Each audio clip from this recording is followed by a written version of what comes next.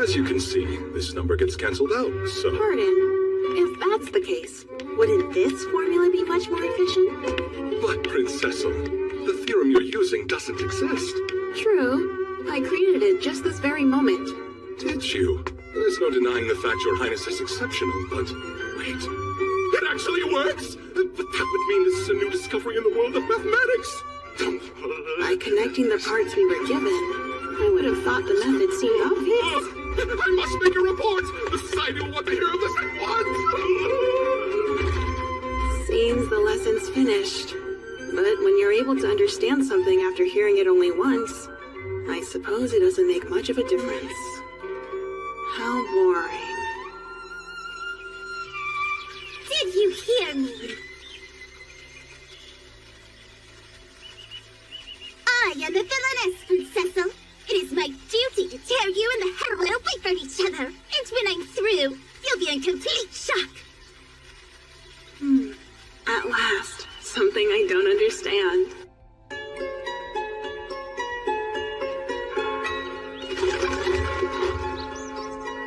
My name is Cecil Glow Alfasta. I am the first prince of the kingdom of Alfasta, as well as its crown prince. Today, I'm meeting my fiancée, Bertia Evo Noches, a marquis's daughter. There's only one small problem. I'm not entirely sure I understand what she's talking about, and apparently I'm not alone. Miss Bertia, instead of standing outside chatting, how about we talk over some tea? Sure, I guess.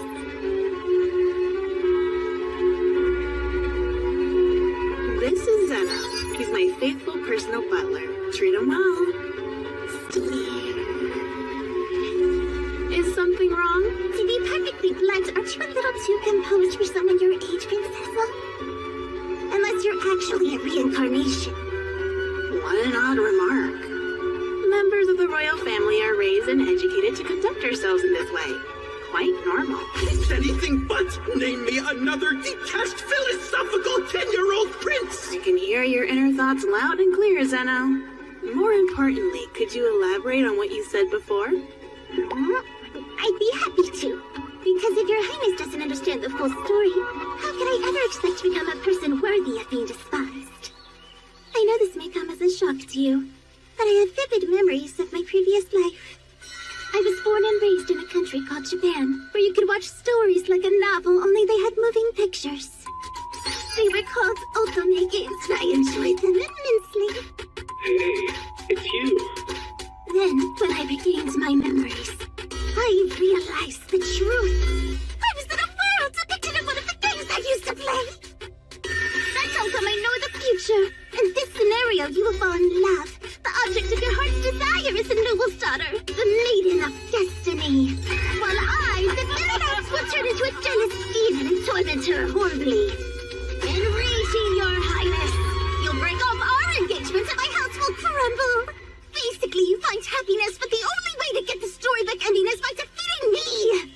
So I'm doomed to fall out here so beautifully! I'll become a first-rate flower of evil! Up until this moment, not once have I been unable to comprehend what someone was telling me. Honestly, it doesn't matter if it's the product of an overactive imagination, or if she can, indeed, predict the future. I have no problem with her trying to embody this villainess character. My only concern is whether she is fit to be the future queen. I am intrigued. This first-rate flower of evil you mentioned, what sort of person is she? She's strong, noble, and beautiful. Though her path leads to destruction, she walks it without hesitation. I shall become that woman. Strong, noble, and, oh yes, beautiful. Stepped in it there. Oh. Listen, I know what you're thinking, but Bertia was originally a character who never stood a chance, so her looks were always going to be questionable. It sounds like a rather tragic existence. Are you alright with that life? No, obviously not. That was Bertia from the game. We're different. I will always be myself. In my past life, I was always retreating back into my shell.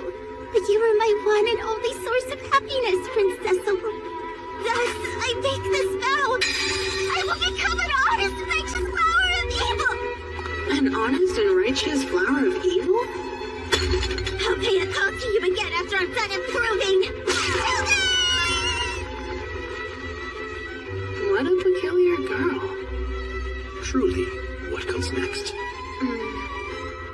Good question. As far as becoming my fiancé, she lacks the appropriate manners when speaking to royalty. Plus, what she says doesn't make sense, which is precisely what makes her interesting. Let's observe her for a while, and if it becomes necessary, I'm convinced we'll be able to guide her down the right path. Seems you're enjoying this, Highness. My inability to predict her next move isn't unpleasant. Generally, when I'm introduced to something new, I succeed in understanding it on my first try, which makes existence rather tedious. I rarely feel a sense of accomplishment anymore. In my eyes, the world has lost its color. But this is different. Please, don't disappoint me.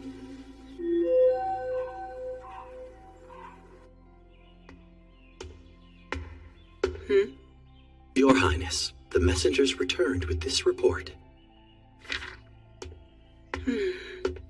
Lady Bertia has secluded herself within her home. A full year, should we be concerned? No, I have been sending messengers to observe how she's faring. Seems she's in exceedingly good spirits. And yet she insists on shutting herself away. She will make an appearance soon. You'll understand once you see her, Zeno.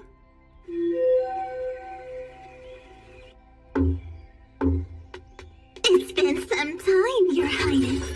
You probably don't recognize me. I'm Bertia Noches, Your Highness's fiancé. Well, this is something. Her appearance has changed dramatically. It seems that the reports were true. Just 2 more evils. Told you pretty good. You should have seen your face.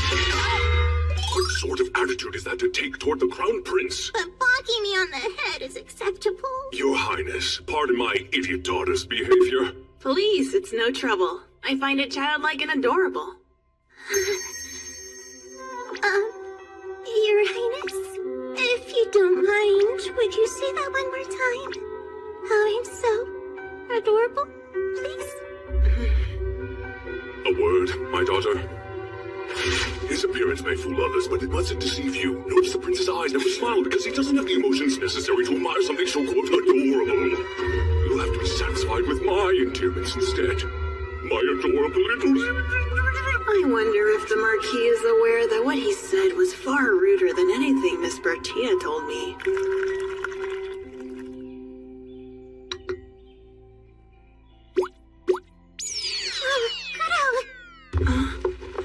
I knew something was odd about that scarf. Apologies, Your Highness. You see, she hasn't left my side ever since I took her in. So when I came here today, I had her imitate a scarf. Imitate? I immediately saw through it. But still, this is interesting. My suspicions were correct. If I keep quiet about this for now, it should make things entertaining later on. Please, join me for some sweets before the tea gets cold. Thank you! Don't mind if I do! Right, my diet. This cake was made with a reduced amount of sugar. I don't particularly enjoy sweets. Reduced sugar cake! Perfect! Help yourself to a slice.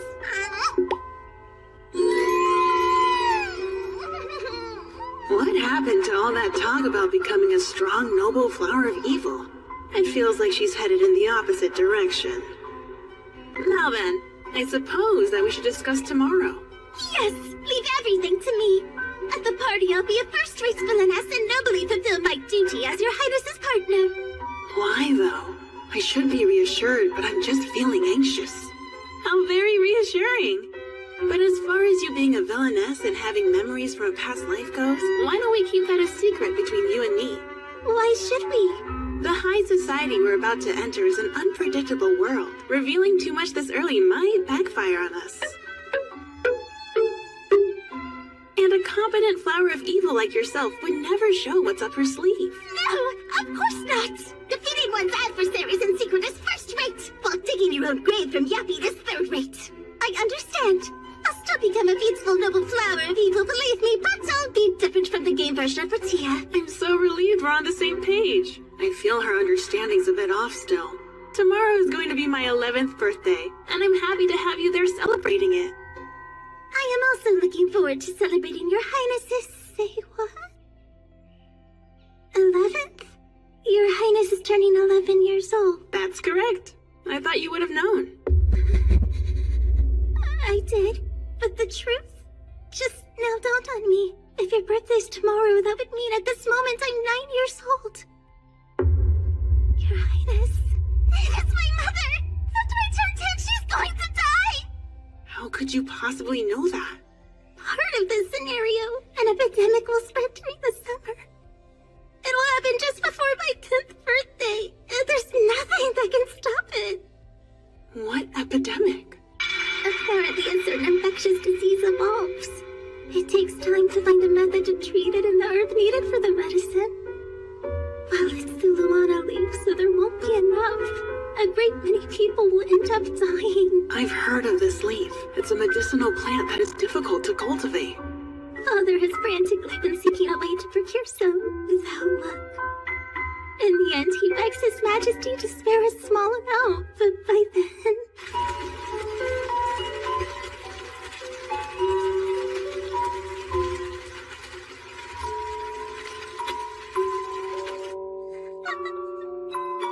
This outbreak you speak of is supposed to happen in a year, yes?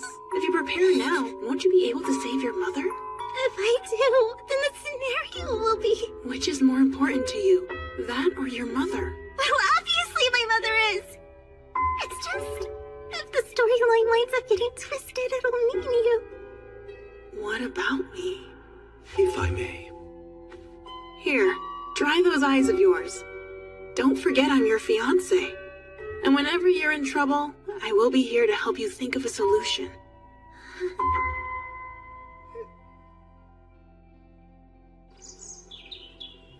You're simply the worst, Your Highness! Hmm? Honestly, you're going to sit there like you have no idea!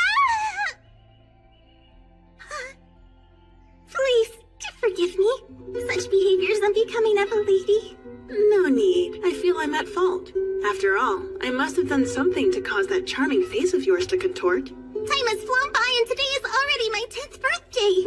I wanted to develop a strategy against the epidemic. But when you insist on replying to all my letters with "don't worry, everything's fine," how else am I supposed to behave? I'm sorry. I had no idea that you were feeling so distraught. But I truly meant what I said in my letters. Everything will be fine. I desperately tried collecting Luana leaf, but I still don't have nearly enough. But when summer came, the disease didn't spread. And my mother is in perfect health. I feel lost, like I don't understand what's going on anymore. No, you were right. The epidemic did begin, exactly as you said it would. It just never got the chance to keep spreading. So I was right, but somehow it was stopped. How? Based on everything you said, I was able to guess the disease and invent a cure. As soon as it began to spread, infected patients were immediately treated. Don't you play games with me! What are you even talking about, Highness? You're the only one allowed to treat me this way, Miss Bertia. You're upset. Please calm down. How do you expect me to stay calm when you won't say how you stopped an epidemic? I will, over a walk. To start, let's return to the moment shortly after you spoke to me about your mother. His Majesty seemed to be in a good mood. I mean permission to use the greenhouse. Now he doesn't have to guess what to give me for my birthday. He was simply relieved. Ah, so is that where you were headed? First, the library. To learn more about the Luona leaf.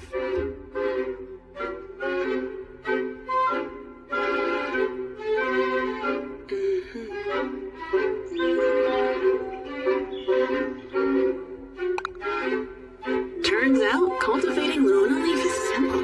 It's able to grow to this size? Did you do this, Your Highness? I'll try making some medicine. But first, I have to identify the infectious disease. Miss Bertia can provide me with details. You want to know experts in medicine and pharmacy and was able to identify the epidemic. I'm afraid there's nothing more I'm able to pass along, Your Highness. Likely the disease is a mutation of this one. Now for the remedy. Mission accomplished. That certainly didn't take you very long, did it? Well, we won't know how effective it is until we're given the chance to test it on someone who's stricken with the disease. If we want to be fully prepared for when that happens, I'll have to make the adults take action.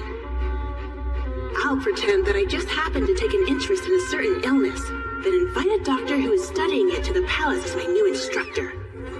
I'll passionately debate infectious diseases with him. I vehemently insist. Then we'll discuss the possibility of a new strain and how to effectively combat it. I vehemently insist. As a separate matter, I'll tell him about the effects of the lunar leaf I happen to be obsessed with, and speak on the subject quite fervently, connecting the dots between the new disease strain and the plant, while making him think he came to the realization himself. Fascinating. I had no idea. I'll inform my colleague of these effects since they're likely to be useful in his research. Forget about your colleague's research. It'll prove more useful in your own. Why is he unable to realize something so simple? Your Highness, having some difficulty? Funny, you seem oddly happy. Why's that? No particular reason. Still, he is an excellent doctor. I'm sure he'll realize eventually. I vehemently insist. No, I vehemently insist. Could it be? With the addition of the Luona leaf, the illness could easily be cured. What a brilliant revelation, Doctor. Sure took you long enough. And that's how it happened. Shortly after, the first infected person was discovered, and that same doctor was able to tend to her. The truth is, I was surprised when patient zero actually appeared. It wasn't as if I completely believed Miss Bertia's story. In the end, I've learned a great deal. The fact I had difficulty guiding the doctor, as well as making Miss Bertia feel anxious, might be the result of my bad habits. When I theorize, I understand easily, but tend to omit the explanation. Back up just one moment, Your Highness. This all seems so strange. Why go out of your way for me? What an odd question. I have no intention of ignoring my fiancée when she appears so anxious. But you're only 11 years old. A child's not capable of changing the world this much. You forget I'm the crown prince. I have access to the palace library, and with my father's permission, can request to meet with the most brilliant minds around for their assistance. Huh? Really? You can? What are you talking about? For a normal crown prince, that's impossible! Amazing, Zeno! You're so far away, yet I can still hear your inner voice. It's so convenient. How could this even be allowed? Maybe it's normal for a genius known as the Android Prince. What's an android? There's no need for you to worry about the details. Your mother is safe at last, and the number of victims was kept to a minimum, so everything's fine. Right! Like you said! They were able to escape the clutches of that evil disease, so all is well. Yes, I see you've given up on thinking about it. Oh yes, I have something else to give you. This is more of an official gift, though. Yet another surprise for me! This one's for me personally, a handmade birthday present for you. It's so lovely. And also, this is a universal antidote. Oh, wait, what? Like, it cures anything wrong with you? While I was busy doing my research in the library, I came across quite an interesting book. What's this? A seam. It was loose.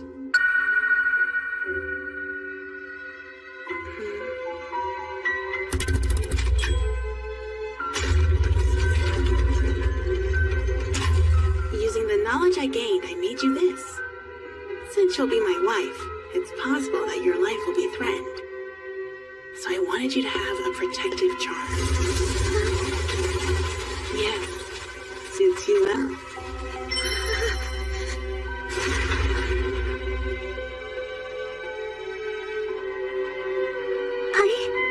Thank you for such a thoughtful present.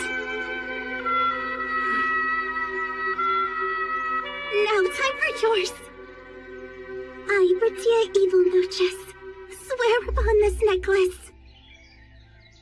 I will repay my debt of gratitude by making sure this scenario is is rectified. I'll becoming a magnificent villainess.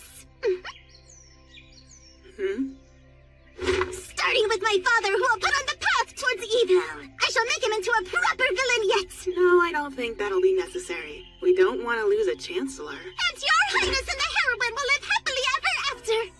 It appears she's not really listening to most of what I'm saying. Well, that's all right. It's proving to be entertaining. I promise to give him my best!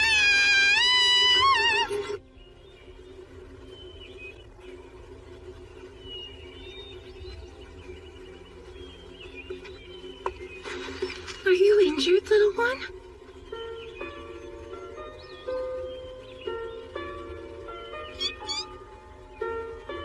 You're safe with me.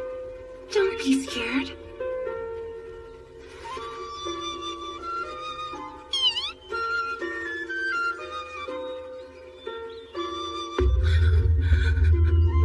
I remember who I am.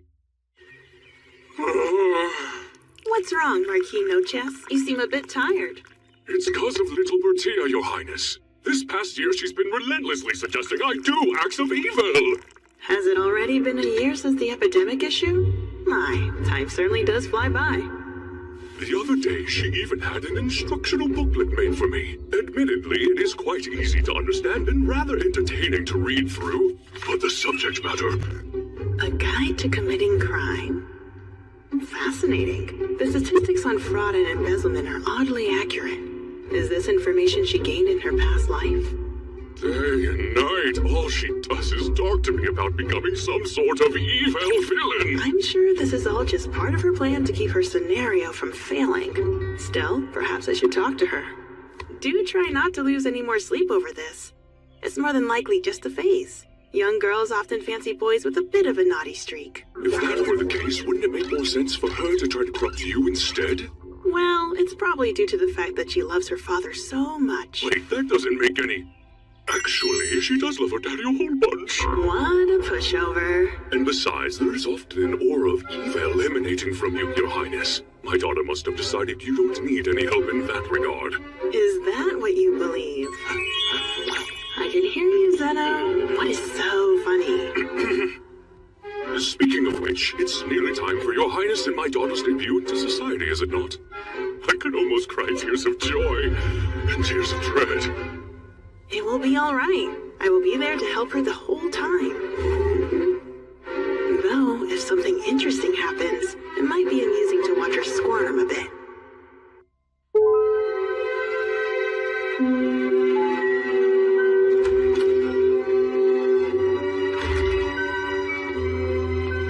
Your Highness! At long last is the day of our debut into society. You've grown quite lovely. What are you saying? Now's not the time! If you're trying to butter me up, it'll just have to wait! I have to stay focused on today, for it's time to advance my turned father into a villain plan! She may look elegant, but it seems her unusual nature remains.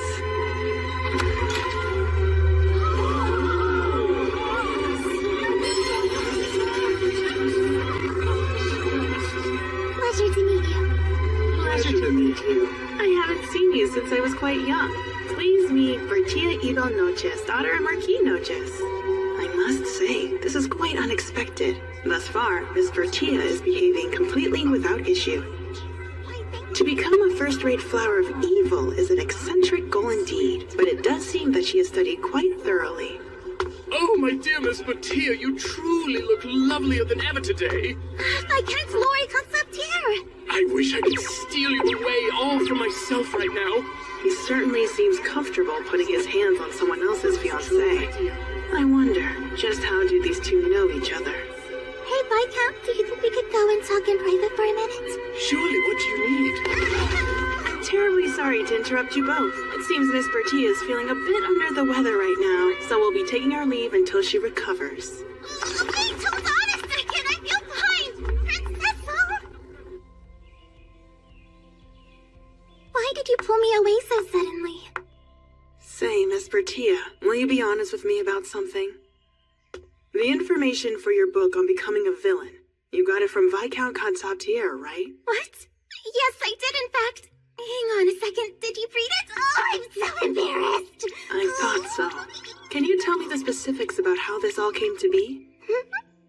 When the Viscount first came to visit Father, I suddenly recalled a past memory. He was one of the people responsible for first putting Father onto his villainous path. So I did everything I could to become friends with him. And with some persuasion, I succeeded in getting him to talk about committing evil deeds. Listen, you need to know. The Viscount is notorious for liking young girls. He's known to be a pervert with a romantic interest in children. Has he ever attempted to touch you? Now that you mention it...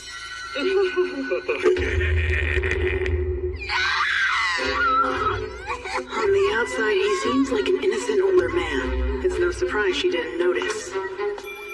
Everything's all right. Don't you worry. I'll be sure to figure something out. That someone would dare lay a hand on my precious fiancé. I'll make sure they suffer dearly for it. Your Highness. So please, let me know so I can best protect you. Have you come into contact with anyone else? No, I haven't. There are 2 others who instigated Father in the game. Their names are Count Conmorno and Baron Sakiel. I still haven't run into them yet. Miss Bertia, I must ask that you stop doing such dangerous things. Yes, I understand. I truly don't want to experience anything like this ever again. Which is why... I'll make sure to be more careful when interacting with them! She never gives up, does she? No.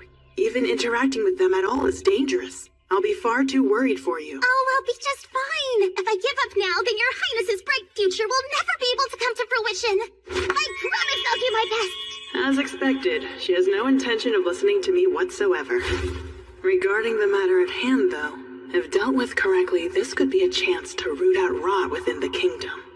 I came here as quickly as I could, Your Highness. Don't tell me my little girl caused you grief. Marquis Noches, we have urgent matters to discuss. Please have a seat over here. So the truth is, through a private source, I've heard concerning rumors about Baron Sagiel, Count Conmorno II, and Viscount Consabtier. Truly? More recently, I've also learned that they're trying to make contact with you. With me, you say? Here's what's truly unforgivable. Viscount Consabtier has contacted Miss Bertia. In addition, it seems he has attempted inexcusable acts. That dastard with my daughter! How dare he! Thankfully, it was no more than a few gentle pats, but that was enough to bring her to tears. Please don't bring it up to her, for her own sake. My little girl. To make sure she doesn't find out about my plans, it's best he doesn't say anything to her. I'm hoping to get rid of everyone involved in this matter as privately as possible. In order for that to work, your assistance is going to be essential. How can I help? Simple. Their goal is to initiate contact with you. I'd want you to join them and become my spy. Your mission will be to find evidence of their wrongdoing. I'll do whatever I have to. I would gleefully take those rotten maggots and crush them myself. The groundwork has been laid, but there's a limit to how much the Marquis will be able to keep watch of those 3 on his own. I prefer to keep an eye on them myself, but I'll soon be required to live in the dorms of Halm Academy. Once I'm there, it will be more difficult to take action.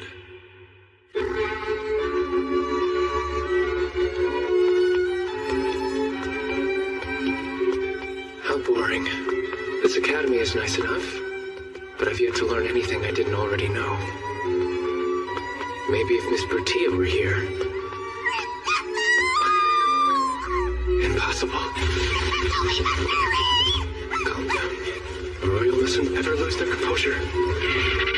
Why, Miss Bertia, what brings you all the way over here? Your Highness! What do I do?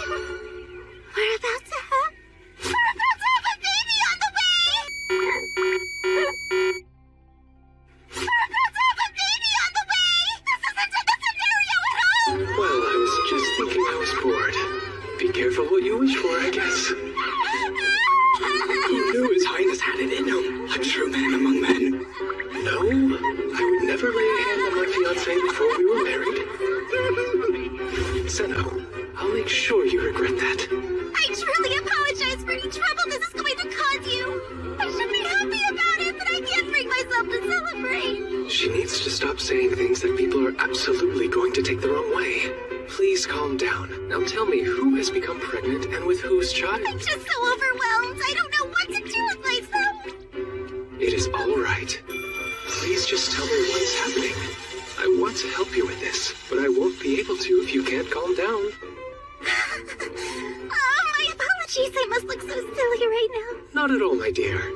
Now tell me, who is pregnant and with whose child? Huh?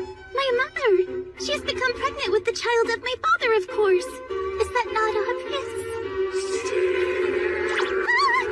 Wait, did you think I was talking about me? Besides, and I haven't even kissed yet. What a terrible misunderstanding you've got it all wrong. It's perfectly fine. I'm certain everyone understands you now. And if any odd rumors start circulating, you know what will happen. No. I'll have a coach readied. May I accompany you back to Noche's house? You'll be able to tell me all about it on the ride back. You really don't have to do that. I can just go back in the same carriage that I arrived in here. I wanted to run, but it turned out to be a bit too far to come by foot. Yes, well, even a carriage ride to get here would be at least 2 hours long. But it would be my pleasure to take you back home. You traveled all this way just to see me, your fiancé, after all. It would be too awful to send you back on your own. I truly do appreciate that you care so much. But if I stay with you any longer, I think I might just die of embarrassment. It is all right. Once we're able to get some alone time, we can work on getting you your first kiss. Bertia. Meow to you as well, Bertia. Don't tell me you're also secretly part cat. Your Highness? I am sorry, but I couldn't help myself. Her reactions are always so very amusing. And of course, it was in no way revenge for causing me to lose my composure in public earlier. There it is, that evil aura. Yet still, Bertia. Not Miss Bertia. Yes, lovely. From now on, that is what I'll call her. Thank you so much for gracing our home with your presence, Your Highness.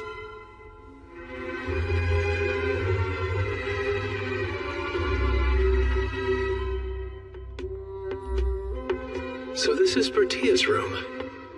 How interesting. Now that I think about it, Bertia often wears these colors. I wonder if they're favorites of hers. Hold on. It can't be because they match my hair and eye color, can it? How odd. I suddenly feel quite strange. Your Highness, about my little brother Honest, I'm terribly sorry. Please don't look so down, Bertia. I don't even understand what it is you're apologizing about. Could you at least explain it to me first? Of course. I see. In the original scenario, Lord Noches never has a male heir, so he adopts a son from the lowest branch of the family. However, since your mother survived the epidemic, an heir has been born. So now you're worried the scenario is ruined. Is that accurate? Originally, he would have already been brought into our family by now. Eventually, he would start attending Home Academy as Court Angelus Noches. There, he would quickly distinguish himself and emerge as a candidate to become your close aide. It would be extremely difficult for an untitled family member to enter the academy. I'd rather not waste the talents of someone so exceptional. At the very least, it's good to know that we'll be avoiding a scenario where he and the heroine end up together. But... Hold on a moment. Did you not say before that I was the one who ends up with the heroine? Oh, but there were a number of captured targets, and depending on the heroine's actions, the person she ends up with could be different. Did I never mention that part to you? That seems like a pretty important detail to forget to tell me about. No, I suppose you didn't. But if it's true, then there's no need to end our engagement. The heroine can simply end up with someone else. No, that must not happen no matter what! If it does, then you will... Bertia? Never mind that. The only thing that matters is that you and the heroine absolutely must end up together. Looks like she's trying her hardest to gloss over something. So, these captured targets you were talking about, do you know who they are? Yes, it's everyone who's a candidate to become your close aide. If I remember all their names correctly, it's Lord Baltinoken, Lord Charles... There's no way she should know the names of the candidates to become my aide. These memories from her past life might be dangerous. On that note, I'm guessing the scenario will generate a compelling force of some kind. so that when the time arrives, an event will trigger to draw them all to the heroine. But what if that same force also tries to alter events to guarantee that Corgain is somehow adopted into our family? I can only imagine that some unexpected disaster will befall my brother Auden. That's all I've been able to think about since his birth. I see. So that's the real source of her worries. True to form. All right. So if I understand you correctly, this Corgain needs to attend Halm Academy and then become a candidate to become my aide, right? Well, yes, I think that's probably correct. Is that so? Then I may have an idea. If you can, please leave the rest of it to me.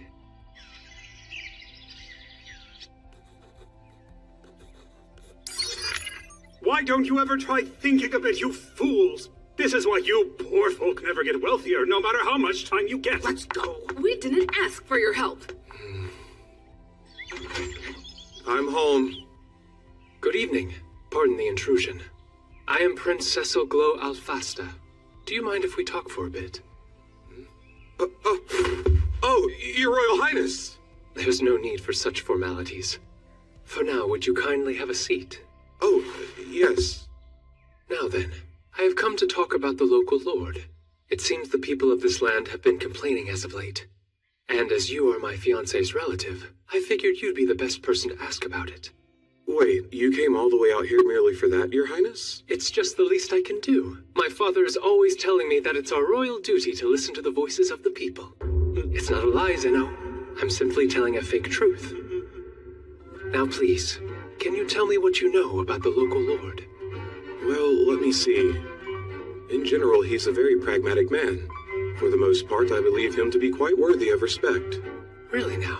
Surprising. It's just he happens to be particularly horrible at communicating. I imagine that's why he has such an undeservedly bad reputation. How so? For example, this past year, some villagers harvested their crops before they were ready to help fulfill their taxes, and his lordship scolded them for it. Had they waited just 2 more weeks, those crops would have more than doubled in volume. If they'd simply come to him for assistance, he could have made their lives much more prosperous. But what he told them was constructive, but unfortunately, he tends to be a bit too aggressive. Have you fools ever even tried using your heads? Don't you dare talk down to me. Mind your tongue. It didn't go well. Wow. His lordship is doing everything he can to help people be more prosperous. Nobody here seems to understand that, and I think that's the biggest problem. That all fits with the information my messenger gathered earlier. He's clearly capable of distinguishing objective facts. All right then, you pass. Huh? I require your assistance with something. What can I do? One of my sources informed me of illicit dealings among the nobility. I want you to be adopted into a noble house and work secretly as my informant. Since it can't be the Marquis's house, I'll simply have him adopted into another one.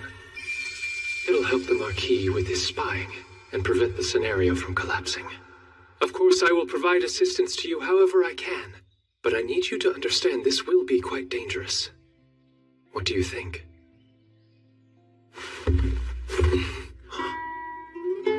I've given up any hope. I thought I'd be stuck here for the rest of my life. I never could have imagined that you'd choose a non-noble from one of the lowest houses. On the name of Corgain de Lismarden, I swear this to you. I will repay this debt of gratitude and pledge to loyally serve you with all my heart. So there you have it.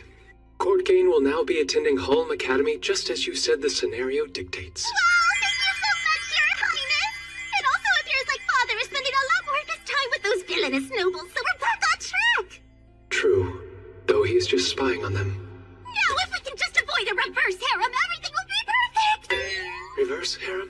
A reverse harem is when one woman has multiple men serving, that are in love with her at the same time. But that doesn't make any sense. The Queen having affairs with multiple lovers? That would be treason itself. Even so, because you love her so deeply and can never leave her, you choose to share her instead.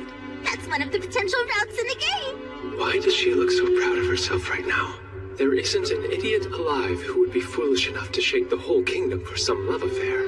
Now that I think about it, there's usually a backstory involving the use of charm magic in some way. But I thought there wasn't any magic in this world. That is correct, but I think a light spirit might be able to achieve similar results. That might work as well. Hang on, spirits. They use what's called the light of healing to purify the wicked and bestow euphoria on the righteous. It is possible that sense of euphoria may be utilized to draw people to you, as if by magic. Hold on just a moment! You're telling me that these spirits really exist? I believe we are both contracted to one. Now that I think about it, you still haven't told me where exactly you found Kuro. She was in the forest near our mansion. And when did you decide to give her the name Kuro?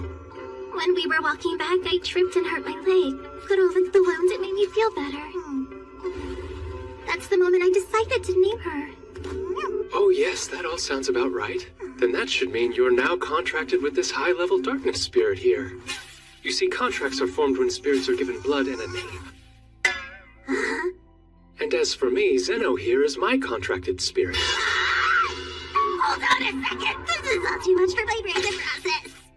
Zeno? Yes. Do your best to read through all of these so you can learn all there is to know about spirits. But that's way too much! You can do it, Bertia. But still, a heroine who uses light spirit powers to half brainwash people into a romantic relationship? That may be a bit too extreme for my taste.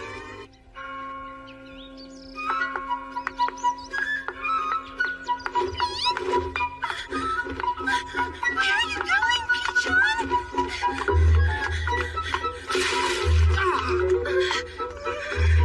How dare you!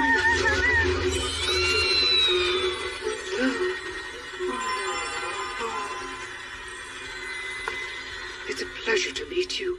My name is Lukitan. May I be so bold as to ask for your name, my lady? Of course. I am Heronia Inderon. As your student council president, I'm looking forward to meeting all of you, as well as the time we'll spend learning together. You're part of an institution without equal. Congratulations. So welcome, fellow classmates, to the Home Academy.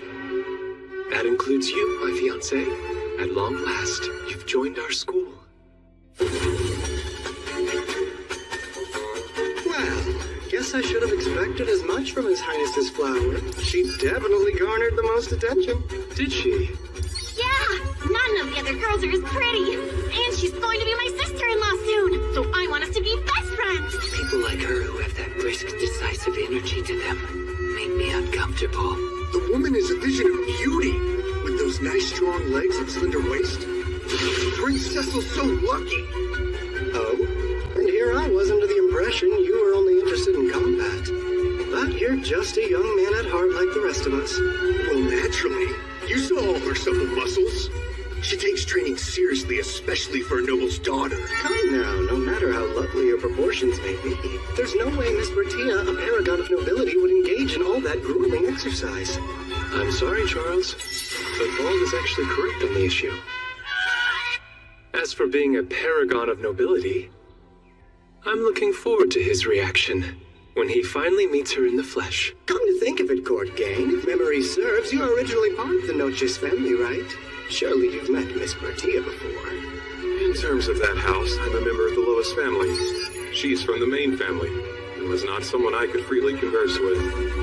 Now please kindly stop speaking to me and interfering with my work. So cold. Don't be like that, Court Gain. As serious as ever.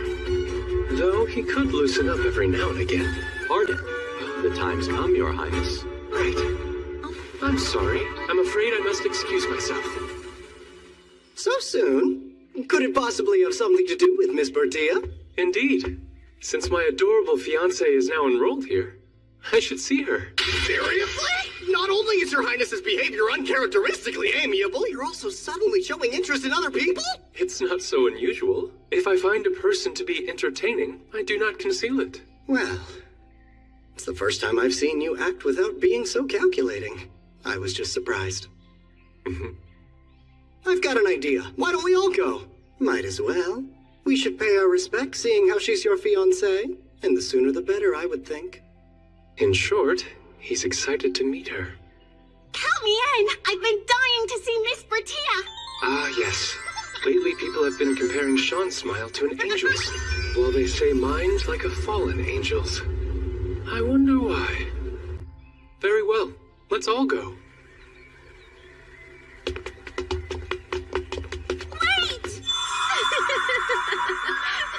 Get back here, you silly peachon!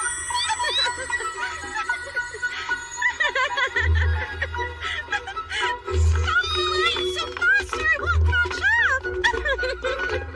Honestly, why do you insist on flying so far away? A moment. Corky. Yes. Take her and...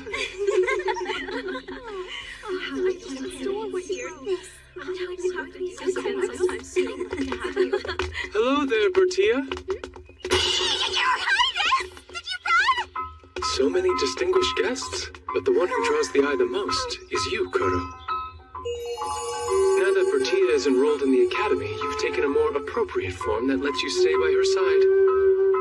Well, apart from the ears and tail, of course, but no one seems to have noticed.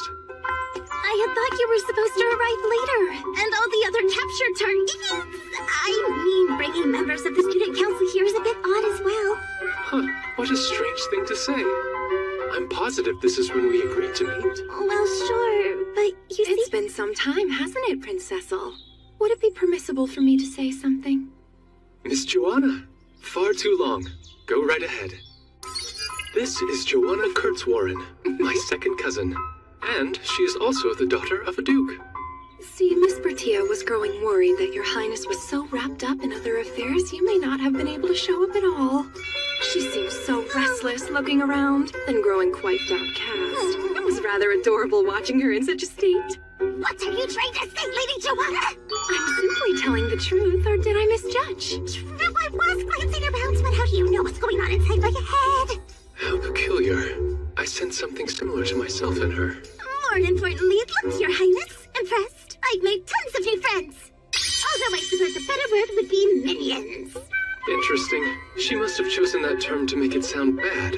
I'm sure she wanted to give it a flower of evil spin, but still. Really, you shouldn't refer to your precious friends in such a harsh manner. I didn't mean for it to be insulting. In fact, it's more... Do forgive my rudeness. Oh, Your Highness. Please don't let it trouble you. After all, we're proud members of the Society for Adoring Lady Bertia. So, in a sense, all of us are truly her minions. Huh, a society of admirers?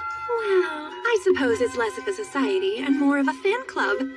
However, all our members have pledged to watch Lady Bertia as she flourishes and matures.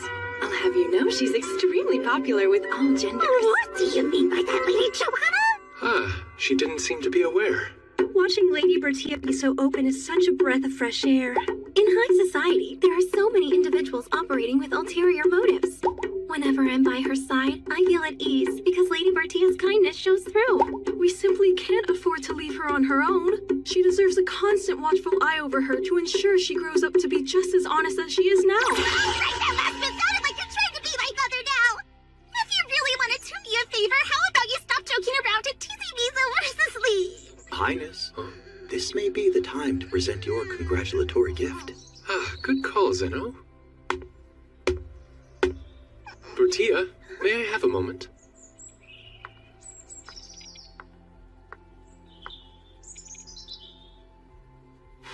For you, on your enrollment. Roses?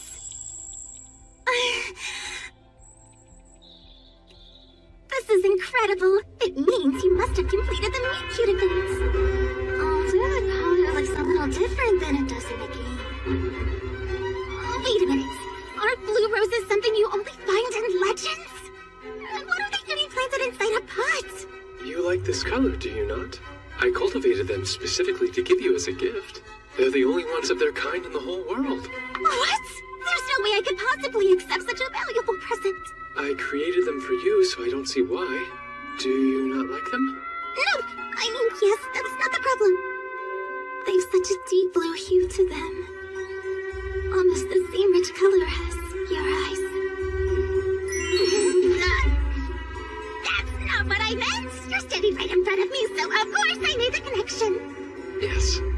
naturally. She's so mysterious. There is more to her than meets the eye. The scenario has changed a bit here and there, so I was a little worried about what might happen next. But since you were able to successfully complete the event, I suppose there isn't any need for me to worry. While we're on the subject, what is this meet cute event you mentioned earlier? What? So, wait. Before your arrival, you saw a pretty girl, right? Frolicking with a small white bird. Her? She was running around laughing to herself in a high pitch, conversing with the creature. It struck me as suspicious, so Courtgain took care of things. I had him inform a teacher. Suspicious? The way she kept glancing at people in such an impolite manner, I found it irritating, so... It irritated you? But why? Haven't you realized yet? She's the heroine from the game! In other words, that girl is your highness's maiden of destiny!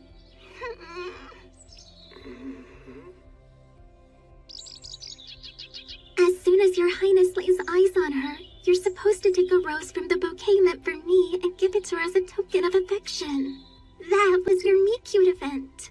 In the original scenario, right? But in this one, I gave you a potted plant instead. So pulling out a single flower is impossible. Did you feel anything from her? When you saw her frolicking with the bird, didn't her vibrant personality spark your interest? Sorry, compared to a young lady wearing a live fox wrapped around her neck, one had a far greater impact on me. The meet-cute event is a total disaster.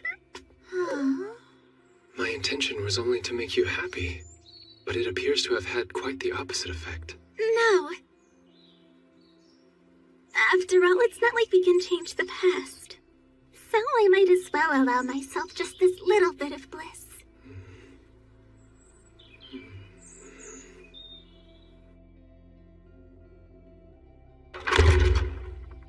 Ah, I appreciate you coming.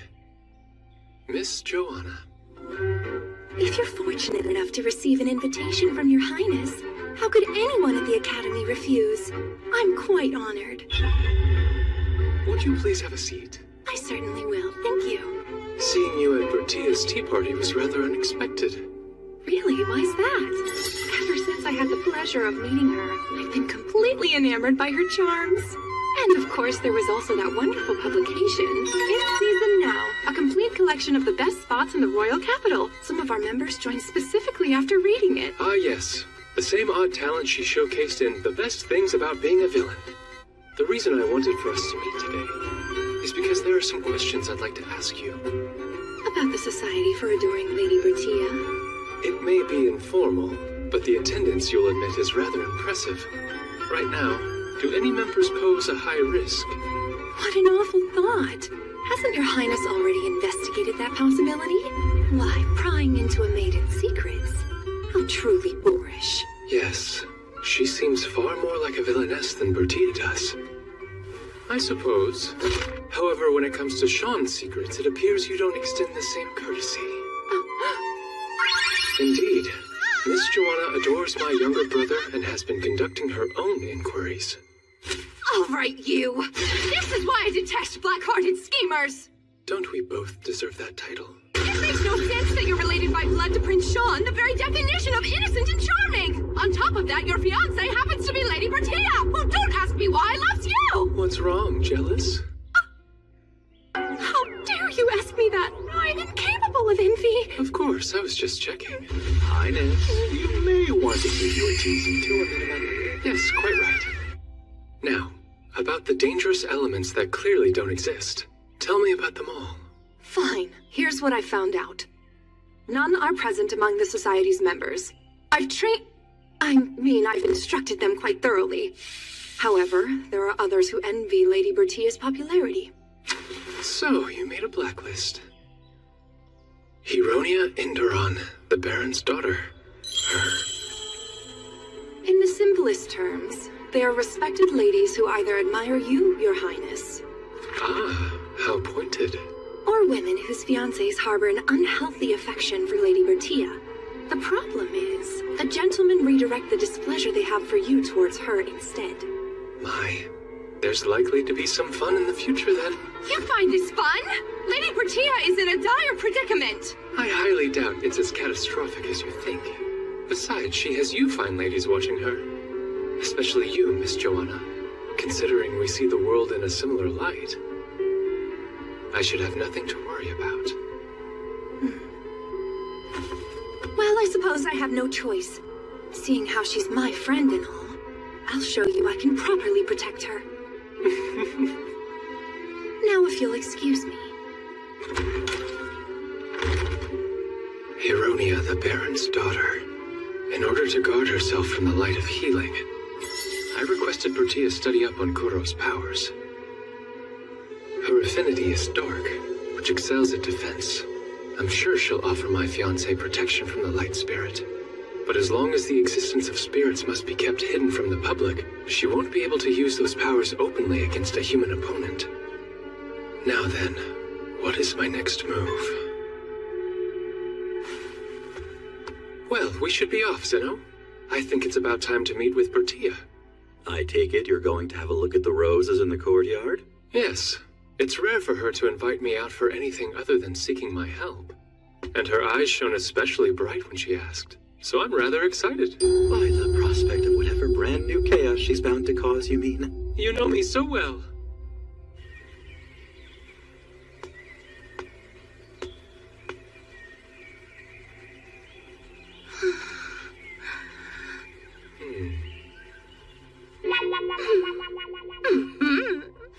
My fiancé is nowhere to be found at the spot where we agreed to meet. And instead I find the heroine asleep? Is this a game, Bertia? I'll play along.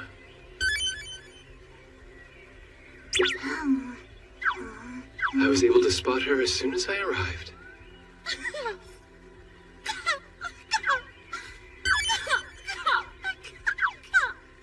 Perhaps I'll read a book.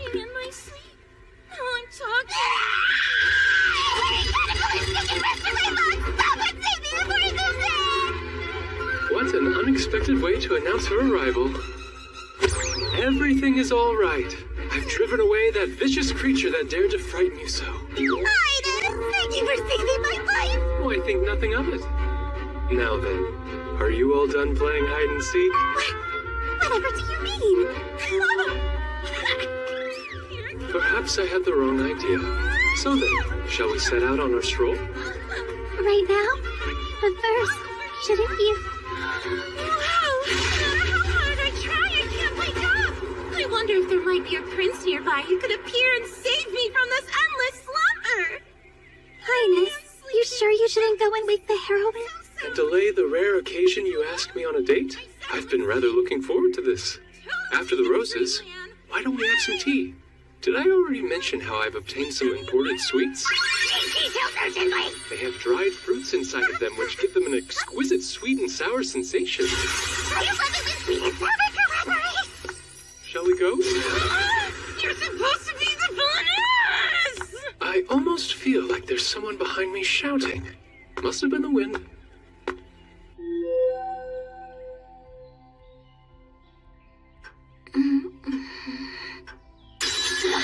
Oh, I have forgotten something inside of the school. Oh, silly me.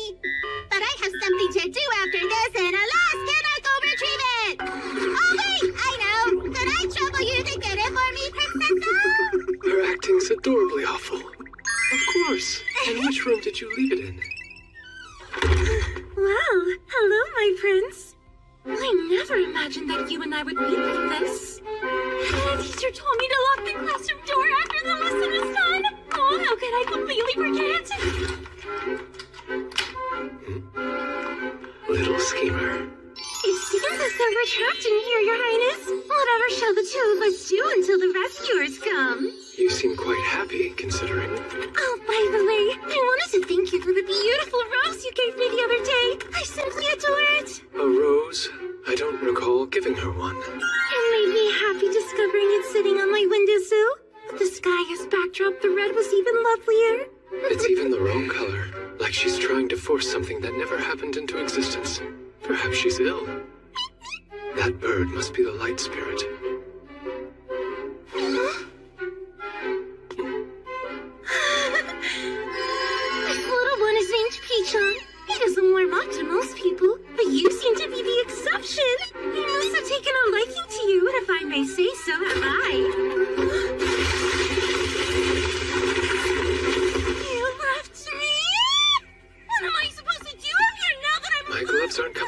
that. Pardon? A female student seems to have gotten locked in a classroom, Professor. What? Nearly a year has passed since Bertie has begun her relentless campaign of tricks. Tell me, what happened to the heroine afterwards, Princessel? Oh, you mean the girl with the bird. Actually, she and I haven't even been properly introduced to each other as of yet. Within Home Academy, the rules of high society still apply. The most extreme of these is if you are of lower standing, you must never initiate with someone of a higher station. Until you're introduced, acting as if you don't know the other person is considered polite. And according to this rule, when it comes to Miss Hironia and I, we're still strangers. Though it doesn't seem like she wishes to follow proper etiquette. But that isn't fair! And after all of my work guiding you to so many event spots. What's that? Did you say guided? As in everything that's happened was arranged by you on purpose?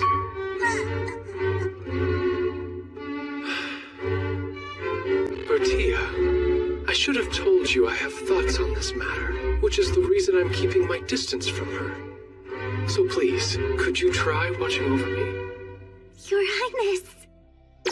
Someone of your caliber surely has a plan in store. After all, it's not like you would dream of ever letting your beloved princess get away. Out of the question. I swear to work my hardest every day to make sure she'll never want to leave me. That's right. All to make sure that my adorable princess doesn't get away, you see. I misread the situation entirely. Quite all right. I wonder why. As I watch Bertia fight so hard to matchmake me with Miss Hironia, part of me enjoys it, while another part is unamused.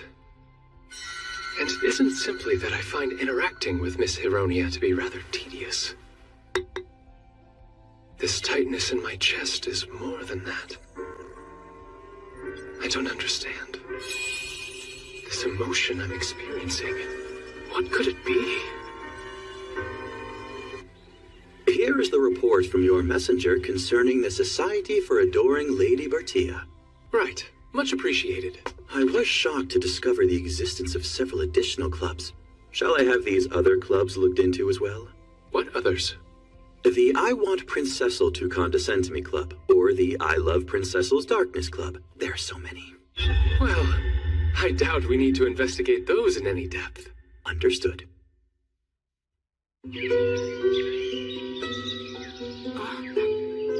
made my day, you realize that? Brother, are you headed out? Just for a bit. How long? I thought your engagement candidate was supposed to be arriving today. You're clever. Make up some excuse for me, would you please? Thanks. Sounds important. Are you sure you shouldn't stay? How could I after you've charmed me with your beauty? At times, I can't believe we're brothers. Oh, you must be Miss Anne. Hello.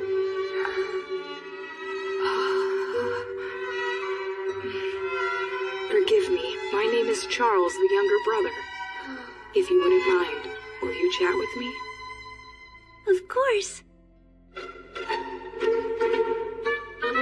For about a year now, Bertia has been trying to close the distance between me and Hironia, the Baron's daughter. At the same time, she's also become invested in my personal aid candidates. Leave it to me! I'll happily take on the role of Cupid, Your Highness! How exciting! Another term that's completely new to me.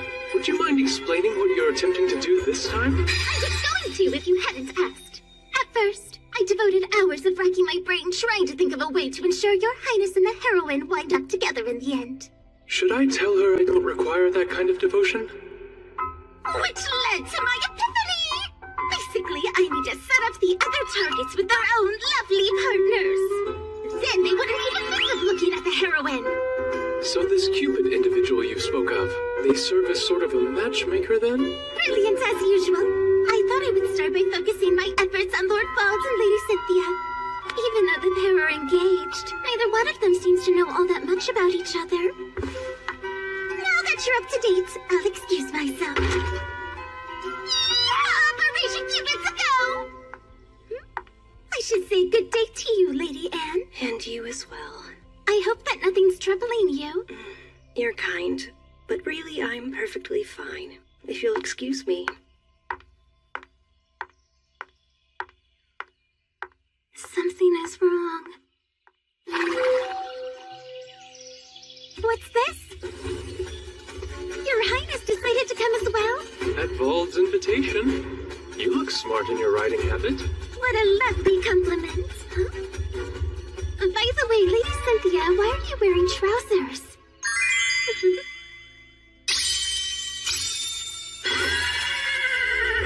I say, talk about a magnificent form. This isn't right! Lady Cynthia's backstory is she received treatment but was left with a weakened constitution because of the epidemic from years ago. That was the rumor. That's strange. Fortunately, I've never contracted a serious illness in my entire life. As in the same epidemic that was brought to a swift end in the capital because of the medicine I made? How could I have known changing a single plot point years ago would affect the president in different ways? Originally, she was too sick to learn to ride on her own, so Lord Bolt was going to be gentle in teaching her. My perfect plan is in ruins. Seeing how there's nothing we can impart that she doesn't already know, why don't we ride a little longer? Agreed. I would like that.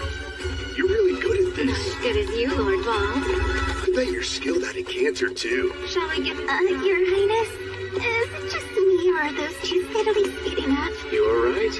They definitely are. Care to race to the summit? I will accept your challenge. Are they? Looks like we're going to be left behind. You might want to hold on tight, Bertia.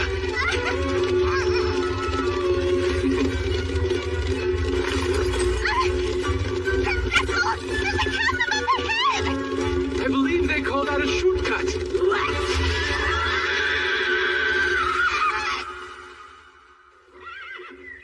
I confess, despite losing our race, I enjoyed myself immensely today. Perhaps you will accompany me again later? But of course. I should train if I'm to keep my standing. I hope our race didn't leave you shaken.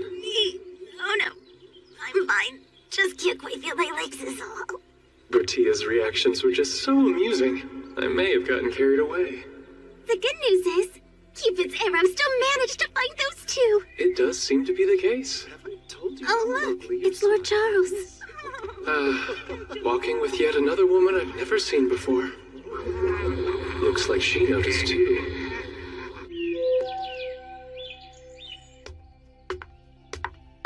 Miss Anne? Hello, Lord Charles. I hope you are well. Thanks, but if you don't mind me saying, you're looking pale today. Might you be feeling under the weather? What? And if you are troubled, then please rest assured. I'll gladly lend you an ear, and afterwards I will act to remedy the problem in a heartbeat. As far back as I can remember, you've always been there to cheer me up whenever I was feeling downcast. And yet, this time, I am afraid it concerns something I must solve without your help.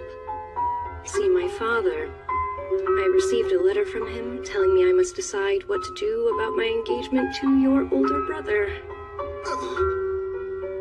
Well, I suppose now, the moment's come when I must finally steel my resolve. Lord Charles, why aren't you saying anything? I beg your pardon, Miss Bertia. You're the one who's in significant need of resolve. Tell her how you really feel. Your Highness, would you kindly do something about Miss Bertia? What has she done this time? Only revealed someone's affections without their permission, and to Miss Anne directly. Having feelings for one's brother's potential fiancé is no laughing matter. I've dated other women and tried everything to forget her as quickly as possible. Alas, there's no one else in the world I feel more strongly about. She's so dear to me that I hate her in equal measure. Anne has stolen my heart completely, and yet I know she will never be mine. Charles is always so easygoing and detached. Seeing how much passion he was hiding caught me off guard. And I didn't get a chance to warn him. Miss Anne and Bertia have been standing behind him the entire time during his whole confession. You are acting utterly pathetic, Lord Charles. If you are that besotted, then why don't you try taking her away? Because by marrying me, the best she can hope for is to be the wife of a count. Who am I to deny her the happiness a duke would bring? Miss Anne, your face. What is... Economic stability is a must, but the greatest treasure you could ever provide a woman is true love, Lord Charles. Besides, everyone knows your older brother is nothing but a dyed-in-the-wool playboy and philandering sot. So how about it? Which life would you rather have, my Lady Anne? A duchess who's married to a rake, or a countess married to an actual gentleman? I'd choose the latter. Wait, you truly mean that, Miss Anne? Yes, that is, if you agree. Shame on you, Bertia and Charles. One shouldn't ask a lady so many pressing questions. I'm behaving rudely. Sorry. One more thing, Charles. There's no denying how important one's station can be in life. I say this because if you happen to become the future king's personal aide, I would think that would be a respectable rank. Of course, but I have done nothing to earn that position yet. Then you must work hard to be worthy of the title. The rest depends entirely on your resolve.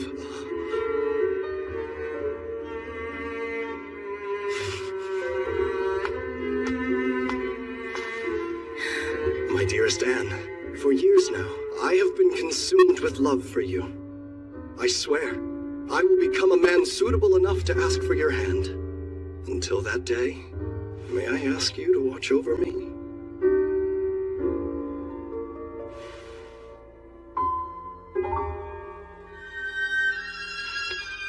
I was brought up in the nobility, and not foolish enough to discount the value a political marriage would offer.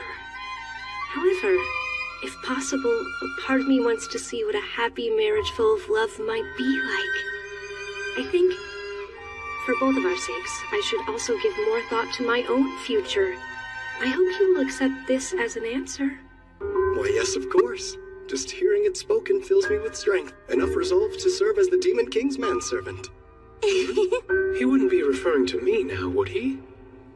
This was a huge success. Well done.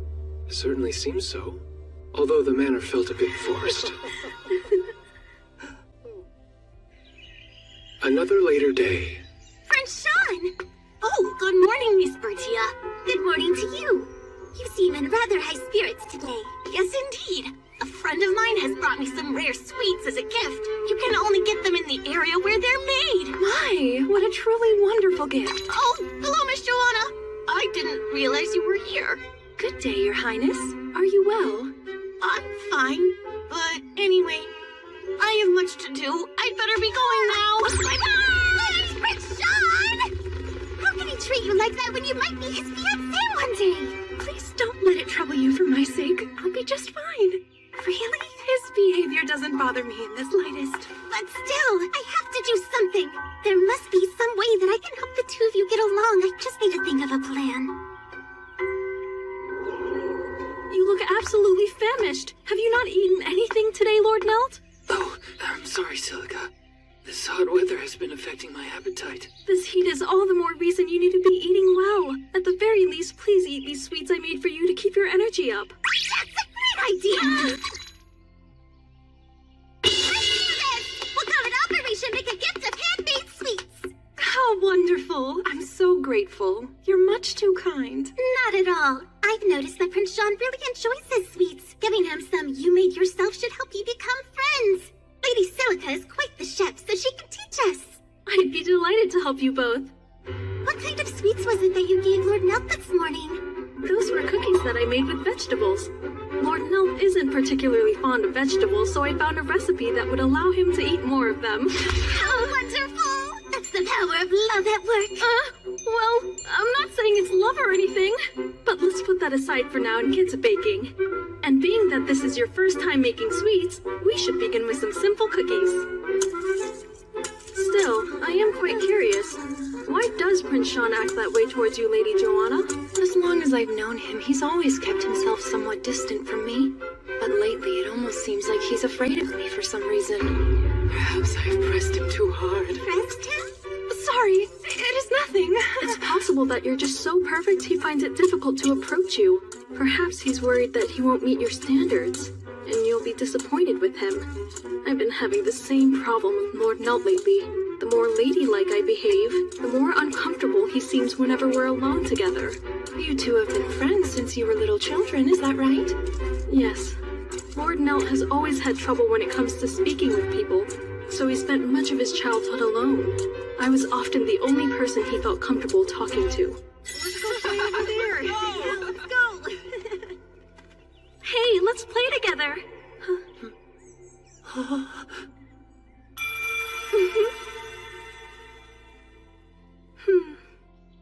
Lady Silica? Oh, I was just thinking about something. Anyways, let's get those hands moving fast, ladies. These are...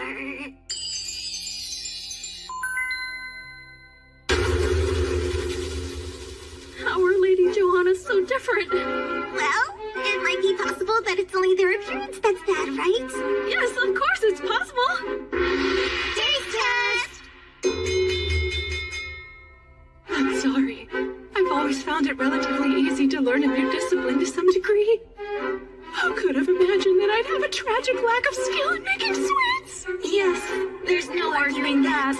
But you mustn't give up that easily, Lady Johanna. Yes, precisely. Nobody gets everything perfectly right from the very beginning. Let's work hard and keep practicing. Yes, you're right. I know I can do this. So there you have it. It seems she's dedicating herself to the craft of sweet making. And what are these burnt lumps? Why, those are Lady Johanna's handmade cookies. Apparently, she is no longer able to eat them all herself, so they were sent here, with Lady Bertia's explanation. Yes, I see. It would seem she truly has no aptitude for making sweets. Prince Sean? Yes? I have... These are for you! Oh, cookies? If at all possible, would you be willing to try them right this moment? Like right now? Yes, I could.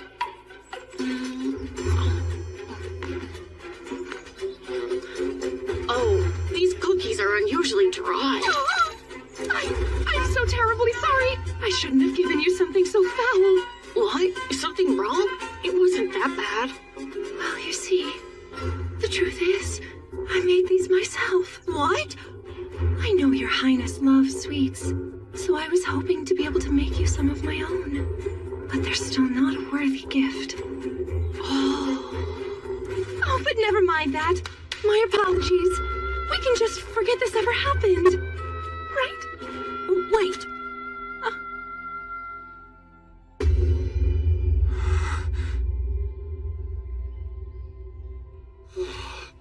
This heat. It does seem to be unusually hot for this time of year. You're looking a bit unwell, Lord Nelt. What's wrong? I've been having trouble sleeping. I also recently received a letter filled with complaints from my father. A very good evening, everybody. We have come to visit you all. And we've brought you some snacks as well. Welcome. Goodness, Lord Nelt. If you just leave your stuff on the floor, they'll get wrinkled. And just look at all these things scattered around. Everyone uses this table, so please try to tidy up after yourself a little That's bit. enough! Also, why are you always so mean to me, Silica? If you hate me so much, then just go. Who do you think you are, anyway? Just because we grew up together doesn't mean you can meddle in my business. It's annoying. I understand you're feeling irritable right now, but that was uncalled for.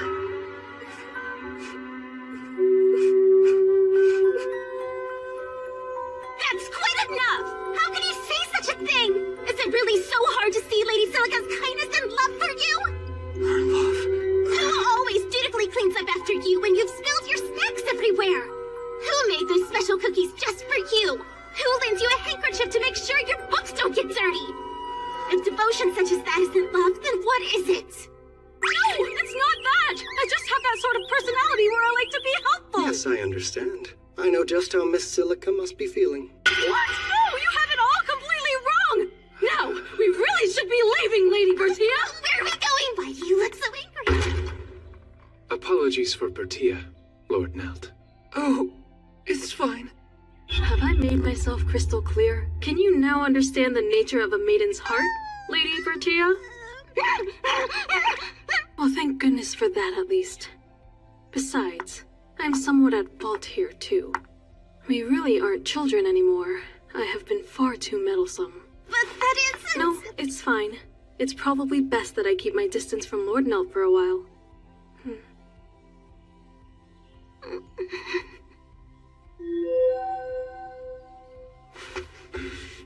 I was up all night thinking about Silica. Actually, now that I think about it, I feel like Silica usually makes tea for me to help me sleep.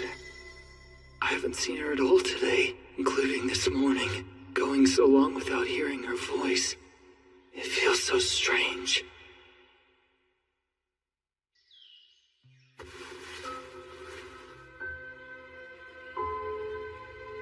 Silica. Sorry, just me. Charles! Miss Silica did always cover you with a blanket like that. Your Highness is here too? It's true. Silica has always been helpful to me in so many ways, but I just never noticed it at all. You're right indeed. Maybe you should say something similar to the lady herself, don't you think?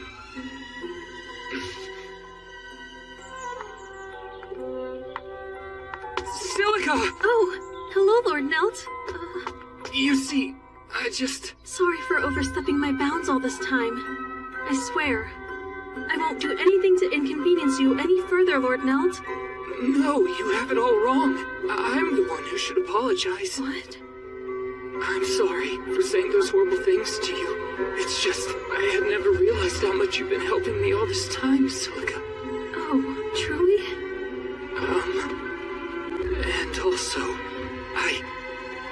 I've thought a lot about the meaning of what Miss Bertia was saying the other day. That was just a misunderstanding.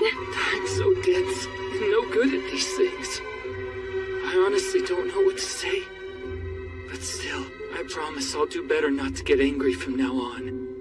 And so, could you stay beside me forever? Of course. Oh, isn't it wonderful? I'm so happy. And now we must have a lavish congratulatory party immediately. You had better behave yourself this time. We don't want things to end up like yesterday. Maiden's heart is fragile, and sensitivity will breed hatred. Is that? They seem to be getting along quite well now. But I don't understand. I thought our operation was a complete failure. Not quite. I actually spoke with Sean a little yesterday. Apparently, he found Lady Joanna so perfect that he always felt a bit inferior to her. But as it happens, while he was consoling her after her failure in learning to bake sweets, he said he was finally able to see her as a normal girl. He also said he felt a strong desire to protect her welling up from within him. So our failure was a success? Yes, I suppose one would call it a lucky break. And it's all thanks to you, Bertia. I won't hold a party yet, but still, I want to at least congratulate them in secret. Would that be all right? Bertia's Cupid play may have been messy, but in the end, I suppose you could call it a success as well. However, at the same time, unaware to me, a tremendous ill will had begun to grow in the shadows. I don't understand.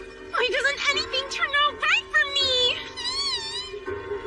Come, I've had some delicious sweets prepared today. Really? I'm so looking forward to it.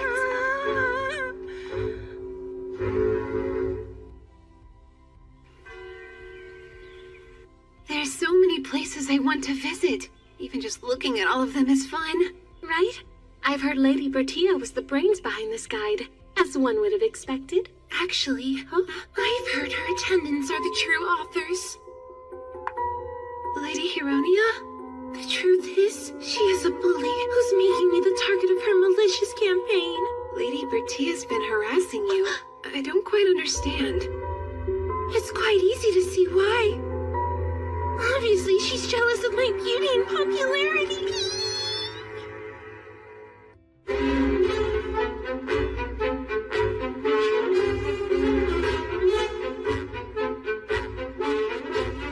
Recently, Lady Hironia's attitude towards Bertia has been utterly appalling. She's made false accusations and has spread nasty rumors. Bertia wants there to be friction between the villainess and the heroine, but things have gone too far.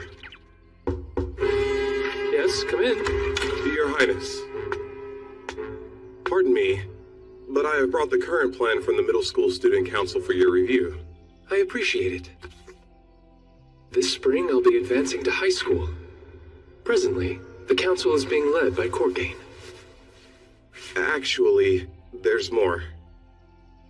It's a small matter concerning your fiancé. Oh? With your permission, naturally, may I permit Lady Bertia to refer to me as Dear Brother Cor? You may not. No, I didn't think so. I rejected it immediately because I had a feeling I wouldn't find it amusing, but... Was it Bertia who brought this up? Indeed. Almost every single day, as a matter of fact. Let me call you that! Pretty please say yes! She's very persistent. At first, I rejected the proposal immediately. But after seeing how depressed my answer made her, I just had to ask. Please forgive me. Despite how awful it makes me feel, I will continue saying no to her request. Now that I do approve of. This is unusual. We're speaking about Bertia, and yet, this isn't fun at all. Ah, found you at last. What a pleasure it is seeing you all again. But I'm afraid I must be going. You're leaving already? There's much work to be done. An earring? Not a typical accessory for you. What? Oh, right. As a matter of fact, Vald and Nelt have acquired one too. Miss Bertia gave them to us.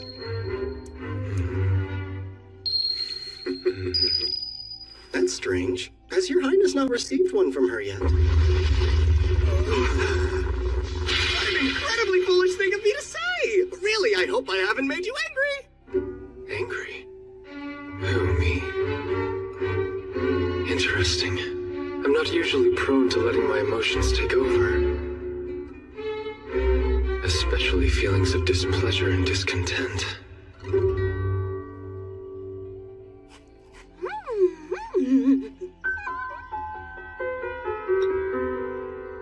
By the way, is it true you've been begging Courtgain to let you call him your dear brother, Cor?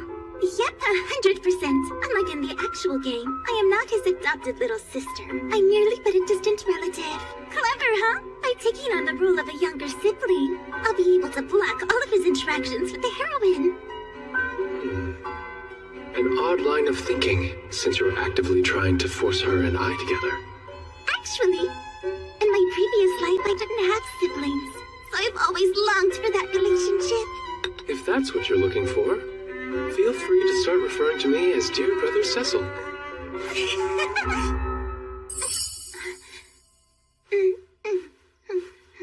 Why ever not? Because you will always be Prince Cecil to me. And besides, well, you are my fiancé. I don't think of you as a brother. In that case, how about you call me Syl instead? Why would I do that? Well, since I'm not going to let you call Courtgain your brother, I'll offer this instead. Go on, say it. Thank you, but I'll pass.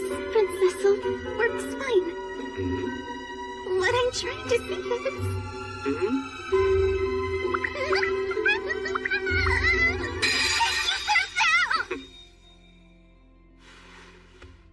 I knew you could do it. One more matter, Bertia. Huh? I believe that there's a gift you've been keeping from me? Not by following you. Whatever could you mean? When I found out you had excluded me, I confess my heart felt a bit crushed. No, I wasn't trying to. I just figured that your Highness wasn't interested, that was all. I need one, but I got a little overconfident with the design. I do need it. So you wouldn't mind if I accepted this, right? What? Your Highness! Please get that back!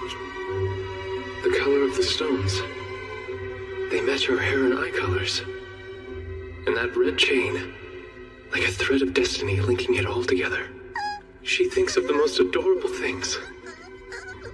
There is a rumor going around that you had imbued everybody's earrings with dark defense powers to protect them all against Heronia. and her spirit's charm magic. Yes, but it's just... There is no need to protect your highness from the heroine's light powers. So that is the reason I held on to it. Are you saying that you have no issue with me becoming a mere puppet? No, I would never wish that upon you! Good. Then to stay in control of my mind, I'll keep this earring close by. To retain free will and pursue a partner of my own volition. I completely agree. It's just that the design is a little much. I think it's wonderful. Let's see how it looks on you. What? I don't mind, but... May I do the honors? Of course.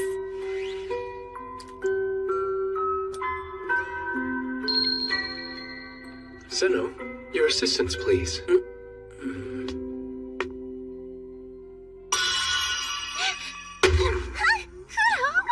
Everything is all right. I had Zeno use some magic, and naturally she was protective. Magic? Yes. A spell to make sure your precious earring will never fall off.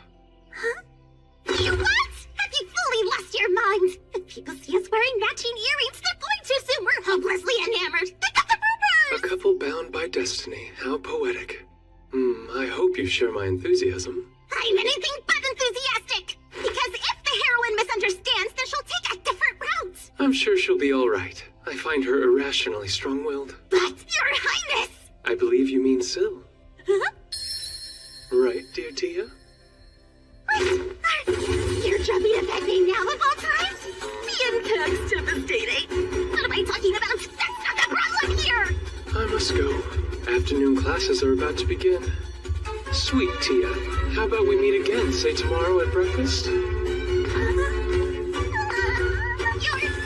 mean, Syl! You can't go now! I have something I need to tell you! Take off that earring! As I thought, talking to Bertia directly instead of receiving news secondhand is 1,000 times more interesting. Prince Cecil? I have been entrusted to deliver this letter from His Majesty the King.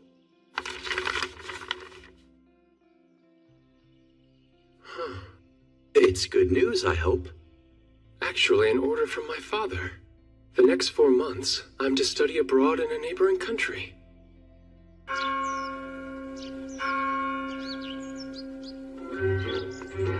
Why don't we head to the brewery next? Did you know that alcohol is one of our country's major exports? I'm aware. And speaking of which, I've heard that since the price has risen, your nation's people are voicing dissatisfaction. It's not the outcome we wanted, but you understand that prices up until now have not been typical. Or rather, sell it for cheap, let it take root, then raise the costs. But those who have become accustomed to the taste will buy it even if it's a little pricier. I assure you, I have no idea what you mean. Relax. I was merely complimenting you on your ingenious business practices. Plus, our citizens will be just fine, take my word. See, we've been investing a lot of effort into brewing alcohol ourselves. You have? In fact, we've been very successful at it. The next time your grace visits us, I'll show you around. Yes, do. Let's continue the tour. Right this way, please. This country leaves much to be desired. For some time, they've given off a rather dubious air when it comes to their dealings. I suspect I've been sent here to keep things in check. Of course, I've been doing my own intelligence gathering and advancing negotiations in a manner that's advantageous for us. Even so, I've grown bored with it all. There are only a couple things I look forward to. My letters from Bertia, and the ones I receive from my eyes and ears back home. Prince Cecil, I hope this finds you well. I am, as always, doing just fine. Today the heroine was once again adorable and popular with everyone. Zeno, I'd like to see the messenger's report. Right. What follows is my report. In your highness's absence, Lady Bertia's position has worsened. Heronia Inderon, through a series of charades, is trying to foist a number of indiscretions upon her. These include a torn-up textbook, dead bugs planted in loose-leaf tea, pebbles put into shoes, and other misconduct. The harassment is ceaseless. At At the Academy, zealous supporters of Huronia and Lady Bertia's protectors find themselves engaged in constant conflict. No matter how conscientious those around her are, surely Tia realizes she's being targeted. If only she'd be honest and come to me for advice. I don't like this. Something about these recent attacks feels off. What do you find strange about them?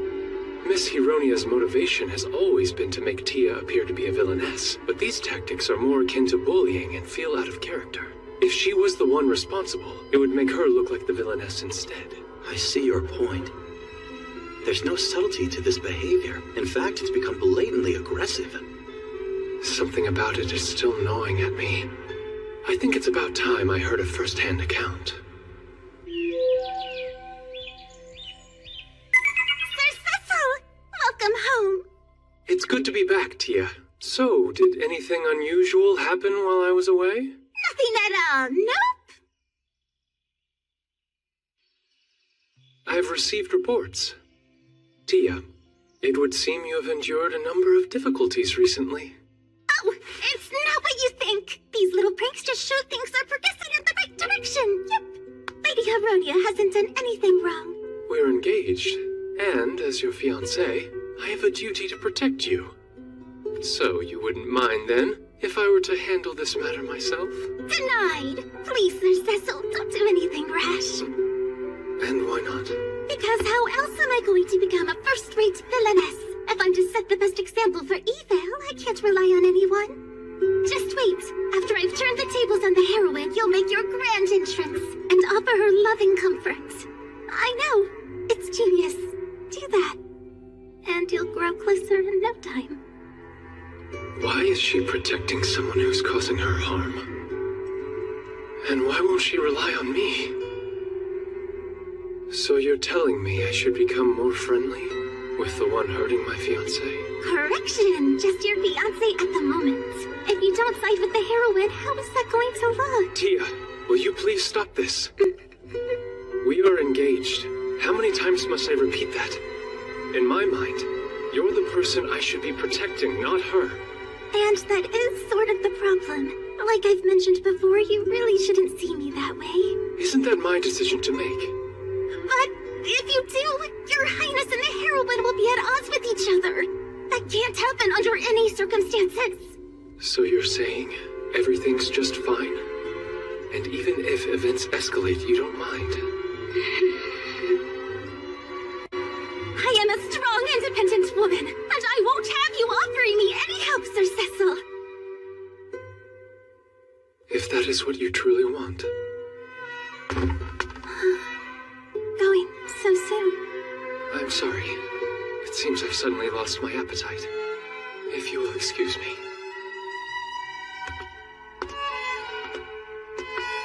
This is quite strange. What exactly am I so worked up about?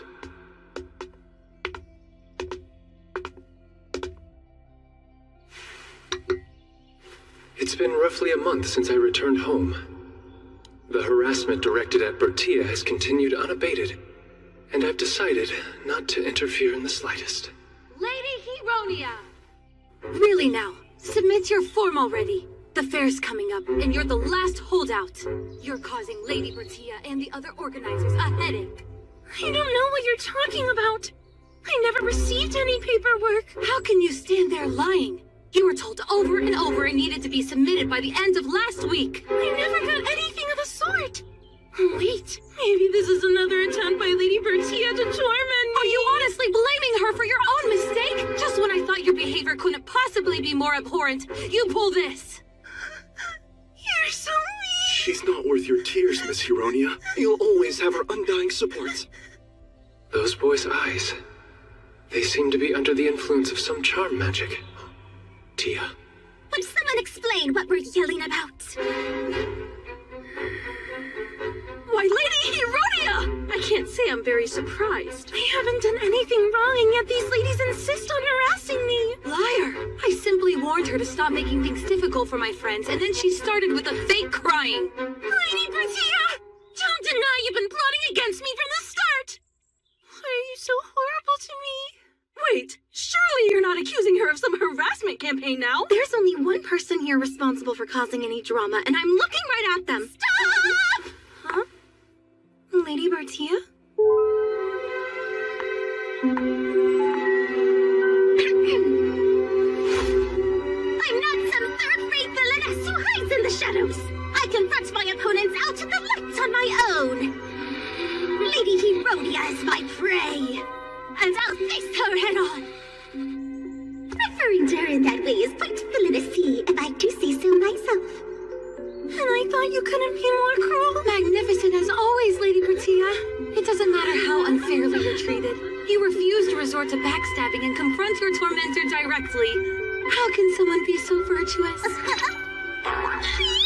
You care so much about us. When you saw how we were overcome with anger and jealousy, you selflessly intervened.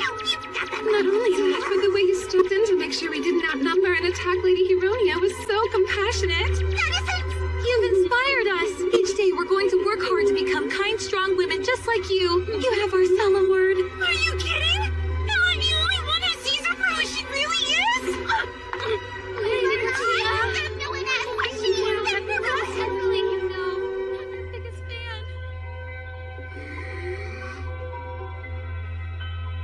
Forgive me, I just remembered there's a little matter I need to see a teacher about. I must be on my way.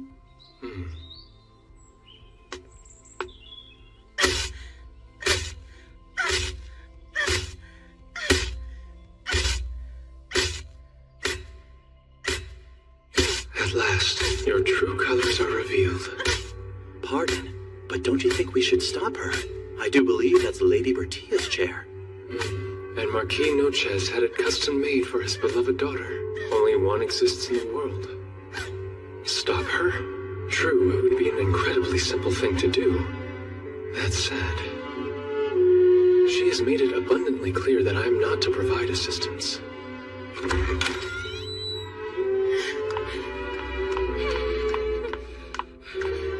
Feel free to keep this up. You'll be all the worse for it. I didn't intend to threaten her. When Tia said she wanted to handle this by herself, I planned to merely withdraw and observe from a distance. This whole entrusting others and not taking any action, I find it quite tedious. Zeno, if you would kindly see to Bertia's chair. Consider it done. I wonder, when will our prince learn to be honest with himself?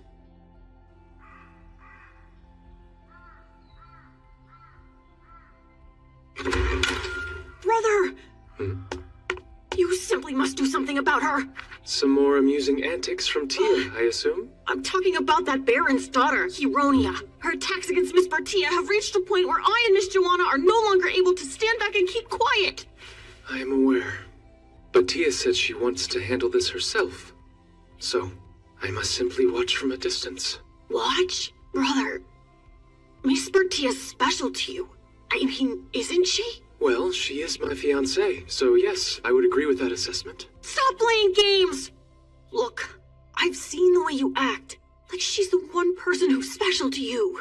Rest assured, even I have enough emotion to hate seeing my fiancée being treated this way. It doesn't bother you leaving her all alone simply because she refused your help? There is truly nothing I can do. I had offered my assistance and she refused me. Big brother, you will forgive me if I have this wrong.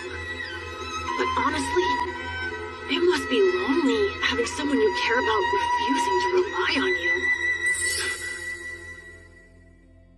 Is it possible?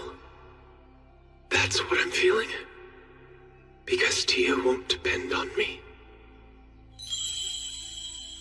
Your Highness! Charles?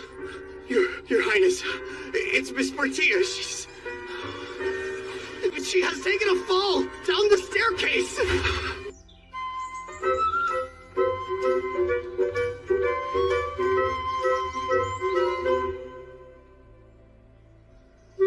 What's this?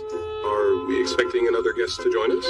Indeed. Bertia will arrive soon, so I set her a place. Lady Bertia, huh?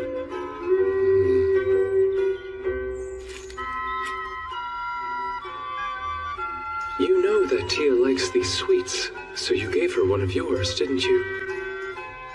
Lately, Corgain's behavior towards her has noticeably changed. I'll have to do something before he surrenders completely.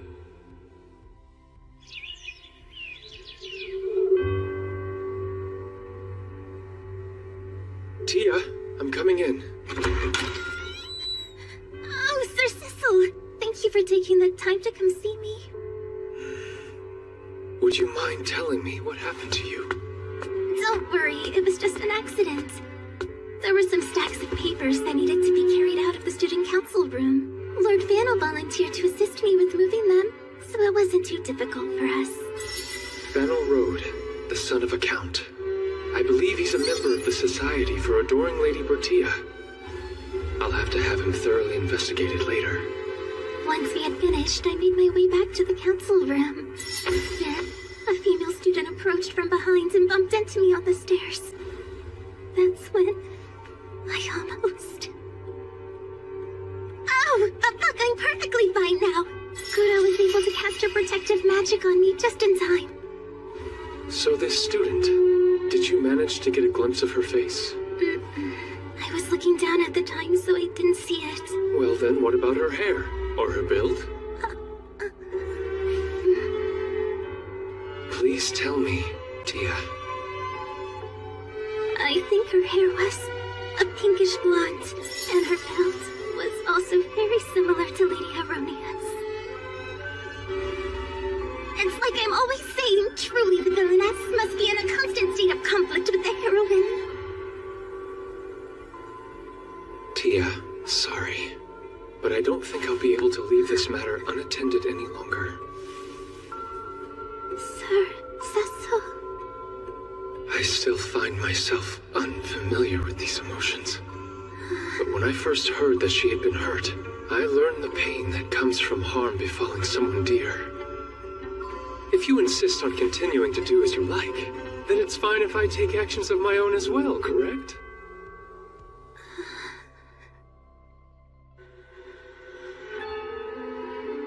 So what do you think?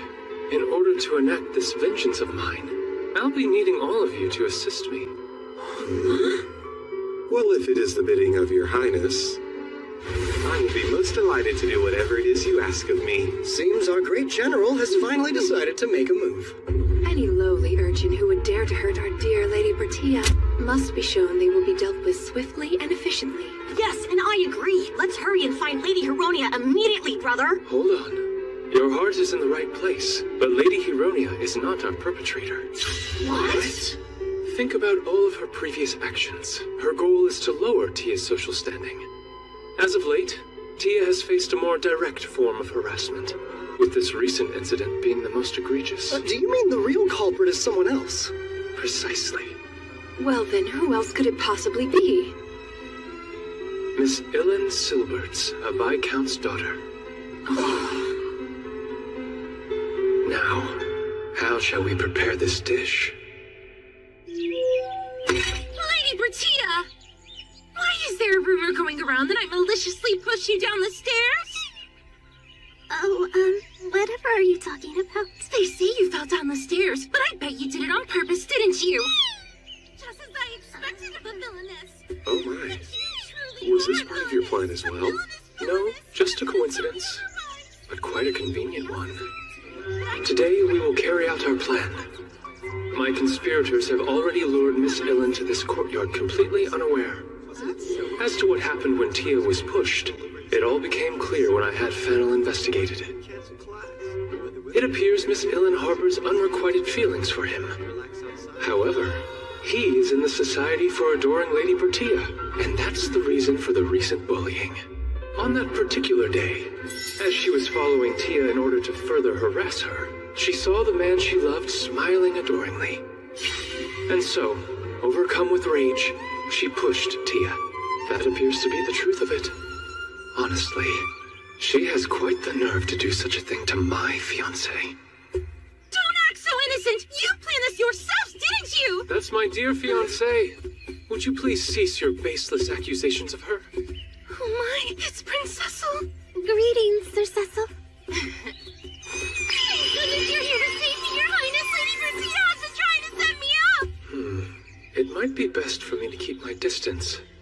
again, it seems Koro was able to nullify the magic's effects. But that can't be true. We haven't spoken about the incident out of consideration for everyone involved, so Tia could not have known that you were the rumored perpetrator. May I have your attention? I am sure you are all curious to learn the truth behind the rumors. Let's settle this now, so that there are no further misunderstandings. The one who actually pushed Tia was not you, correct? That's right! Of course I didn't! Tia testified that when she was pushed down the stairs, she saw a girl with the same hair color as you, Miss Hironia. However, she never said that she thought it was you. Isn't that right, Tia? If she wanted to, Tia could have simply blamed Miss Hironia, allowing her to become a true villainess. Interesting. It seems that someone has taken advantage of your well-known hostility towards Tia.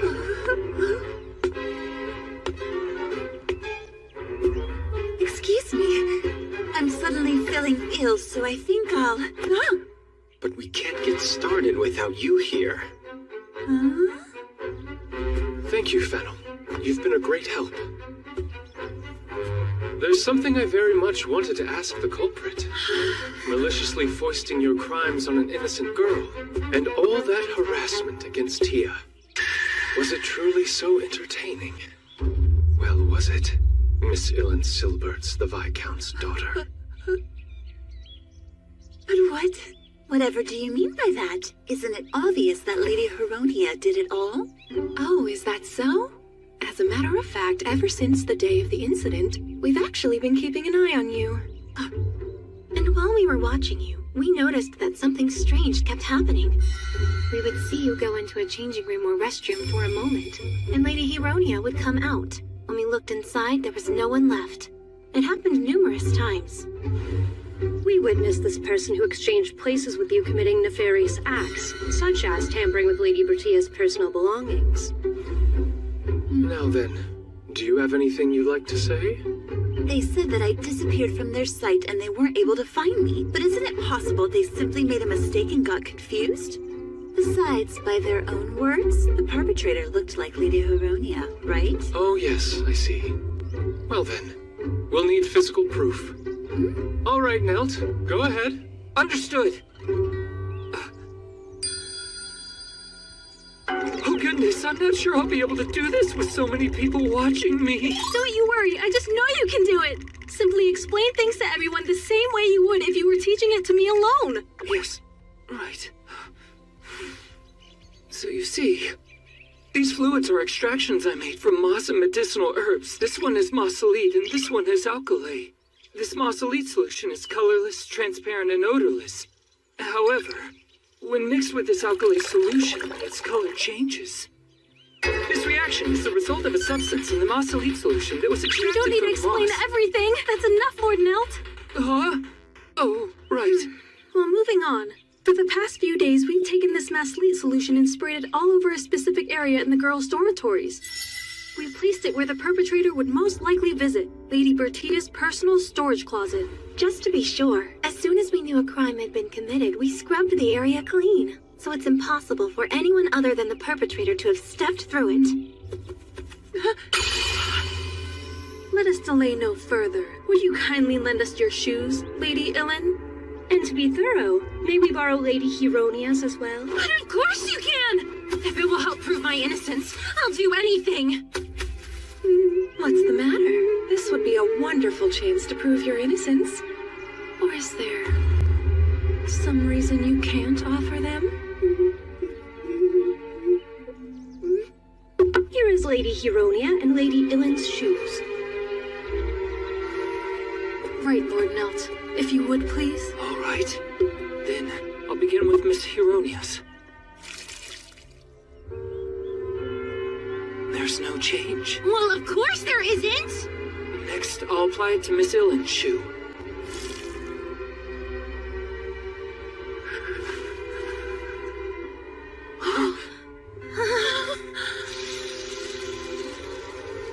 Well, would you look at that? The color changed. It seems we've been able to provide evidence. Do you have anything else you'd like to say in your defense? This is all one big lie. The entire student council conspired to protect Lady Heronia with these tricks. And what would be the point of that? Going out of our way to protect her and set you up as the perpetrator. What could we possibly gain from such a fallacy? Oh, wow, I don't think I've ever seen him that angry before. A completely natural reaction. Well, it doesn't matter. When I imagine your bleak future, it's easy enough to ignore your ridiculous words. As an aside, it's cleaning day in the dormitories, isn't it? If there was any damning evidence stored in there, today would be the day one would likely have to move it somewhere else. It seems this is important to you. Hey, give that back! It belongs to me! Yes, precisely. This... No! Don't! belongs to you. Whoa, that wig is the same color as my hair! Now then, I do believe I warned you. I said feel free to keep this up, you'll be all the worse for it. Remember? Ellen Silberts. Lord Theron, hold on. This isn't what it looks like. I despise you with every last fiber of my being.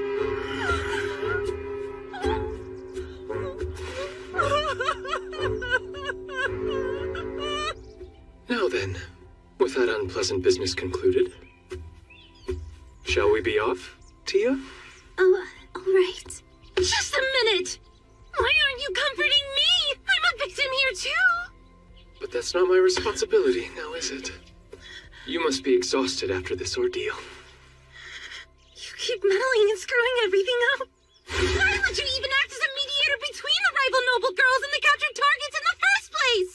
Don't you know how to behave like a proper villainess and make them hate you? Sure, but I was only doing that for Princess's sake, so... You don't get it, do you? Well, it might be different for the other targets, but Prince Cecil will never find happiness unless he's with me. You can never replace me. Why did it slip your mind that I am the Maiden of Destiny? Maiden of Destiny. Does that mean there's some reason the heroine and I must end up together? This world was created for me to shine! Mark my words, you third-rate villainess. Someday your prince will be mine!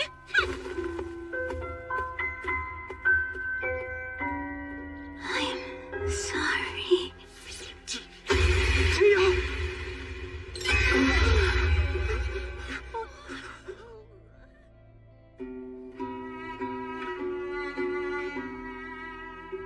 It's my fault. I should have been more attentive. She's been under constant stress. Despite her efforts to mask the anxiety, ever since she was pushed down the staircase, she just hasn't been able to sleep. She's too precious to lose. One of the few people in this lifetime who can entertain me. I can't let her waste away like this. Sir Cecil, you're here? Yes, everything is all right now. I don't want to wake up from this dream. Tia, you had a lot of people concerned about your welfare. I did, but I'm fine, see? You collapsed from a lack of sleep and fatigue. Am I allowed to let everyone else in? Everyone? Please, come right in! Excuse us. We were all worried sick about you, Lady Bertia. If you have trouble sleeping, tell me and I'll send you some herbal tea which should calm down your nerves. Sorry, I had no idea you cared so deeply about me. But really, I don't deserve this. All of us here are on your side. No need to keep your problems bottled up. Really? Will I promise I'll keep working my hardest. Oh no, you're resting. But for now, while I'm stuck here recovering, I'll try to understand why everyone is being so encouraging. Well, I suppose that's a good start. This is how it should be whenever Tia is around. She's able to create this atmosphere that makes it impossible for me to stop admiring her. Everyone, your attention! The festivities are about to begin! It's with great honor, I, Sean Turquoise Alfasta, your council president, declare that the first Helm Academy Middle School Division Culture Fair has officially started!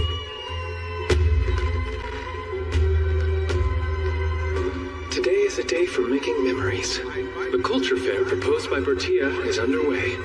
I should seek out some amusement, seeing how I was invited and all. You're not going to enjoy the festival, but to enjoy Lady Bertia, who's enjoying the festival. Your Highness, I had a feeling you would show up. Miss Joanna, come to see my brother's gallant figure? Indeed. I found Prince Sean's opening declaration to be absolutely magnificent. May I join you until our respective partners are free? It would be my honor. I'd like to make an additional report regarding Miss Illen. The stair incident is being treated as an attempted murder, and a judiciary has now stepped in. Currently, she's in a prison cell, while her other crimes are being investigated. An entirely reasonable outcome. To tell you the truth, when I first met Lady Bertia, I felt what I would call a sense of unease. After all, when someone as kind as her faced your Highness's disinterested manner, wouldn't she feel hurt? But after seeing you at the tea party, my unfounded fears vanished. And well, to be frank, I think the person you currently are is much more charming than who you used to be. Please promise me, you'll make Lady Bertia very happy. I have every intention of doing so. Oh, what's this? It's a polling station. When the festival concludes, whoever receives the most votes will win Best Couple. Since it's solely for the middle school department, Lord Charles and Lady Anne couldn't participate in the contest, which is truly unfortunate. The best couple, you say? Well, that's bound to stir up some excitement. Sir Cecil! Sorry about keeping you waiting for so long. I know you're busy, but not being able to see you has left me quite lonely. At last, we can have a moment together, my darling Tia. Lily, why's that? I've brought you some of these delicious-looking sweets that they were selling at the culture fair. Well, in that case...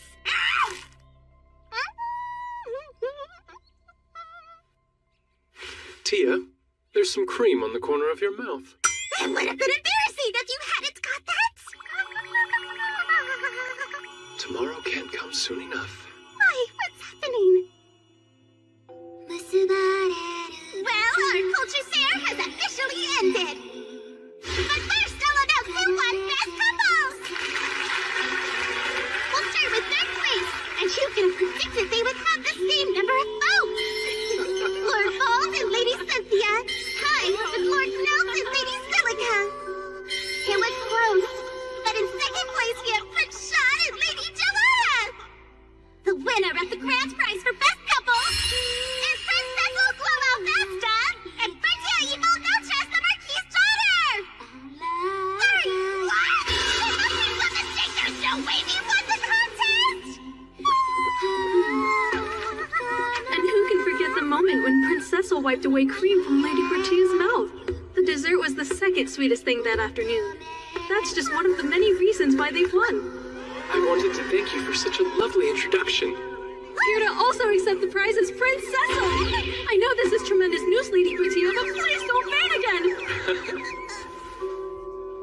We just wanted you to know being celebrated as best couple makes us incredibly happy.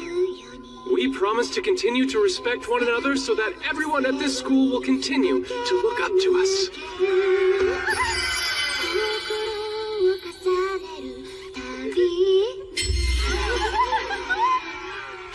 Her whole body is bright red. How how adorable. Brother, I'll leave the closing remarks to you. Yes, of course! I've got this!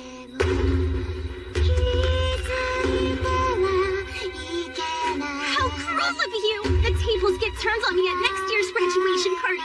That's when you and the heroine end up happily ever after. I wanted to make some nice memories before that happens. Now every time I think of this event, I'm going to associate it with sadness. My apologies. I was elated we were chosen chosen as the best couple. Do you feel differently about it? No, it filled me with so much happiness. Honestly, by appealing to those around us with such intimate gestures, I had hoped to ease some of the recent anxiety she was feeling. Everything is all right, Tia. I will do everything I can to make sure our memories together never cause you sorrow. I feel something's weighing on your mind, Tia. Just thinking about the opening of the culture fair. I thought that launching fireworks would be showy and get everyone excited, but... Fireworks are? Oh, that's right. You light a sphere of gunpowder, and after ascending in the sky, it explodes. It looks almost like colorful flowers blossoming. There's nothing else like it. Using gunpowder that way. Sounds highly intriguing. Whatever you do, you mustn't become obsessed with gunpowder! Get here! Always embrace peace, never explosions! Say it with me now! Viva! I wonder what she's talking about. Time passed. I became a third year. Tia entered high school. But soon after, she began avoiding me. No, that's not quite an accurate description. It would be best described as running away. She does not possess the skills to quietly sidestep me, so she resorted to fleeing. There is a possibility Miss Hironia's words that day are the reason behind this change in behavior. Even if I asked her, she would likely dodge the question by physically dodging me.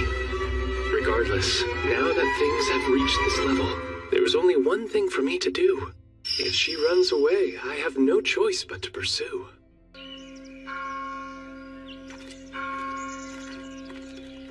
Tia?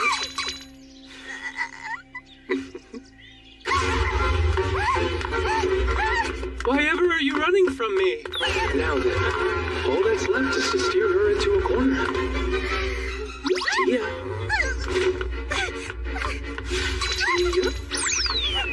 Tia? Tia? Tia? Tia? I'm afraid you are trapped. The deserted back garden doesn't provide many exits. I've heard rumors of this. Capitán. Capitán? Is there any chance you could just let me go? It's simply in the nature of male animals to chase fleeing prey. I beg your pardon. I don't consider myself prey. No, you look delicious. Well, that's probably because I have a little extra meat on my bones. But I would very much prefer if you didn't devour me, please. Extra meat? I looked, but only for scientific reasons. You know, when carnivores in the wild give chase, it's not always for eating. Actually, sometimes their goal is only a bit of fun. What? But you should never treat human beings like they're just some sort of toy. I think it's a little late to warn me about using people like playthings. My apologies, but you're as lovely as a doll, so I couldn't contain my desire to play with you. Oh my! I won't be fooled! Still, I don't mind the flattery. Based on her reaction, it's safe to say that she at least still has some attachment to me.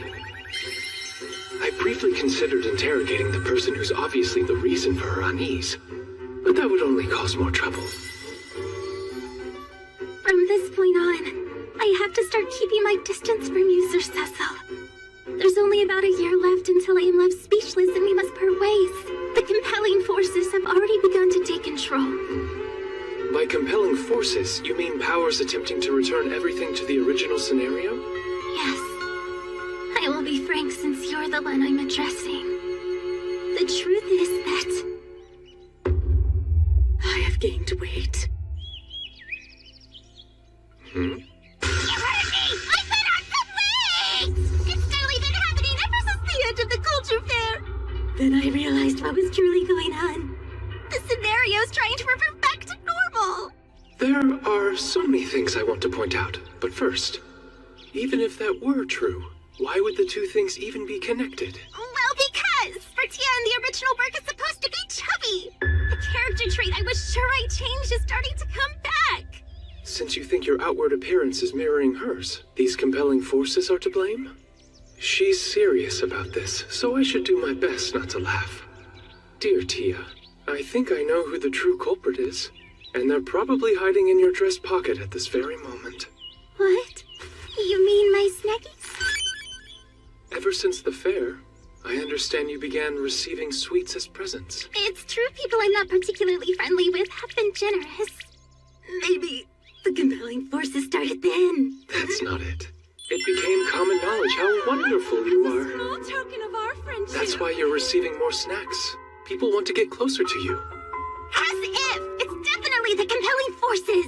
No, you merely need to decrease the amount that you eat. That's all. But if I don't, it'd be a waste after the trouble everyone went through. What if you shared them with your attendants? Give them my snackies? I mean, you're aiming to become a first-rate villainess, aren't you? Also, if you want to become the best, then you will need to remain by my side. Well, that doesn't make any sense. You're about to fall headlong into your new lovey-dovey chapter with the heroine soon. My goal is walking the path of the villainess by constantly getting in the way of your relationship. And that's the reason. How else are you going to achieve that distinction, Tia? That is, unless you're absolutely desperate to keep me all to yourself. Don't you understand? Only then will you truly be standing in the heroine's way. But if I become any closer to you than this, in the end, when you treat me coldly and I have to leave, I doubt I'll be able to endure it. So that's why she's been avoiding contact with me. Now that I know the reason, it would probably be best to let her go. In that case, I won't treat you coldly even when it ends. Is there a way to render me speechless otherwise? Certainly.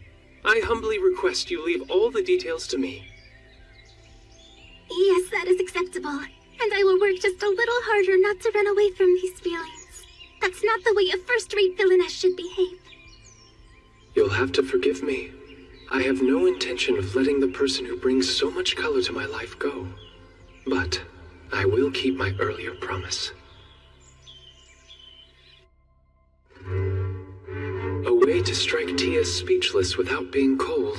In short, I simply need to ensure someone else meets with defeat. Say, Courtgain, I did hear Hironia has been visiting you. Quite frequently, in fact, if there's any truth behind these rumors. Indeed. While I do find her irritating, she has reached a new low with these inquiries about Lady Bertia and her family. Asking if they have committed any wrongdoings, perhaps? Yes, numerous times as a matter of fact. I thought as much. The fall of House Noches and the Struck Speechless event are inseparable. Well, don't be coy. We're discussing some fun, wicked plot, are we not? She's caused me a great deal of consternation as well. I'd be glad to help out. Come to think of it, I've heard Hironia has been telling Miss Anne how Charles is an unrepentant womanizer. Nothing could be further from the truth. Now that we're discussing this, I get irritated when she badmouths Silica. While I detest disparaging, and it goes against the gentleman code, I cannot stand her. You wouldn't believe the number of my dates with Cynthia she's ruined. She's awful. She's always saying intentionally cruel things to hurt Miss Joanna's feelings. Well, it's only natural everyone is fed up with her heavy-handed approaches. So, surely you've already devised a scheme. Please, I'm not a monster. Merely a concerned individual who wants to defend his fiancée. What's wrong with that? If we're all defending against the same person, though, wouldn't working together be the most logical way to proceed? Huh? You're quite right. All of us picking on a delicate young lady would fundamentally violate the noble laws of gallantry. But say an enemy were to get caught in a defensive trap. We all must exercise our right to self-defense, mustn't we? The next time she calls on you, Courtgain, instead of giving her a confirmation or denial, would you simply let her go on her way? So I shouldn't correct her? On her unjust suspicions? Seeing as how neither Tia nor the Marquis have committed an underhanded act, there is no problem, right? True, Your Highness. Astounding as always. The event will be at the graduation ceremony. If she's going to make a move, that's the most likely time. I admit, I'm looking forward to seeing how this turns out. Tia's reason for trying to pair the heroine and I must have something to do with me specifically. And more than likely, being part of the royal family plays some significant role. If the answer exists, I'd imagine it's passed down verbally from one king to the next. It's certainly a rare occurrence for you to request time with me, Cecil. I apologize. I know you're busy. I'll get right to the point, Father. Have you heard of the Maiden of Destiny and what importance they hold? This is a rather romantic notion you've expressed an interest in. I discovered the phrase while I was researching a topic for personal reasons. It appears to have something to do with the royal family, so I thought you must know about it.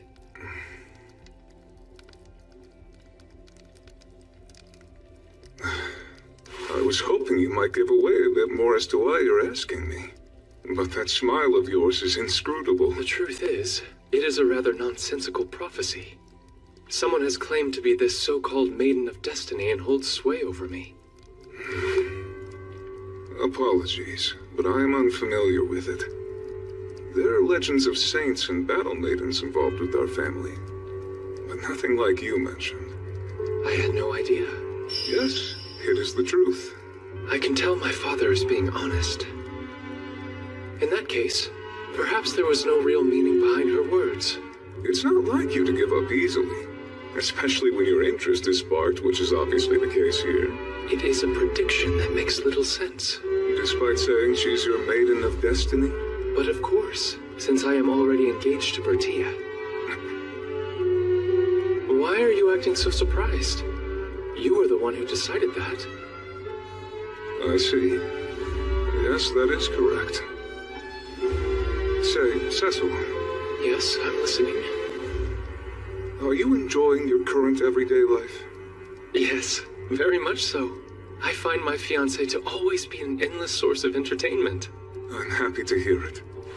Particularly because it means I didn't make a mistake when I selected her as your bride. What is this discomfort I'm suddenly feeling? I suppose this is the part where I should say, amazing as always, Father. Feel free to praise me a little more, won't you? Well then, I'll take my leave now. Cecil, you are incredibly brilliant and bring me pride. Still, that doesn't mean that you are without your own worries. I may not seem reliable, but if you're in trouble, come and speak with me, whether morning or night. Yes, when I am, I'll rely on you without question. So please be prepared, Father. My father's words, they filled me with a sense of relief. Till this moment, I didn't realize the feeling coursing through my body had been the unfamiliar emotion anxiety. There are no issues with my plot, so I doubt that's the cause. The preparations are perfect, and yet, I am so pathetic. Thank you for everything, Father. There are only 3 months left until my graduation.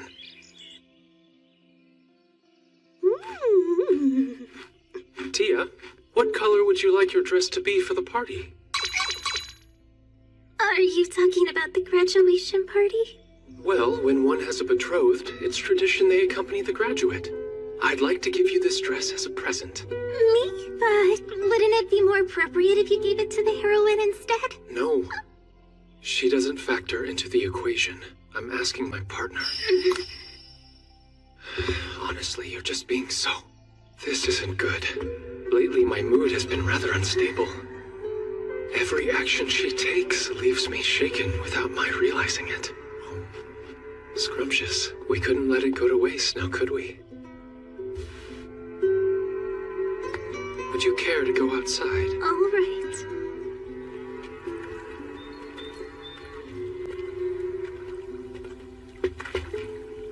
About your dress. What color would you prefer? The color? I'd like the design to match my outfit, so whatever you choose, I'll base mine around it. A soft, natural yellow, then. No! Actually, blue would... Wait, what am I saying? Right! A more fitting color! Something that a villainess would wear! Like red! Or black! I'm curious. Why won't your usual yellow do? Have you already grown tired of the color? I'm such an idiot. I'm afraid of the very words I speak. I mean, I love yellow. And blue. The color of a clear night sky feels so magical to me. That's exactly why I don't want to wear them. Those colors contain so many precious memories. I don't want them painted over with sadness.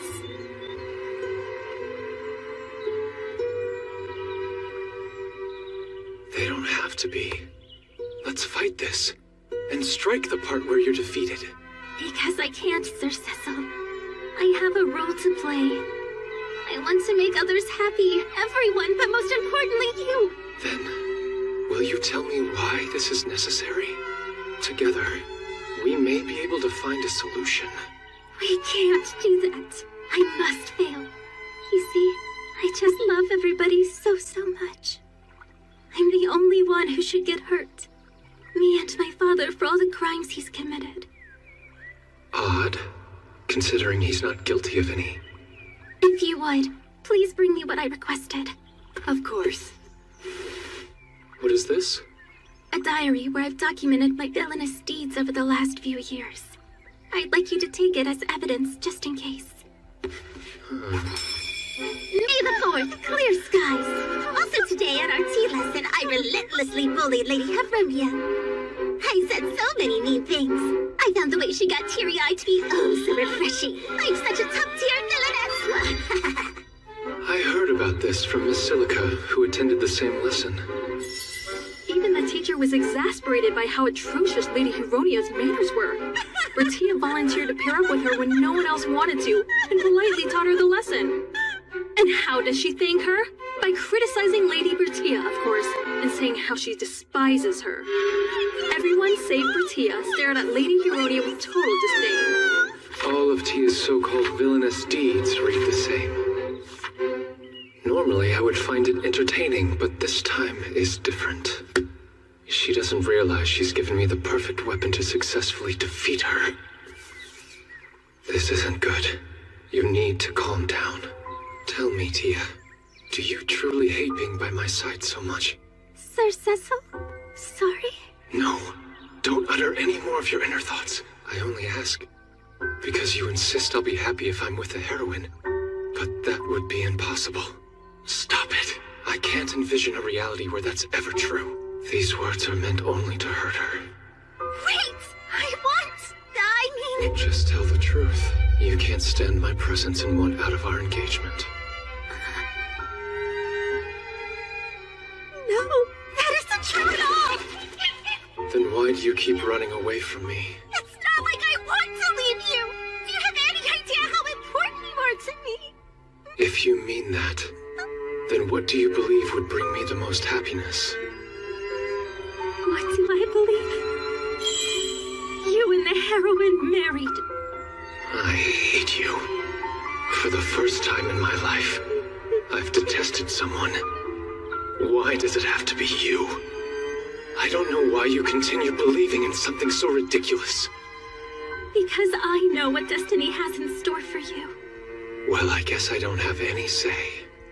Nobody does. It's supposed to be this way. Fine. Then I'll just have to destroy that future for you. You can't! Let fate run its course! If you don't, then you'll regret it in the end!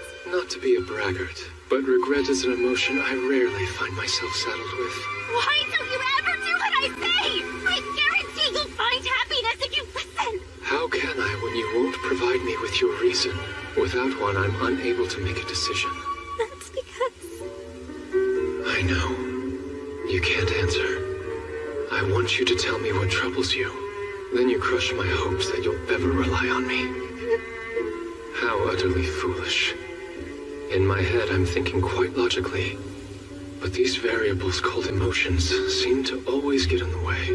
I'd prefer we end our discussion here. I'll decide on the dress's color without your input. Don't be like that! You're the one who started this game, Tia. I can picture the day we first met with so much clarity. Ever since then, you've proclaimed yourself to be a villainess. No matter how this ends, I have no doubt you'll see it through. I'm begging you, please find happiness. Don't you worry. I will. Oh, and please stay by my side.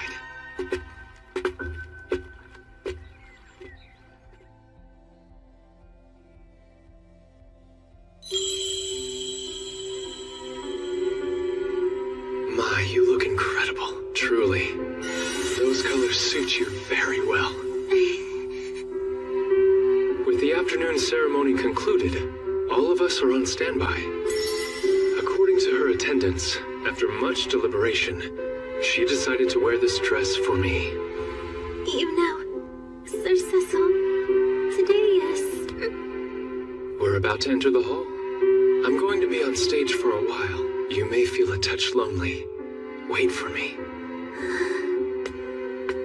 I don't want to hear you say things that put any distance between us. Tonight, my goal is to destroy every conceivable future that would possibly make you sad. That's why I ask you not rattle my emotions any more than you already have. It is time to enter the Great Hall, Your Highness.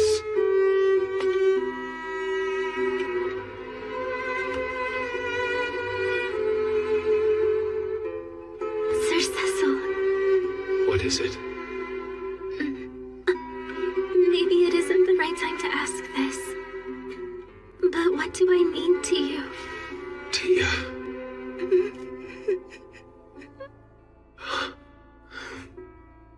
I think you're the most adorable creature in the world. You're so lovely that... Graduates, if you would enter! I'll say more when this is over. Friend Cecil, thank you for everything.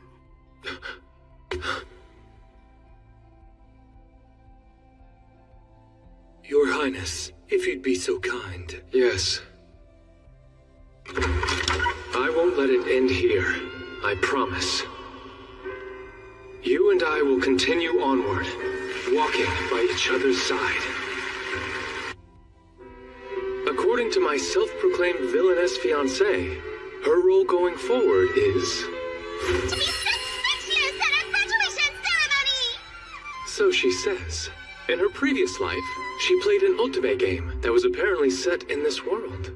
She seems to believe that conforming to the game's original scenario and pairing me off with a heroine will bring me the most happiness. I've spent my days circumventing her schemes, while also trying to win her over as she attempts to distance herself. It has made for quite a hectic school life. And now, the day of our graduation ceremony has arrived. She claims that on this day, I will finally expose her as a villainess for all of her past wrongdoings, leave her speechless, and forever bind myself to the true heroine. Now then, let us begin the Home Academy graduation ceremony. To start, His Majesty the King will honor us with a few words. Dear young ladies and gentlemen, I wish to congratulate you all today. Make the most of what you have learned here, and you'll be certain to unleash your fullest potential. I have the highest of hopes for your futures.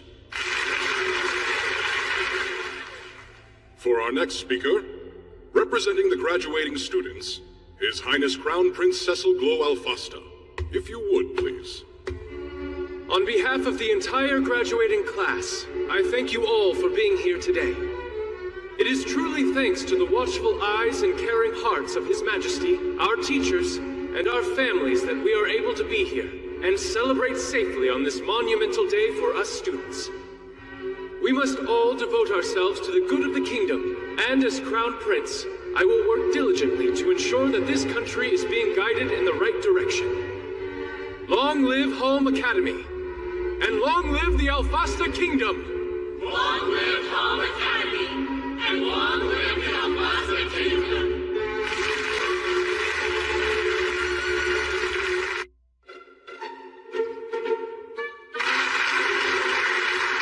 Our son has grown into a fine man, hasn't he? Yes, he truly has. Though I do sometimes wish he could be more straightforward with his intentions. I would love to celebrate his graduation, and yet here I am filled with anxiety, knowing what he's been planning. Yes, I too was taken aback by Cecil's plotting for the day. But I'm certain he'll make sure everything works out in the end. That may be true for our Cecil, but I still worry. How will Miss Bertia react to being tricked? Exactly! You're absolutely right, Your Majesty! Despite how she may appear, my little Bertia has a very sensitive side. Oh, I am beside myself with worry. Calm yourself now, Douglas. Remember, you agreed to all of this too, did you not? More importantly, the young lady in question is that girl, yes. Why didn't anyone of note come to escort me today? I've had to make do with these nameless background characters. Moving on now, we will have the passing of Student Council duties. Current Student Council President, Prince Cecil Glow Alfasta. And the next Student Council President, Courtgain Delis Vladir. Step forward. Right. Now I, Prince Cecil Glow Alfasta, with the authority of the Student Council President, do hereby appoint Courtgain Delis Vladir as the next Student Council President. I humbly accept this honored position. Our Prince Cecil, thank you for all of your hard work. We pledge to carry on with this new Student Council and strive to serve. Yes, thank you. Status. Everything is ready.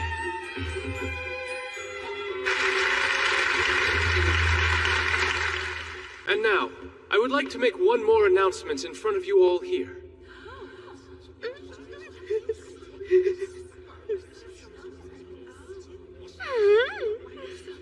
Whatever could you have misunderstood to make your eyes sparkle so? Miss Bertia Ibel Noches, would you please step forward for me?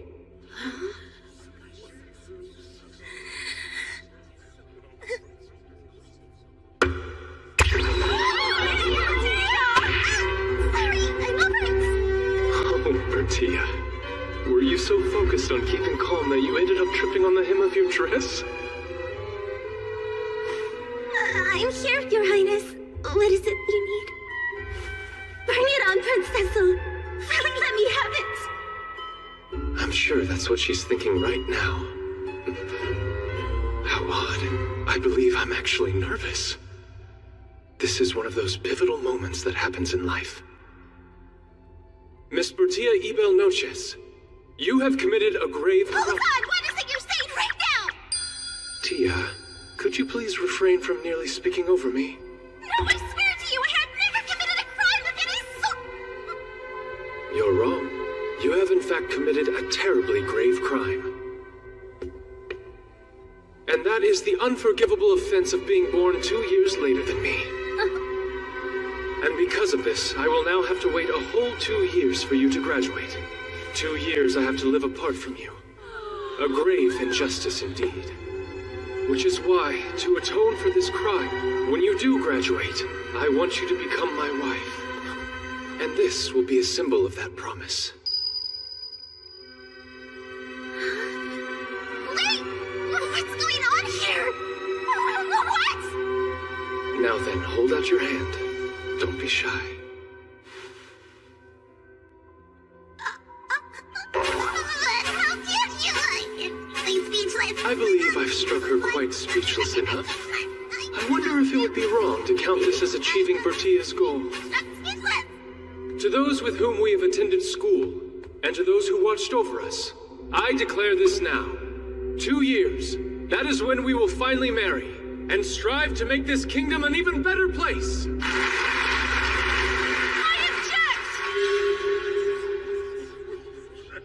I suspected you would. How very foolish, Hironia Inderon, Baron's daughter. And what exactly is your objection? Please listen, Your Highness. That woman is deceiving you. She discriminates against people based on social rank. And she's horribly bullied many people, including me. You must believe me. Why, just yesterday she attempted to push me down a flight of stairs. Hold on. Did you say yesterday? Yes? As the fiancée of the Crown Prince, she is under constant watch. It would be impossible for her to sneak off without somebody knowing. Yesterday, she was with me in the evening, and after dinner, she seemed to be feeling ill, so I saw her to her room in the dormitories. I asked the house mother to check on her from time to time as well. I received a report that said she remained in her room sleeping for the rest of the day. Well, in that case, she must have had somebody push me down the stairs for her! Are you claiming the perpetrator was someone else? This affects Lady Bertia's honor, so I will need to investigate this to the fullest. Can you tell who the person was that pushed you?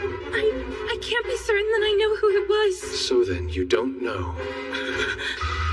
Then why were you so prepared to offer up Miss Bertia's name? And while we're at it, I should probably ask about the other instances of bullying.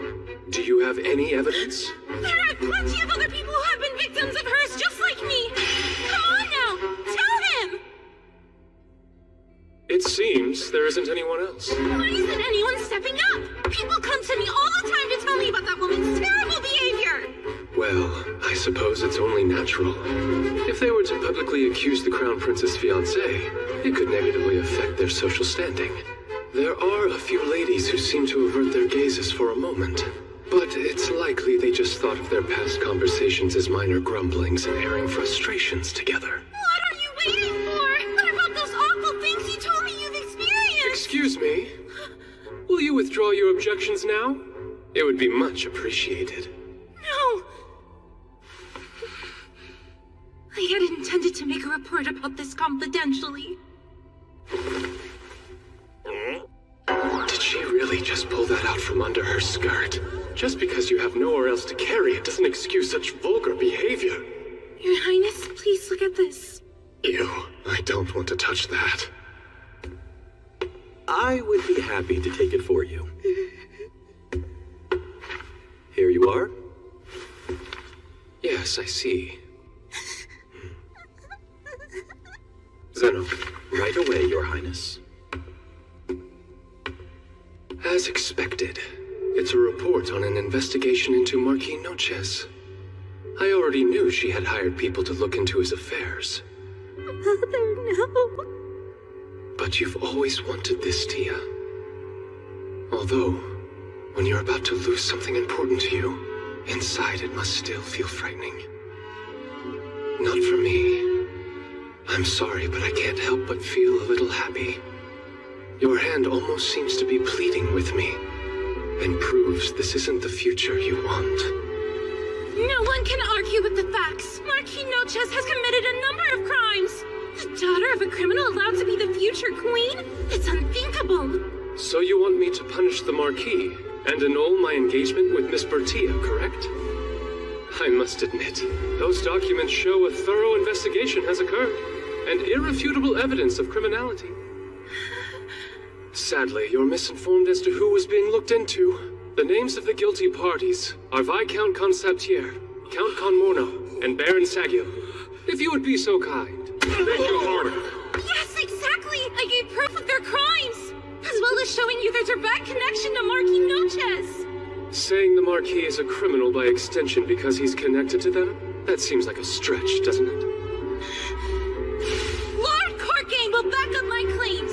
He suffered due to the Marquis' actions as well! I'm afraid I have no clue what you're talking about. What? Why are you telling the truth? What about all of the abuses you mentioned to me? Although I have distinct memories of ignoring your numerous thoughtless and unfounded suspicions, I don't recall ever confirming them. I can attest, though, ever since I started working with the Marquis, that our relationship has been nothing but favorable. Enough of these lies! You've been tormented by the Marquis for several years! She's the exact same as you, Tia. She believes our future follows the plot of this Ultimate game, and will do anything to make it happen. Which is why when she was supplied with vague answers, she drew conclusions that fit her narrative. Oh, that's right. Regarding the contents of your report, His Highness and I already knew what it contained, since we approved of the undercover investigation. Undercover, you mean? Yes. Conducted by Marquis Noches. See, the Marquis was working for us all along, and was instrumental in helping to uncover the actual criminals.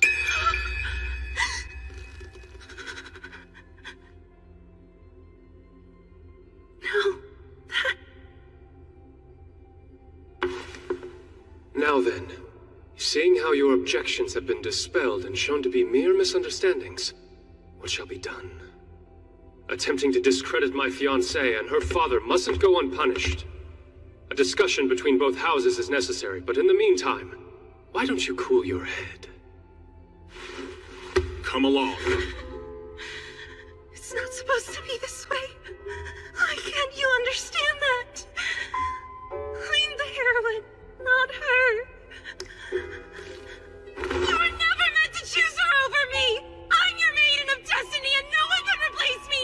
Least of all that woman standing beside you! She's nothing but a third-rate villainess! I'm the only one who can turn you into a real human, not just a heartless crown prince!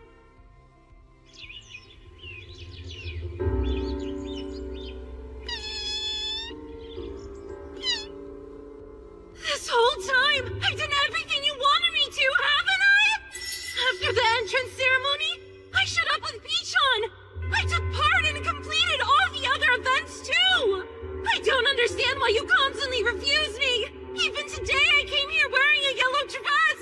I'm doing this for your sake. Yet you have the nerve to treat me with such hostility? How dare you speak to the Crown Prince that way? What an odd remark. I never once thought nor said I desired you to choose me. You're being delusional.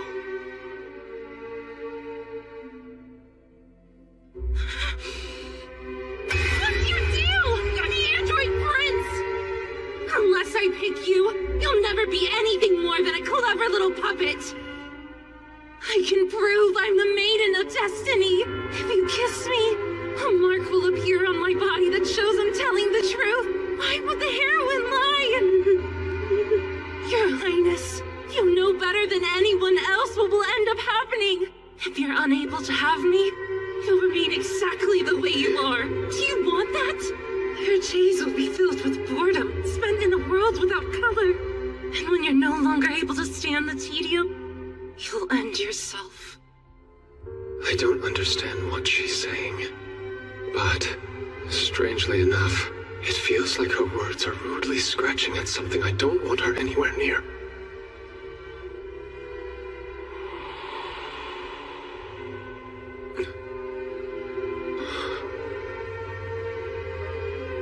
You can't. Don't listen to her.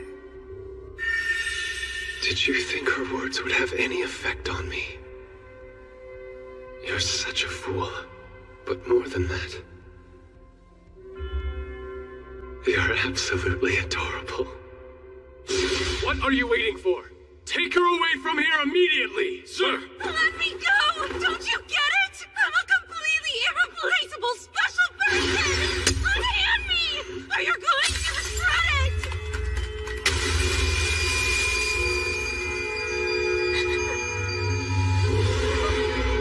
Your Highness, move!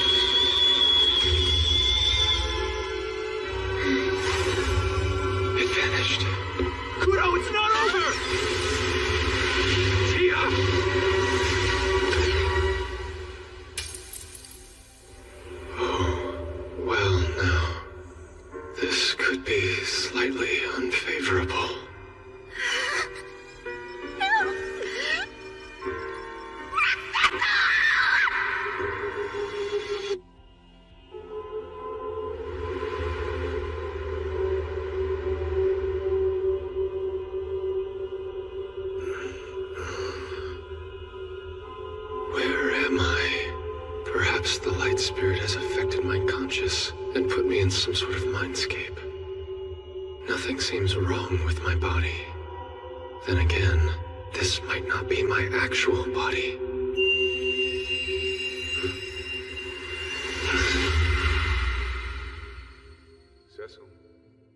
Cecil? What's wrong? You seem dazed. I know you'll be meeting your fiancé for the first time, but you're not nervous, are you? Fiancé? Oh, that's right. Today I'll be introduced to Miss Bertia, who one day will be my wife. I'm terribly sorry, Your Majesty. It's possible I have butterflies, even though I don't really feel anxious at all. Yes, quite. Please show the Marquis in, and his daughter, too. Sire. I welcome both of you. Especially you, Miss Bertia. If I'm correct, this is our first time meeting. It's an honor to make your acquaintance. I am the eldest daughter of Douglas Ebel Noches, who as you know is the head of the House of Noches. My name is Bertia Ebel Noches, Your Majesty.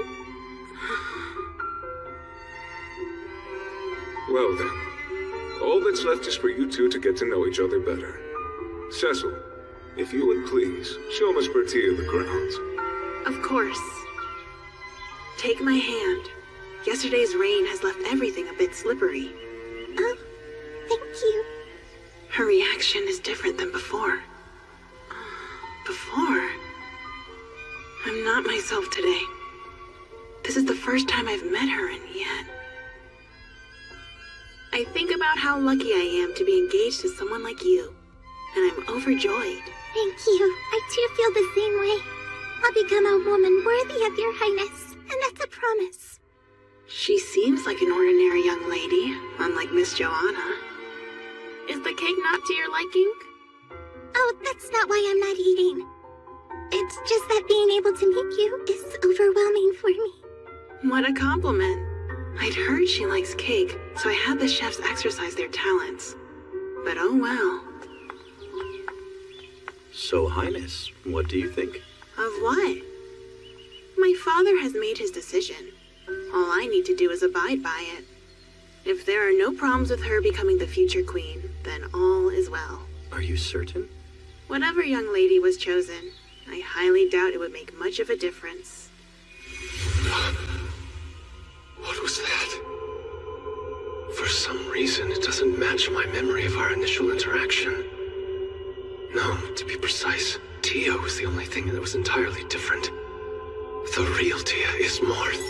I'm warning you! I'm a first-rate villainess, Prince Cecil! But there is one thing I can be certain of.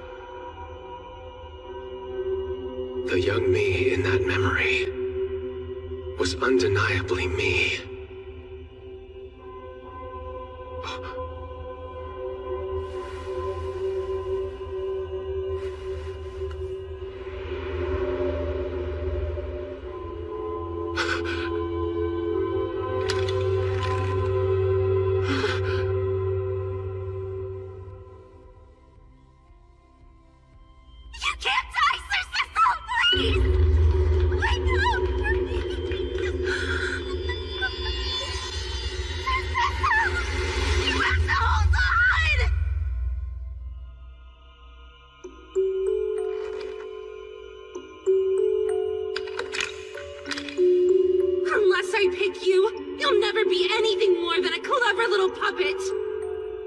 Yes, it appears what she said was true. When I was younger, I was devoid of any emotion.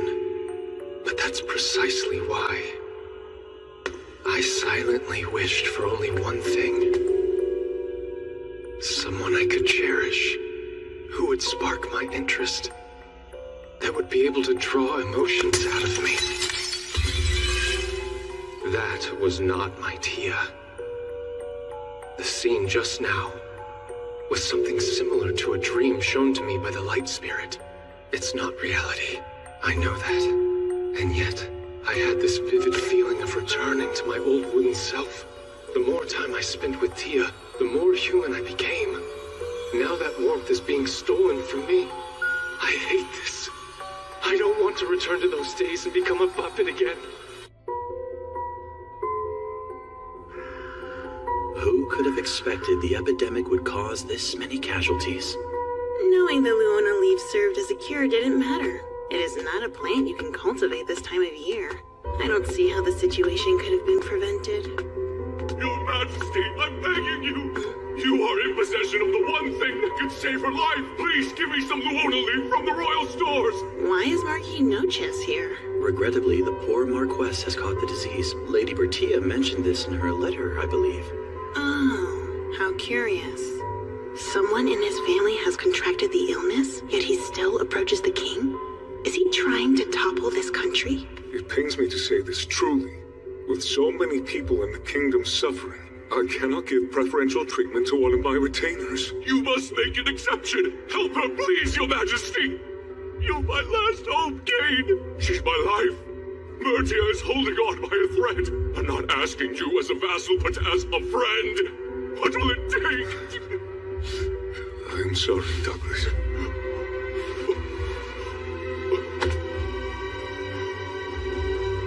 I can't give you Luona leaf, but I'll do whatever I can to help. Remain strong for your family.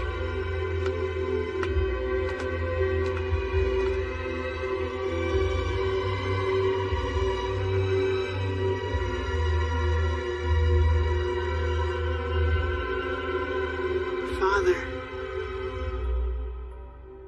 Oh, Princessel, it's you. Your judgment was correct. If the king were to show favoritism toward his own vassal, it would surely displease his people. I suppose so. In my mind, I know I made the correct decision as this country's king and leader. Regardless of that, I've lost the right to be called his friend. Being correct as the king. Could there be anything more important than that?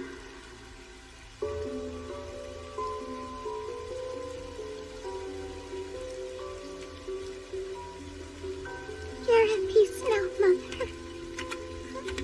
Pardon? Marquis, Miss Bertia. Your Highness. You have my deepest sympathies.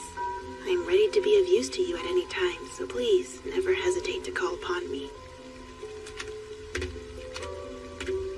I have devoted my entire life to the royal family, and this is what I get. What was that? Listen to me.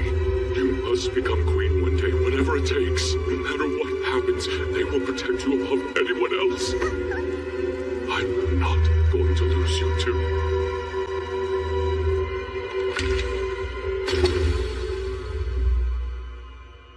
My legs have turned into that of a puppet's.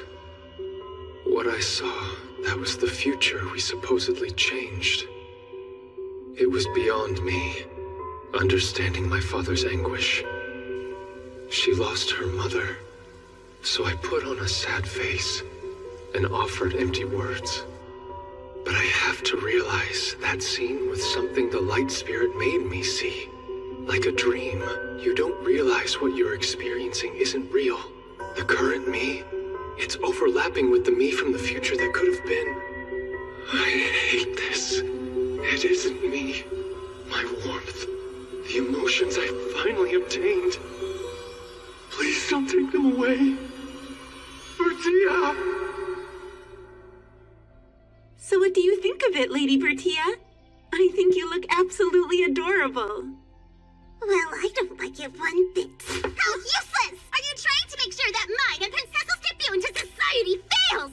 I can't be seen in front of everyone looking like this! What's the matter, Bertia? Oh, Father! This handmaid is simply the worst! She's doing everything in her power to embarrass me! Really? Well, we can't have that. Now, don't cry, darling. As of this moment, you are finished. Never show your face in front of my family ever again. Careful. I'm terribly sorry. Oh, Princessal! Good day, Miss Bertia. I hope nothing is wrong. Your maid seems quite distressed. Well, the fool was being careless, so we fired her, that's all. Since his wife died, the Marquis has become a different man. He only shows affection towards his daughter. I've heard rumors that she grows more arrogant with every passing day.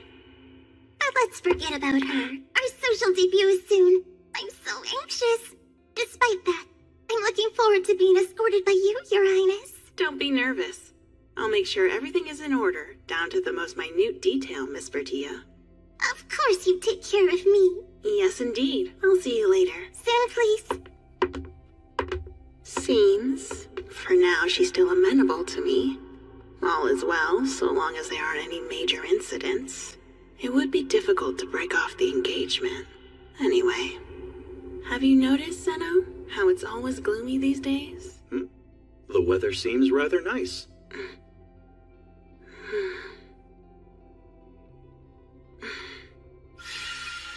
I see.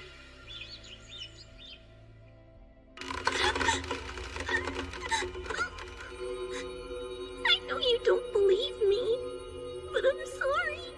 Really, really sorry. And even though I promise you'll be happy. Your Highness, shall we be off? Yes. Tell me, has the bouquet been prepared? Without any difficulty. No doubt this will prove to be terribly boring. But if I skip my fiancé's tea party, it will only create problems later. Come back!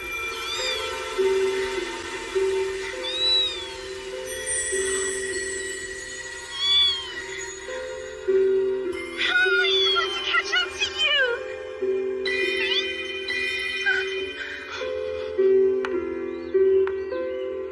You stopped flying so far ahead of me. That's unusual. Instead of keeping the bird in a cage, she's letting it fly free. Pardon? Are you new to this school? I'm sorry, but are you talking to me? Yes, I am. Are you going to attend the tea party, miss? I'd like to, but see, I'm from the countryside, so I don't really know anyone. Pichon and I are exploring the school. The two of us are inseparable. Pichon? Is that the bird's name? Zeno? Of course. Then allow me to be the first to congratulate you on your enrollment here. Thank you so very much.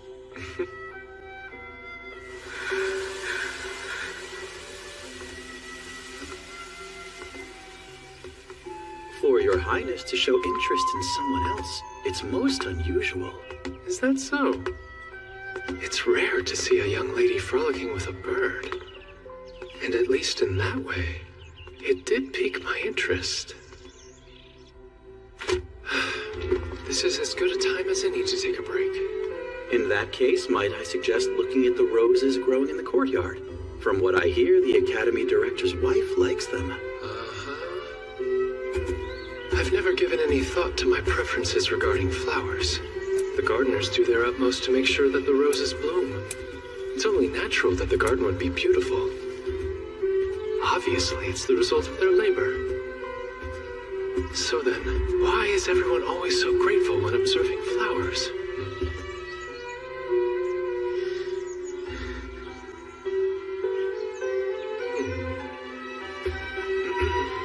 You shouldn't be sleeping here.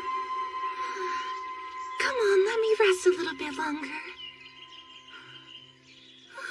It's you! What are you doing here? Looks like you're awake now. A lady shouldn't reveal her sleeping face so defenselessly. My apologies, I couldn't help nodding off with how warm and comfortable it was outside. Can you forgive me for putting on such a disgraceful display? It's fine. Thanks to you, I was able to see something rare. Which is? A noble's daughter scrambling backward at full speed. Did you come to see the roses too? Yes, afterwards. I was exhausted and paused to take a quick rest under the tree. And you are? Where are my manners? I never introduced myself. My name's Hironia Inderon. And you can call me Cecil Glow Alfasta. Honored, Hironia. Actually, you know it's humorous. Somehow you and the Crown Prince have the exact same name. Unless they match because you're the prince and I'm embarrassing myself. We're one and the same. I spoke during the entrance ceremony, remember? She did it again. That's not an excuse, but my seat was the furthest from the stage, so while I was able to hear your voice, I couldn't make out your face from that many rows back. As long as you promise not to forget me again. But I can't let you off free. A suitable apology would be taking a walk through the rose garden with me. What? I came here to observe the flowers, but then it's more fun if there's two of us. If you're alright with me joining you, I'd love to. I have nothing else to do here on campus anyway. Every day is such a bore.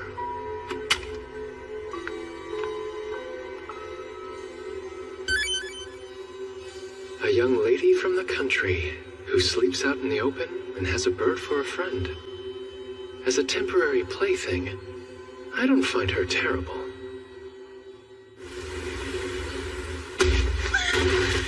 I hope you didn't hurt yourself. What a klutz getting in the way of my foot like that. Oh, Lady Bertia. Up until now, the Marquis's house has been useful, so I've let her carry on. But if she plans on breaking my new toy, I'll have to take action. Given your position and reputation for being so well informed, surely you're aware of Marquis Nochez's dealings. Have I come to the right person, Court Gain? I'm afraid there's nothing for me to share. But how imaginative you are.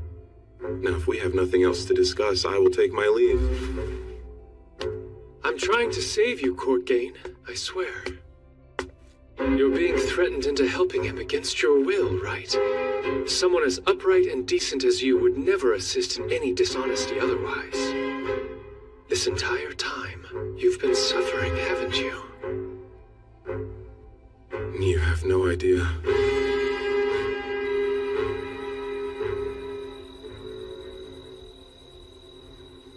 I'm pleased that you decided to show, Miss Heronia. Of course, Prince Cecil. How was your evening? While I wasn't looking, you became a proper noblewoman. When I first met you, you were running around chasing after a bird. The next occasion I saw you, you were napping under a tree inside the courtyard. That was so long ago, I was hoping you had forgotten it all. But that is who you are. If I may, I'd like to send you a dress. What? At tomorrow's graduation party, when you're standing beside me, will you promise me to wear it?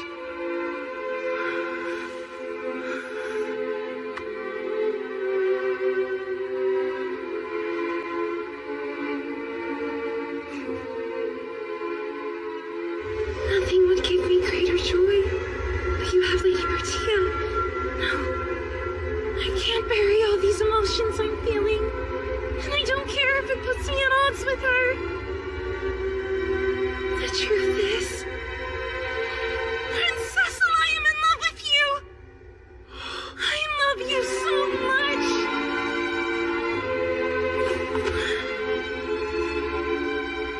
Up until now, I thought of her as interesting, and held some slight affection for her. But this sensation, like something feverishly hot, is welling up in my chest. Could it be what's commonly referred to as being in love? Whatever it might be, all I know is you are the toy that finally captured my interest. So please, don't betray my expectations.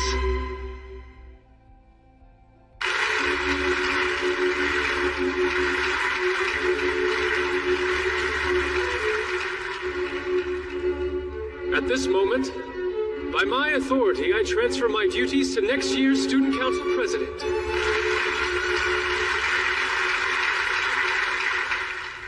Now then, take heart, because there's a young lady in attendance who would like to make a confession. Heronia Inderon, if you'd be so kind. And join me on stage. Yes.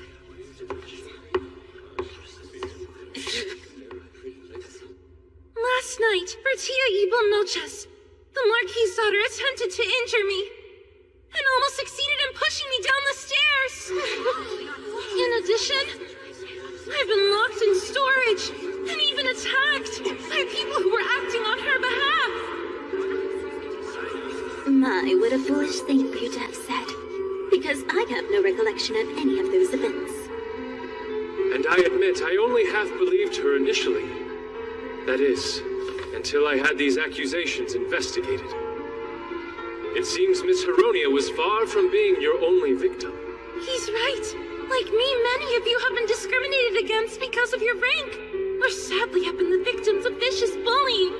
Everyone, please speak up! You have to gather your courage! She's hurting me! And me! You're all going to pay for this. What a terrible shame, Miss Bertia. I take it you have some sort of rebuttal. And what's your point? Fine, let's pretend for a second the evidence is genuine. It's not as if it's going to change anything. I'm the daughter of a marquis and the future queen. You commoners are nothing compared to me. In fact, is it not a far worse crime for these low-ranked nobles to displease your highness's betrothed? How can you say such awful things? Oh. I suppose I've no option but to rescind that, then. I think I could learn a thing or two from the bravery everyone else has shown here tonight. Therefore, I, Cecil Glow Alfasta, hereby indict her father, Marquis Douglas Emil Noches, of crimes against the kingdom. Unhand him! Surely this is some grave misunderstanding, Your Highness! I have evidence of the injustices committed by Count Vladir and the others right here. And His Majesty knows about this too. Take him away. Naturally, if he's found to be guilty, and he will be, I can't entrust you as the mother over this kingdom. You're all my witnesses. I hereby declare the annulment of my engagement of Miss Bertia Emil Noches. This has to be some kind of mistake! My mother has done nothing wrong! I will be queen, no matter who I have to crush! And that person standing by your side should be me! Not the pretender! Your Highness. Cecil! You and I belong together!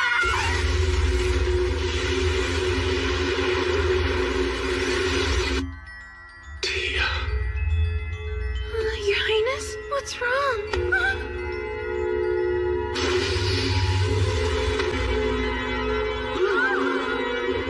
My prince. I'm sorry. But you're not my Tia.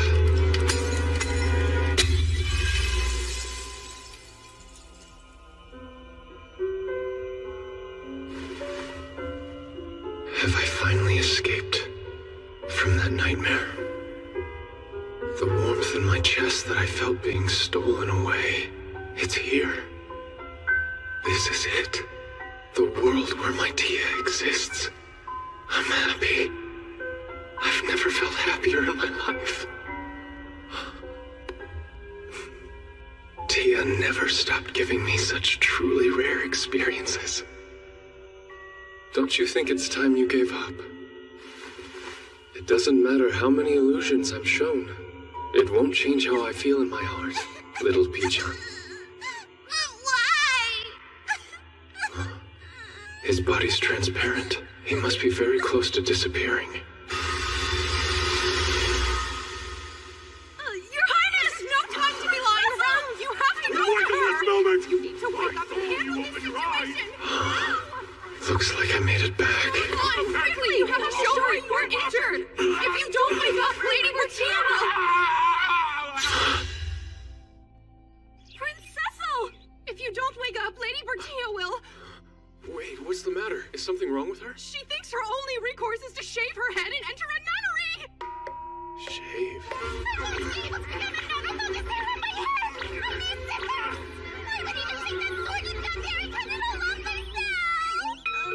Why a nun? She was worried that Your Highness was never going to wake up. What in the world am I supposed to do? Should I join a convent, or will simply shaving my head and finishing myself suffice? It seems to have driven her mad. So that's what happened. The tables must be turned on me! Your Highness, please stop her! Come here and help us, please! Oh God, not even there! Tia, please, calm down. I promise I'm all right now. Please, not So how about you take a breath? Oh, Sir Cecil? Good morning, my adorable Tia.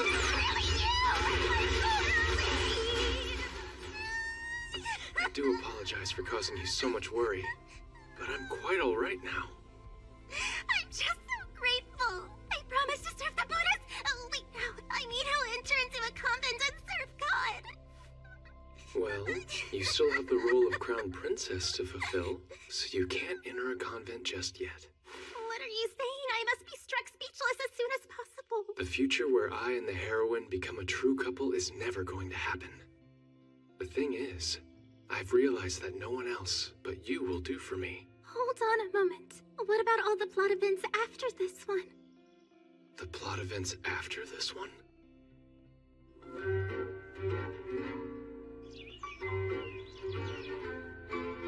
My apologies, but would you all allow me to see after Tia? But of course, we will leave it to you. One more thing. Before you go, I just need to confirm something. Oh, what is it? At the night of the graduation party, in the moments right before I collapsed, what did the two of you see happening? Oh, it was quite an event. A bird crashed through the glass aiming straight for Lady Bertia, but her attendant leapt out in front to protect her. Just before the bird ran into her, it seemed to suddenly disappear in a flash of light. Your Highness, what could it have been? Wait, don't tell me it was... Yes, that's right. That creature was actually a light spirit disguised as a bird. You possess knowledge of spirits, and yet you still react with such shock. It would be bad for others to learn of this. I'll leave the follow-up to you. Yes, I understand. Now then, it's just the two of us here, Tia. You will tell me everything, won't you? But Sir Cecil, I don't want to. No matter how much you fight it, you can't change the past. But you may be able to change the future. Yeah. Please don't you dare lie to me! You don't understand. If you don't end up with the heroine, you won't have the slightest interest in this keen of the future, any of us!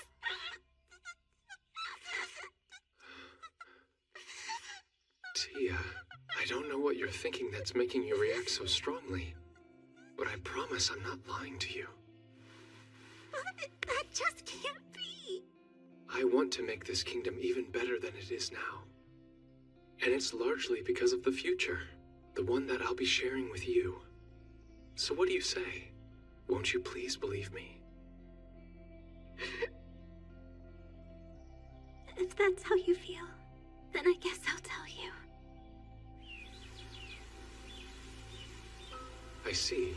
So the graduation party was what's called a judgment event, and was also the moment when the heroine picks her romantic interest.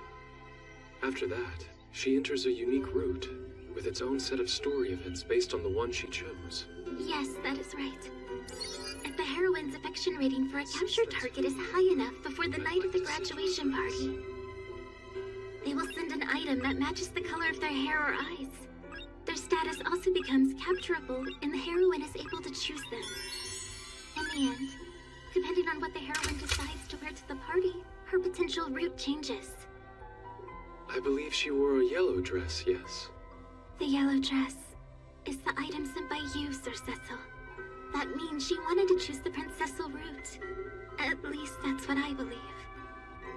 I never sent that girl a dress of any color. And despite that, she prepared a dress for herself, and thought it would still be all right to choose me as a love interest. What a fool.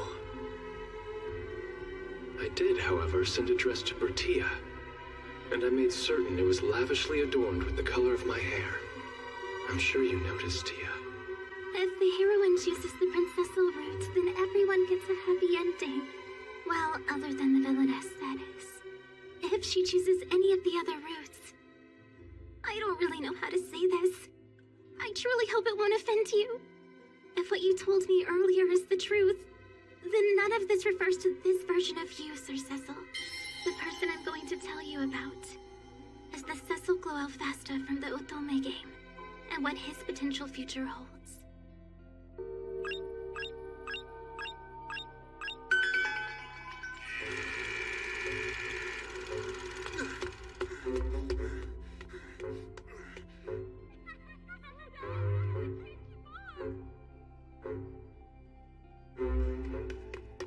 Your Highness! A neighboring country is attacking! His Majesty and the others are meeting in his office. Your Highness had best hurry. Huh? Why are you smiling? And so a war begins with a neighboring country, and the kingdom of Alfasta is forced into a bitter struggle. That is, until Prince Cecil joins the battle, and our forces make a comeback. He knew that his presence would raise the morale of those around him. He says so in one of his lines. Lord Vault is at Prince Cecil's side, protecting him the whole time, and it wears away at his body and mind. That's when the heroine goes and supports him. Lord Vault! I'm sorry. It is late. But I just needed to see your face. Not at all. I heard about your victory. I'm just glad that you're safe. It's true. I do remain unharmed. While so many others died. All around me, people struggled and fell. I couldn't save them. Lord Vault, please don't blame yourself. You fought bravely as a knight of this kingdom. And I, for one, am proud of you. Thank you, love. Under Prince Cecil's command, Alfasta safely defeats the neighboring kingdom. However, the war doesn't end with just those battles. Using self-defense and the strengthening of the kingdom as a pretext, Alfasta decides to invade another country. The invasion being Prince Cecil's idea. Then, one fateful day...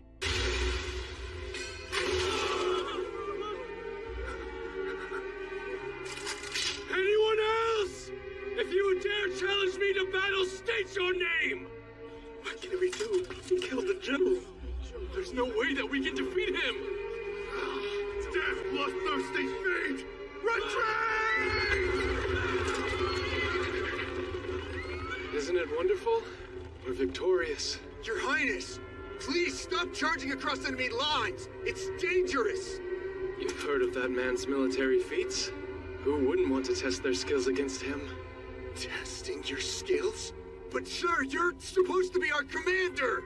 Yes, that's true. If I were to fall, then our forces will be weakened. So I'll do my best not to be killed.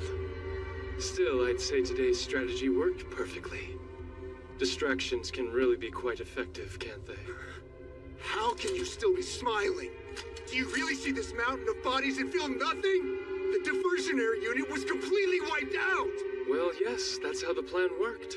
And they all had agreed to participate, did they not? With the sacrifice of a mere 100, 1,000 were saved, you know. And I intend to be quite generous to their remaining families. What are you so upset about? Oh, hold on. How are we going to replenish the numbers we lost? I'll have to give it some thought. Something has always felt off. His Highness treats people like pawns. That even includes himself. It's almost as if it's all a game to him. Now then, let's start heading back. The next battlefield is out there waiting for us. From that moment on, Lord Vault harbors doubts about his master deep in his heart, and suffers greatly as he continues their military march.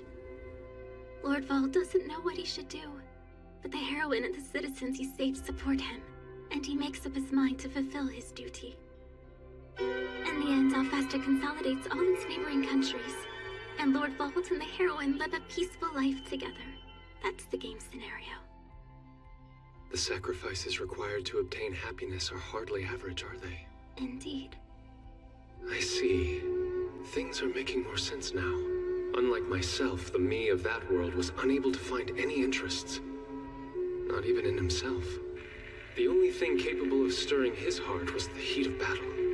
I think that's why he treated everyone and everything like game pieces on a board. At last, I finally understand why Tia relentlessly tried to pair me with the heroine, and also why she refused to tell me the reason it was so important to her. She worried that I would be disappointed in myself and hurt by her words. I'm certain that's why she wouldn't open up to me.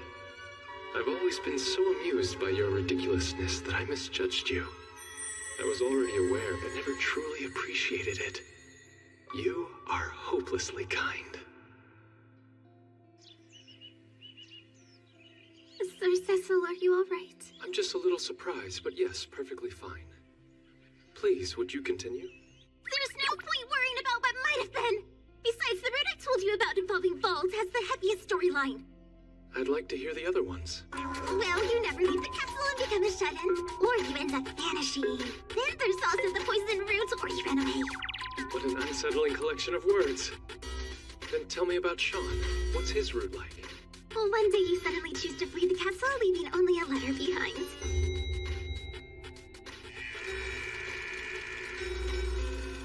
I've grown bored with being royalty and renounce all claims to the throne. I leave everything to my little brother, Sean. King is a fairly simple role and should pose no problem. Soon after, His Majesty is poisoned. When Prince Sean is frightened by an invading neighboring country, the heroine lends him her support. We're waiting for the leader of this country to take a stand. Me and your people. He proved victorious in his first campaign.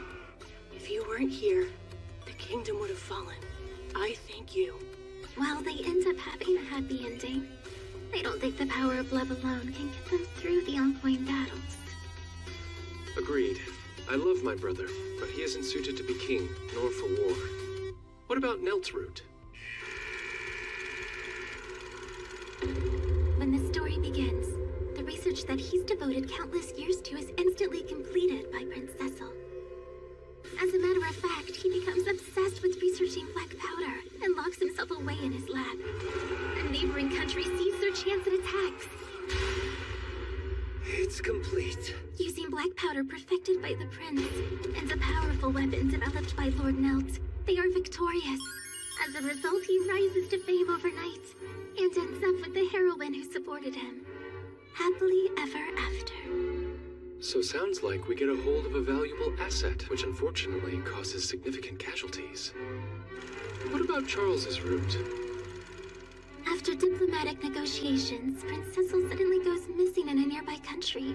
While tailing a suspicious individual, poof, he vanishes. No trace of him. Lord Charles and the heroine head to the nation in the name of diplomacy. What are you doing? I'm just kidding. They learn Prince Cecil has managed to infiltrate the enemy. While he works from the inside, Lord Charles attacked from the outside and they destroy the opposing force. He and the heroine become a couple while the nation experiences peace. Though a war was still necessary. All that's left is Corgain's route. This route, when it begins, Prince Cecil is dead, assassinated by poison. Really? Corgain and the heroine embark on an undercover investigation to find the truth. There is no mistake. The ones who ordered the prince's death were the royal family. In the end, they win the war and successfully avenge Prince Cecil. Does that really count as a happy ending? After overcoming so much danger, they fall in love. But when I think about all that happened, I wouldn't exactly call it that happy. I feel the exact same way. I see. Besides the route where the heroine and I end up together, each of them ends in war. It's no wonder Tia kept trying to force us together. I was so easily assassinated in Corgain's route, most likely because I had grown bored with living. In Sean's route, either I wasn't interested in people or failed to understand my younger brother, forcing him into a role he was unsuited for. In Nelt's route, I completely disregarded his feelings, to the point I stole his research because I found it interesting. In Charles's, I acted alone without reaching out, most likely because I had no concept of relying on others. It sounds like who I was before I met Tia. What a monster. It's difficult for me to imagine a worse person existing. What? But that's absolutely not true! You are completely different from the original Prince Cecil in the Otome game! You care about others. You're a kind-hearted person who loves helping. That's the Sir Cecil that I fell in love with. You're not some silly puppet. Hearing you say that makes me so happy. Although the possibility exists that I haven't quite become entirely human yet. However, if this is the me that you want, then that's who I want to be. I'm fine with it, as long as it makes you smile. In this story, you didn't end up with your maiden of destiny. I am afraid how things may play out in this scenario. What did the heroine say? I can prove to you I'm the maiden of destiny. After you kiss me, a mark will appear on my hand showing you I'm her. I understand. That's what it'll take. Provide her the proof. It'll be all right. You'd better not blame me for this later. What do you mean by everything will be all right, huh? The whole plot wound up being a total disaster. I don't see how we can avoid getting the worst ending.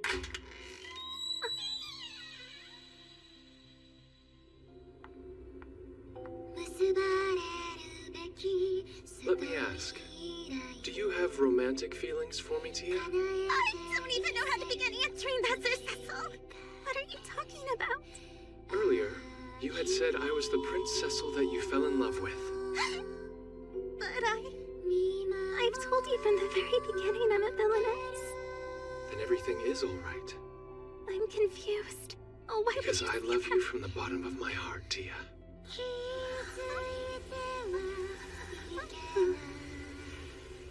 I am completely hopeless. But if you were the one to capture and conquer me, my fate would be far different. I could be a decent crown prince. That's why you're my maiden of destiny. You've been from the very start.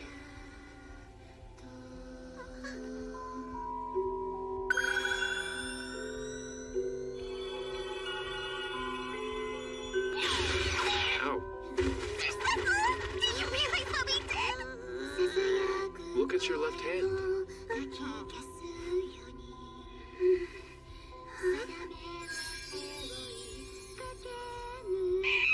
Why does it feel on me and not her? Does that mean this whole time I was actually the heroine? No way that's possible. It should be all the evidence you need to prove you're the one I want to spend my life with. Whenever their masters wish it, spirits can bestow a blessing on their soulmate.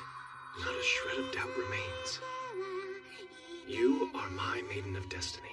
Basically, it's a sign I bestow on the person I've chosen to be my fated companion. Then I had it all wrong. That's what it means. Now that you have the mark, if you are in danger, Zeno and I will notice at once. The strength of the spirits will protect you. No matter where you are, be it near or far away, I will be able to find you immediately. I have no intention of ever letting you get away, which is why I'm declaring this in advance. You can never run away from me again. Best resign yourself to that fact.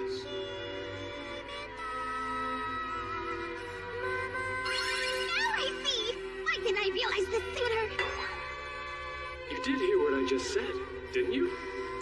Should you not be more frightened by my obsession or something? It shows your specific location and provides protection, so we can avoid Sir Cecil going missing or being killed. And in the case of the shut-in and berserker roots, as long as I keep you entertained, we have nothing to worry about. I could learn things like belly or loach scooping dancing. More unfamiliar phrases. Kudos! Get in the same bucket, me. We do not have a moment to waste. I'll slip you some more red and naughty sushi you like. I don't really understand what's going on anymore. But I'll just gratefully accept it. In that case, Kuro, if you don't mind... I must say, it looks rather impressive. Now everything's going to be all right. I have no doubt. But from now on, if something happens, I demand you ask for my assistance. After all, we are each other's soulmates. Yes. Wait. We're soulmates? I did tell you, that's what these marks indicate. Even if you make them invisible, you can never remove them. And you can only give them to one person in your life. My beloved, irreplaceable love. I am looking forward to our wedding night.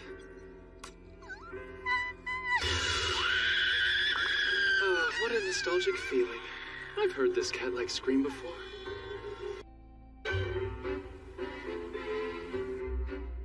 The graduation party, which had been briefly interrupted, proceeded as scheduled. After Tia and I finished talking, the event was restarted, and everything worked out. With one snag.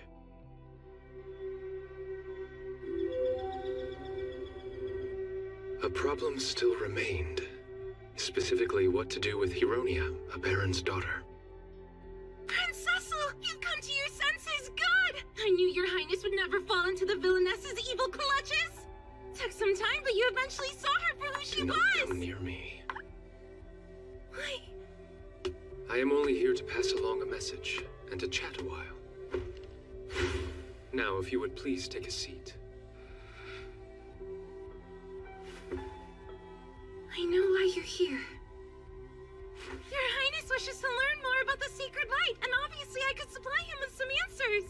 The thing that happened Caused by a light spirit who was going on a rampage. What? It was your pet bird the entire time. They were a light spirit. Wait, Pichon? I just knew it. That truly proves I'm the heroine. The saint that all divine creatures acknowledge as To someone. avoid any misunderstanding, let me just say this. While it's true spirits are a rare phenomenon, a large number of them do exist. Some will even stay close to humans. You're not as special as you think. No, that can't be right. Spirits were never mentioned. Never once in the entire game.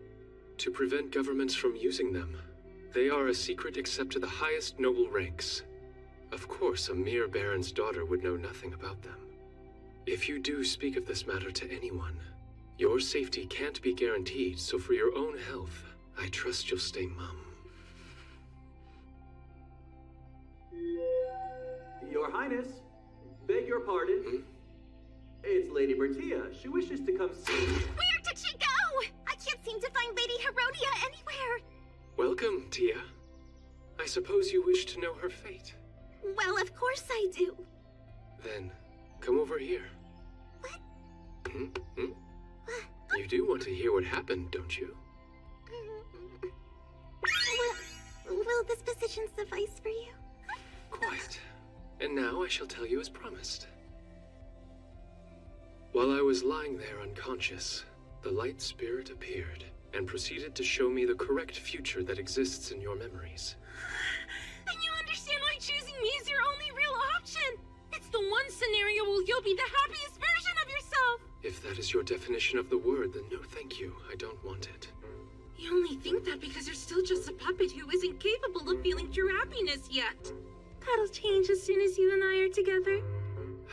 Yes, on that point. I ceased being one before you managed to intrude so rudely into my life. Thanks to my Maiden of Destiny. It was Bertia. You see, she's the one who made me human. Liar! That makes no sense! How many times do I need to tell you she's the villainess? Things are only this way because she changed the scenario! I realized that. The Miss Bertia that the light spirit showed me was a vastly different person. Exactly! What you saw was who she really is, her true nature. So she's been But you know, deceiving. I can think of another individual who has completely changed besides her. What? There's another villain that's been changing the game scenario? Tell me who it is! It's you. I advanced the plot and followed the events without deviating in the slightest. How could I possibly be a different person? The you in that other world began as a country girl unused to the ways of noble society. But by the time I was graduating, she had grown into a wonderfully refined lady. In comparison, you're a brat who balks at the rules of society. You've never cultivated refinement. I heard a professor was shocked by your lack of manners at tea. Tea, Hironia. These last 4 years, tell me, what exactly have you learned? You do realize if you're the crown princess, your every move will be scrutinized. You will be seen as a symbol of the kingdom. Your personal mistakes will become the kingdom's failings. Your lack of refinement, a reflection of the kingdom's lack of dignity. You're convinced at this stage you could fulfill such a role? Shut up! None of this makes sense! In the game, there was never any event like this! Something's gone terribly wrong. I'll never embrace a reality where it's all so bleak! That's right. Where did Pichon go? If he's with me, I can still make everybody understand how special I am.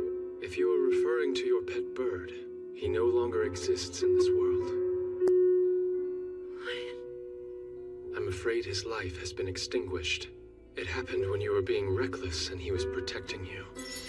Sean. He's a casualty of your decisions. This is the future you both chose. No, you're lying. Sean! Where are you? Sean! It can't be true. Bring him back. No one believed me, not my dad or friends, but Sean, he was always there, supporting me. This is a side I've never seen, even if it was slightly warped. There's no denying that a bond had formed between the two of them. This is where our conversation must end, but before I go, I have a message to pass along. Even if you can't see me, I will always be with you. He told me to tell you that before disappearing.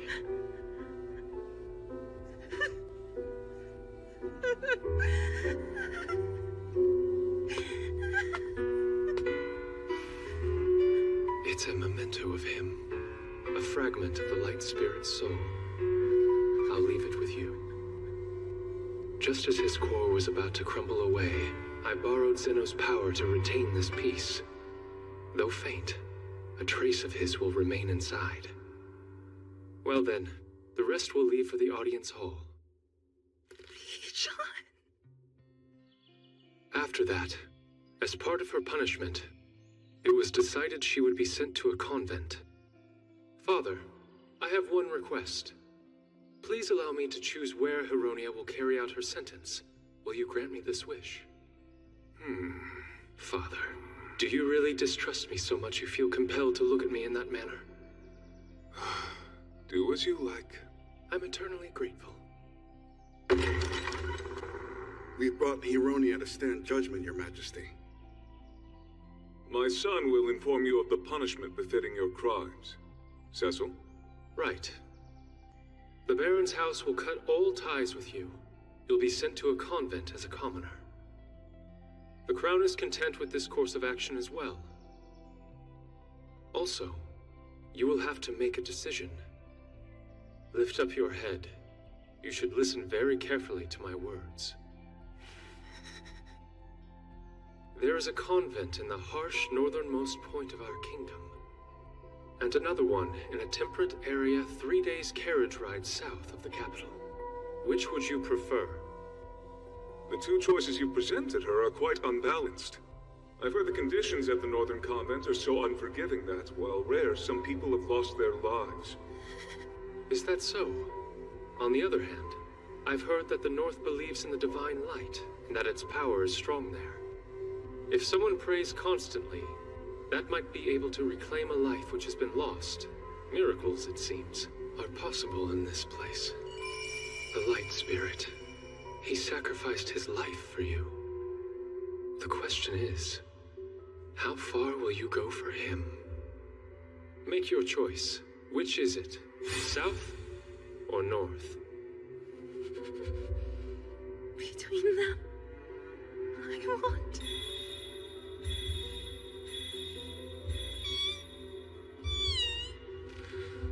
the north. Yes, I'll go north. Oh, fine. Then we'll arrange just that. Until we settle on a specific schedule, her treatment here shall remain the same. Yes, sire. Safe travels. You're no longer the heroine. You're not anyone special anymore. Just a young lady named Hironia.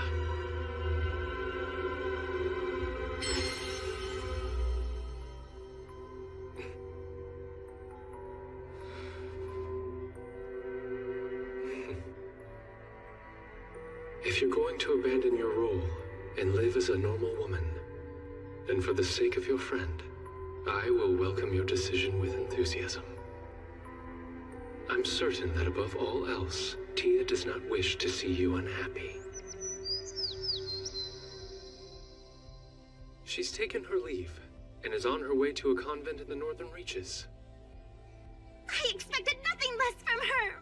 In classic heroine fashion, she's off to send prayers to heal a wounded spirit.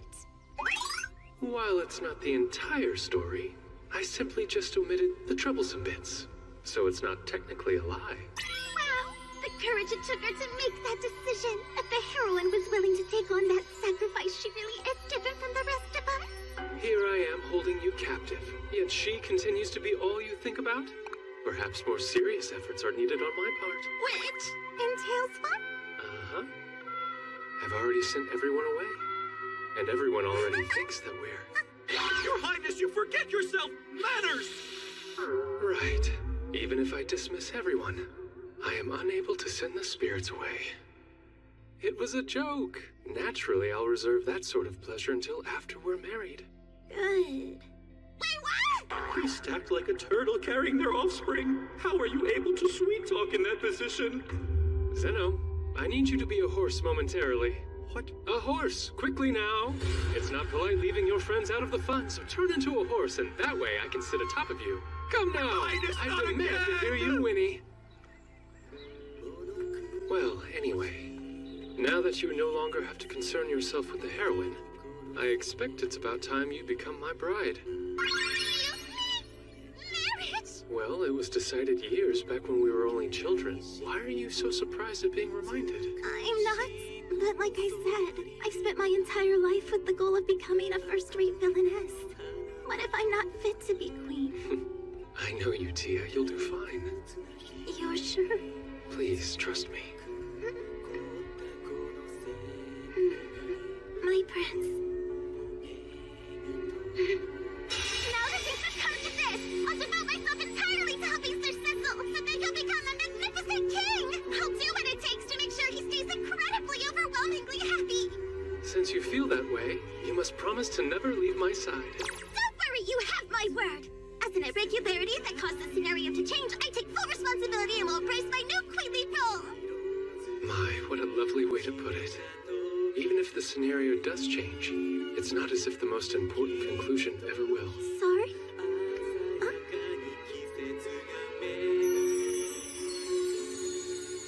The most important thing in this life is having my maiden of destiny right here beside me, and to share with her a most enjoyable and delightful existence.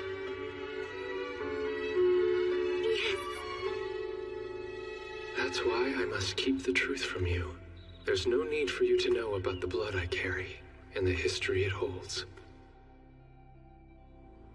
The night Heronia's punishment was announced, my father confirmed my conjecture. Congratulations on your graduation. To your hard work. Thank you, Father. The situation involving Miss Heronia was difficult. Since that troublesome matter has been resolved, I feel much better. I expect you'll be spending countless hours in preparation for the wedding. I do not see it as an inconvenience. I'm looking forward to it, actually. Is that so? You might find this an odd question, especially after all the time that's passed, but do you enjoy being with Bertia? Do you think you'll find happiness? Yes, I have no doubt. There is no other woman like her at all. One who makes life feel so fulfilling. If there was one slight issue, though, it's that I might accidentally end up destroying a nation because she's so dear to me. Most humorous. Don't do that. Father, would you allow me to ask a question of you? That's why you're here, is it not? Go ahead. I'd inquired before about the Maiden of Destiny. Has anything occurred to you since that day? No, I know nothing about it. I see. Then could you please tell me what you know about people like me? There's something you're keeping secret, isn't there?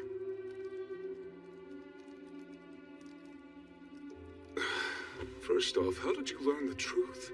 It was mere speculation based on the small amount of information I'd previously gathered.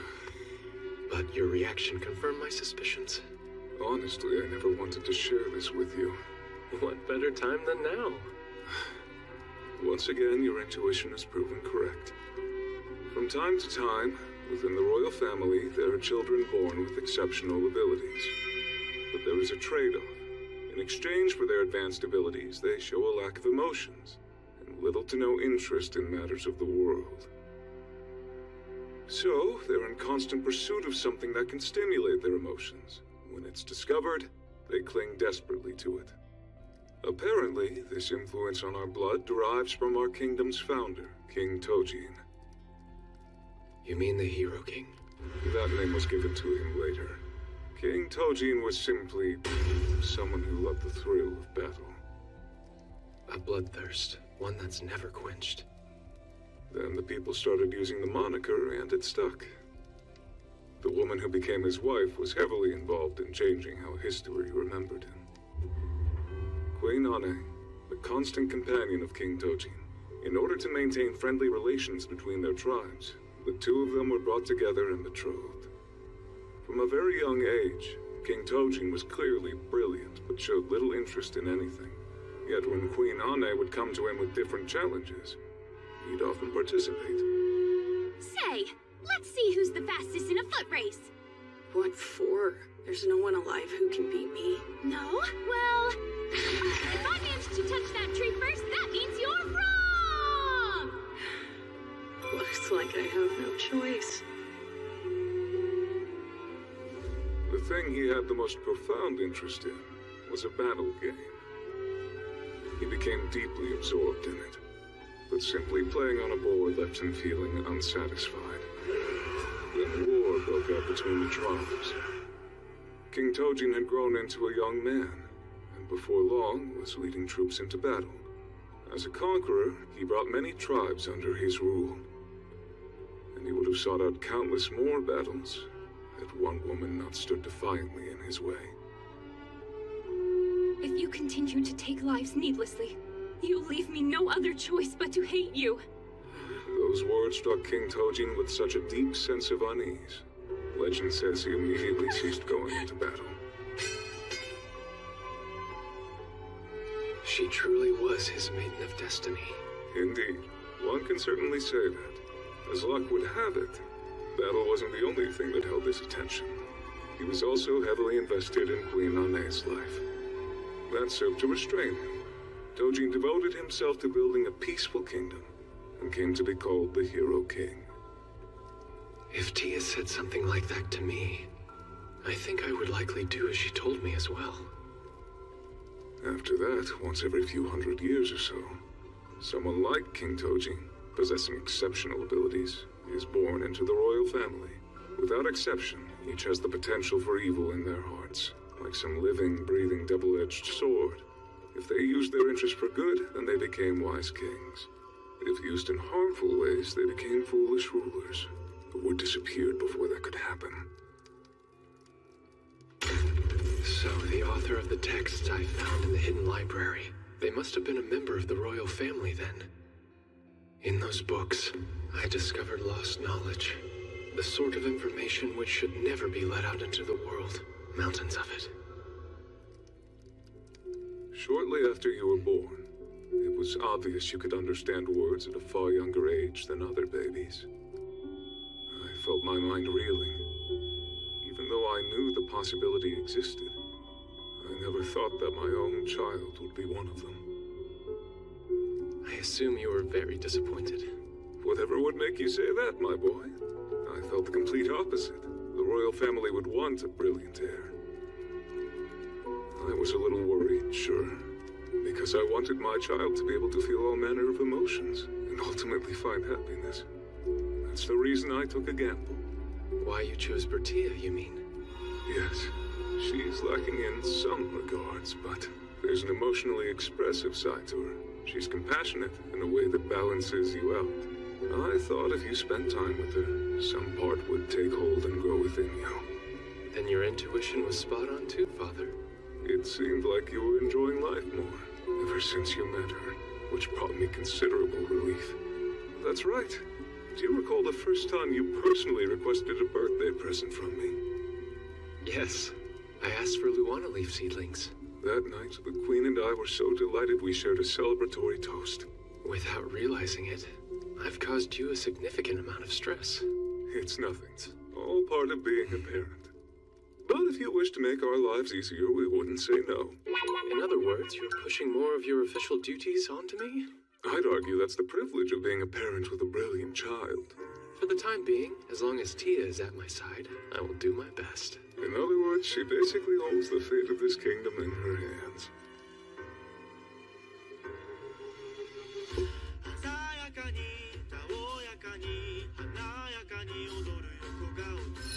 If I told her about the blood my family carries, I could definitely exploit her kind nature and bind her to me for life.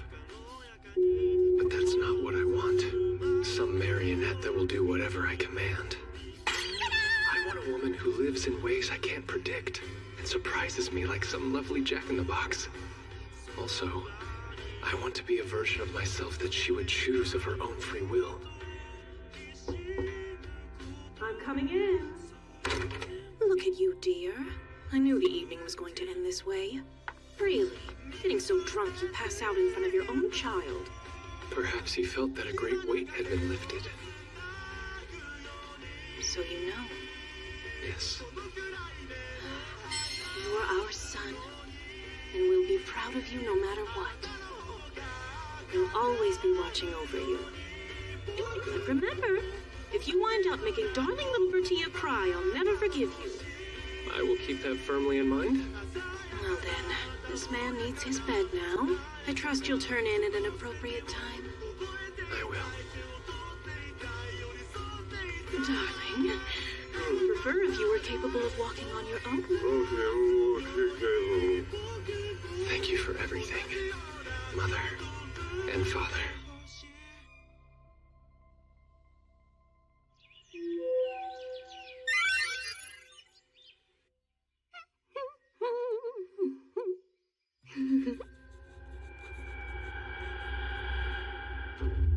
A royal wedding? I'll never allow it.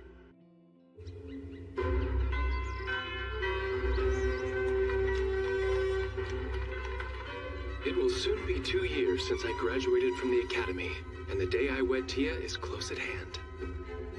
Which is why I visited Noche's house to pay my respects, alas. You get out of here! My big sister's gonna live with me forever! Go away! Stop it, Aneth. As soon as I stepped inside, Tia's younger brother, Aneth, stared daggers into my very soul. The child that once caused rampant rumors of Tia being pregnant, her significantly younger brother. It seems he was developing something of a sister complex. As I will be the one stealing away his sister via marriage, he can't help but see me as an enemy. Oh, come now, don't be silly, Aneth. Sir Cecil, I'm sorry about him. Apologize all you want, but I can see on your face how happy this makes you. Well, it is true that I intend to take you from the Noches family and bring you into my house. So who could blame him for being upset? Had I been in his position, I would have simply found a way to break off the engagement. He isn't causing any harm, so I will leave it be. I'll be the one to marry my sister. Your Highness should go and be with a heroine instead. Tia. You're a handsome prince, so you could have a harem if you wanted to, right? My sister is supposed to be the villainess, so she can't be with any of the capture targets. I didn't mean for him to find out. I just sometimes talk to myself. And Aneth must have overheard me. But it wasn't your usual talking to yourself. You said it out loud in your sleep. I am the villainess, and as such I must be. Whoa, I said all of that stuff? Oh, Tia. I wonder what else you could have revealed while talking in your sleep. Aneth, I apologize, but I must insist on taking your sister for myself.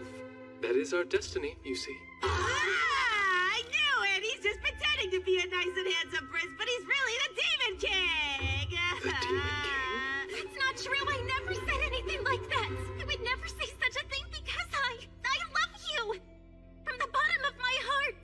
I didn't hear it from you. Father's the one who said it. You don't say. Forgive me. I came to resent your Highness for taking away my daughter, and it must have slipped out. You haven't changed a bit, Marquis Noches. Say, Aneth, do you think the Demon King and the Villainess would make a good couple? Oh, what do you think, big sister? Do you agree? Absolutely brilliant! I hadn't considered that. The Villainess and Demon King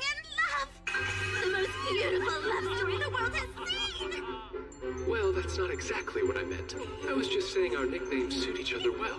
But this is fine too, I suppose. Hey, what are you doing? Oh, I'm sorry. My imagination was running wild. Is there anything else you wanted to talk to me about? I just... Aneth, you know, even when Tia and I do marry, she will still remain your sister. In fact, you'll simply gain an older brother. Oh, so she'll still be my sister? And I'll get a big brother too? Yes, that's right. You two won't live together anymore, but on the other hand, you can come and visit us at our home whenever you like. He seems to need just one more push. Let us know when that is, and Tia and I will have delicious sweets waiting. Sweets? Oh boy! You won't be mean to my sister, will you? And no harems, right? Right, I promise. Hey, big sister, will going with the prince really make you that happy? Yes, I'll be so happy. You see, Aneth, the love that I thought could never take root has now fully blossomed. Your big sister's happier than she's ever been before.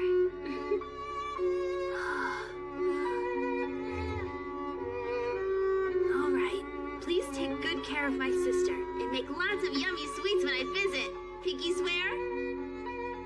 Yes, I swear.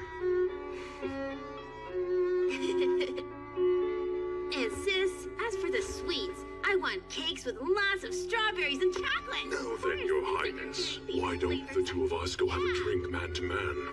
I'll try to keep up, but do be gentle. Of course. As royalty, you're under no obligation to come and pay your respects to our house. I simply wish to show you my gratitude, as the father of the bride should, you know. Then, a few days later.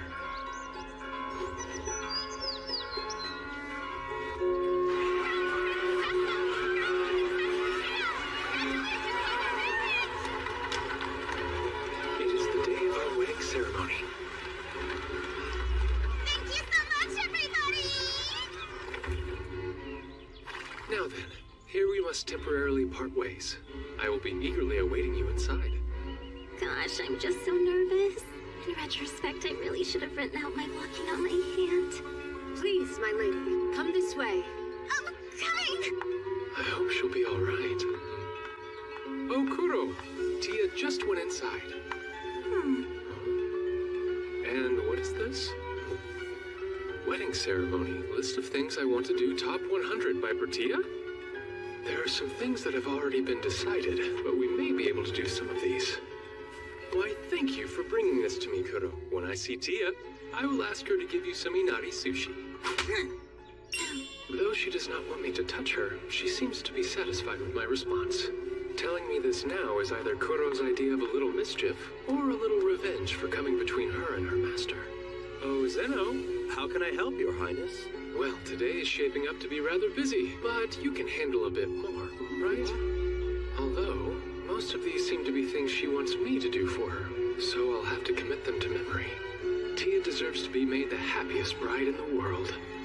Well, let's do our best, shall we? This is an abuse of power!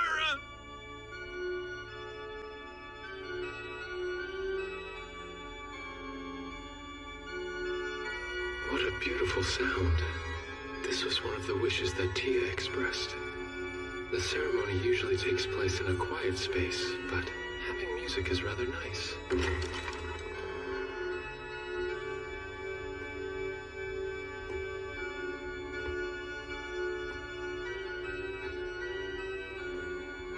It's funny. The first time I met her was just like this, with the Marquis bringing her to me.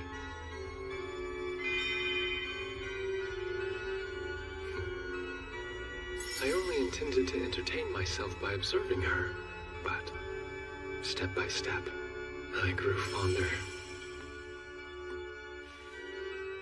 And now, after all this time, I will take her hand and walk onward. Your Highness, my little girl! Take care of my little girl to the very best of your abilities! Please, I beg of you! I beg of you! But of course I will. Perhaps it's because he's holding back tears, but he looks even scarier than usual. Hope I don't trip now. Well, shall we, Tia?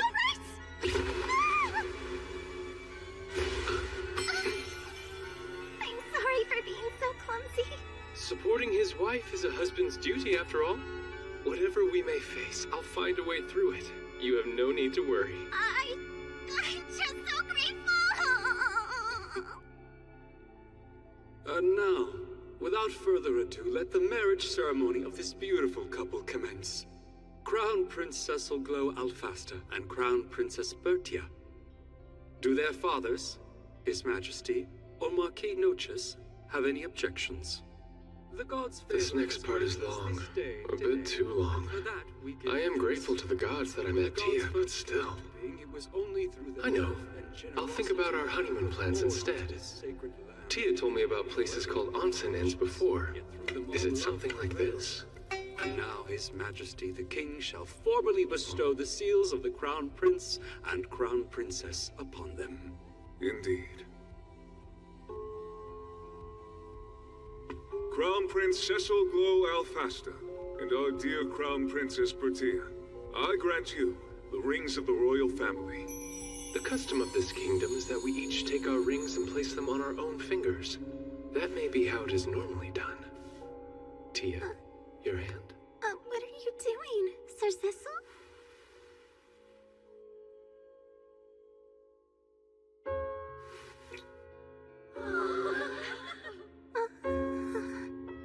I want us to put rings on each other. Was written on Tia's list after all. Besides, something about this physical action makes our bond feel even stronger. Now then, will you please return the favor?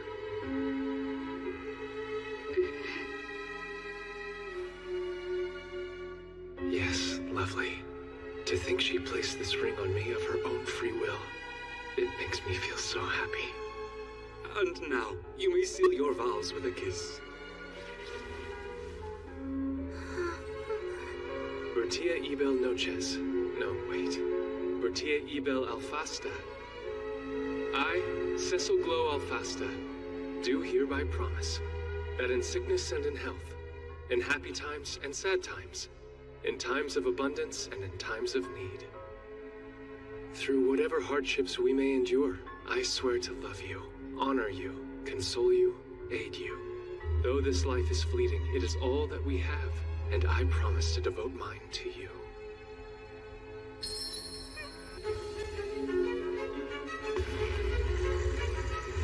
I sense an incredible bloodlust, but I'll pretend not to notice. And my bride appears to be struck speechless. Tia, your turn. Oh, right.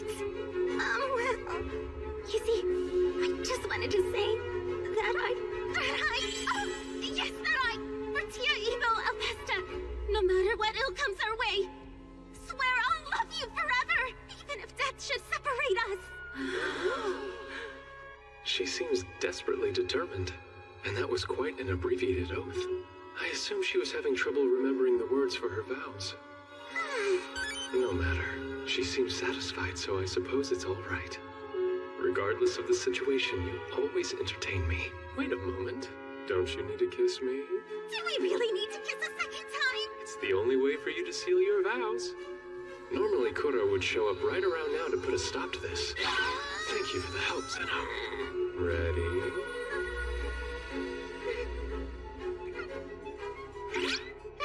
That's all I can handle. What is this? This odd sensation that feels like heat gathering in my face. My heart is also beating more furiously than usual, and I feel sort of fidgety, like I want to scream.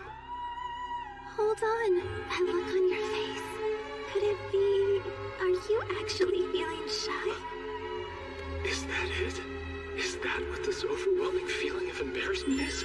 I can't even bear to meet your sparkling gaze properly. Archbishop, continue. For the final step, we'll need you to sign. Somehow I managed to recover. All is in order. With this certificate signed, the marriage is officially recognized and celebration may commence. Let glory be to the great kingdom of Alfasta.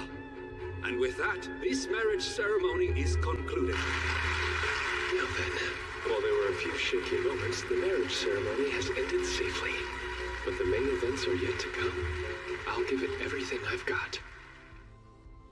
I have been stuck doing a lot of paperwork lately, so I am a bit worried I have lost some physical strength. Tia's garments may look feather-light at first glance, but the ornamentation is actually quite heavy. In the name of dieting, Tia has exercised daily. She would have no problem holding the dress up to herself and spinning around in front of the mirror. However, every time the dress needed to be moved, it required 3 attendants. We have places to be, yes? Oh, yes. Be sure to hold on tightly now. This really is quite a bit of weight, but on her list it said, after the wedding ceremony, I want to be carried off like a princess, so I can manage. Sir Setzel? What is it, my dear? Congratulations! You both did it! This was the best wedding ever! Lady Bertia, you look absolutely lovely! Thank you all! I'm so glad you could be here. Though some things may have differed from our usual customs, the general reaction seems positive. Over here, however... That looks like it would be great for training. I'll have to carry Miss Cynthia next time I exercise. Come on, Your Highness. We're going to be having weddings too. Try not to set the bar so high. I will need to start training my upper body immediately. My dear sister is married. It feels like your happiness for me is a little lacking. I wonder if something like that would please Miss Joanna. Though I may not be able to do it with as much panache as my brother. Something to strive for.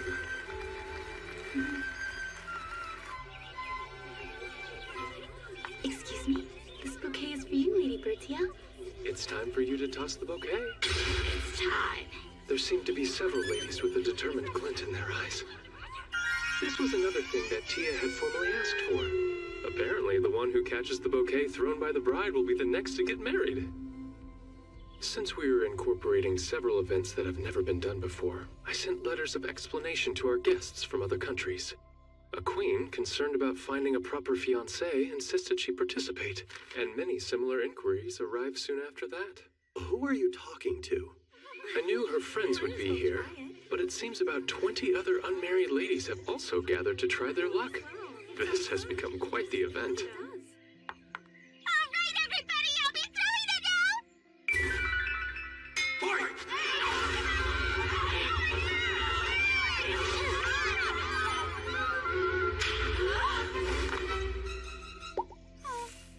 What are you doing, Kudo? This isn't a game of fetch. Please do your best and not let your instincts run wild. But that doesn't change the fact that you're the one who caught the bouquet fair and square. They say that the person who catches it will be the next to become happily married. That means next time, it may be your turn to kiss the groom, Kudo.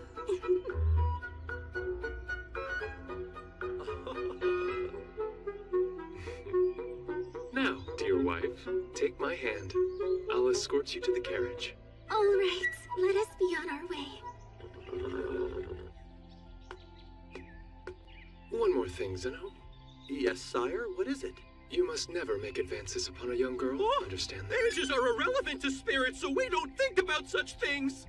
I am well aware of that, but I can't have rumors going around that my attendant is dangerous.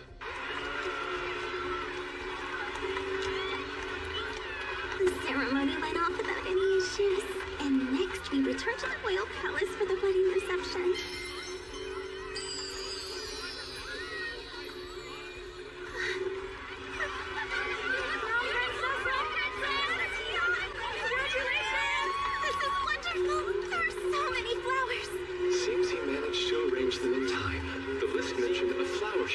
So Zeno asked the flower spirits for help.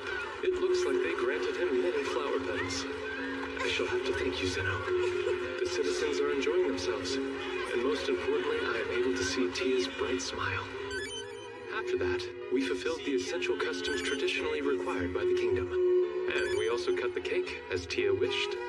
Her list also instructed that the first bite be demonstrated by our parents, so I enlisted help and worked them in. And then that night, after all the events were over... Sir Setzel? Yes, Tia? Somehow you always end up knowing just what I want you to do without me even having to say it.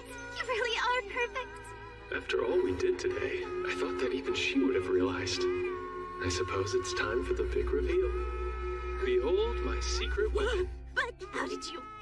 Where in the world did you even get this from? Kuro entrusted it to me. I shouldn't be so embarrassed. Oh, come now. Would you not agree that it made today all the more memorable? It's true. I loved each second. Thank you so much. Tia.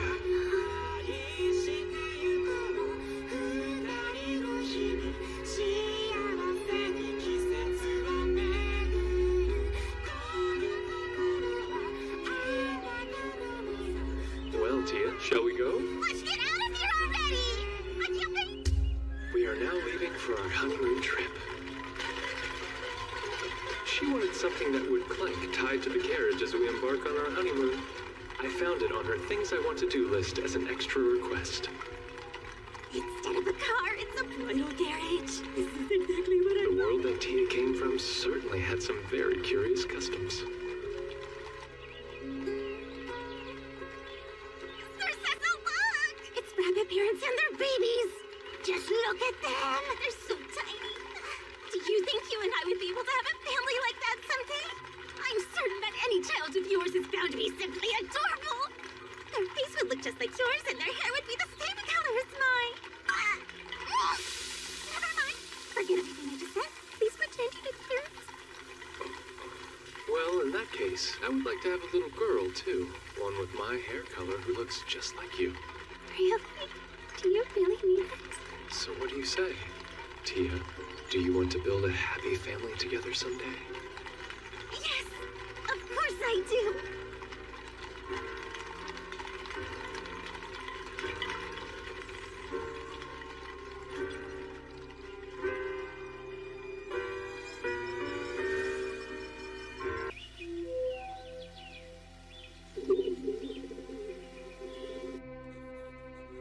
Little by little, Tia has grown accustomed to life at the palace, though lately she has appeared very busy to me. After our wedding ceremony, the royal families and nobility of various countries began consulting her about their own ceremonies one after another. Our wedding must have left quite a profound impression on them. In addition, Tia's wedding information magazine Bertie has been published and is quite popular with the public. How many more times will you surprise me as we move forward in our lives together? This observation log seems likely to continue for some time.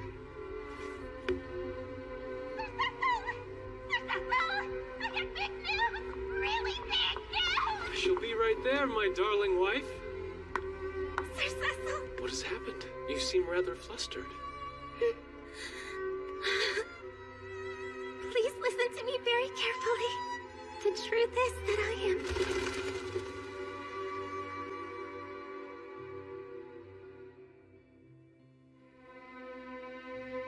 When I am with you, I could never be bored.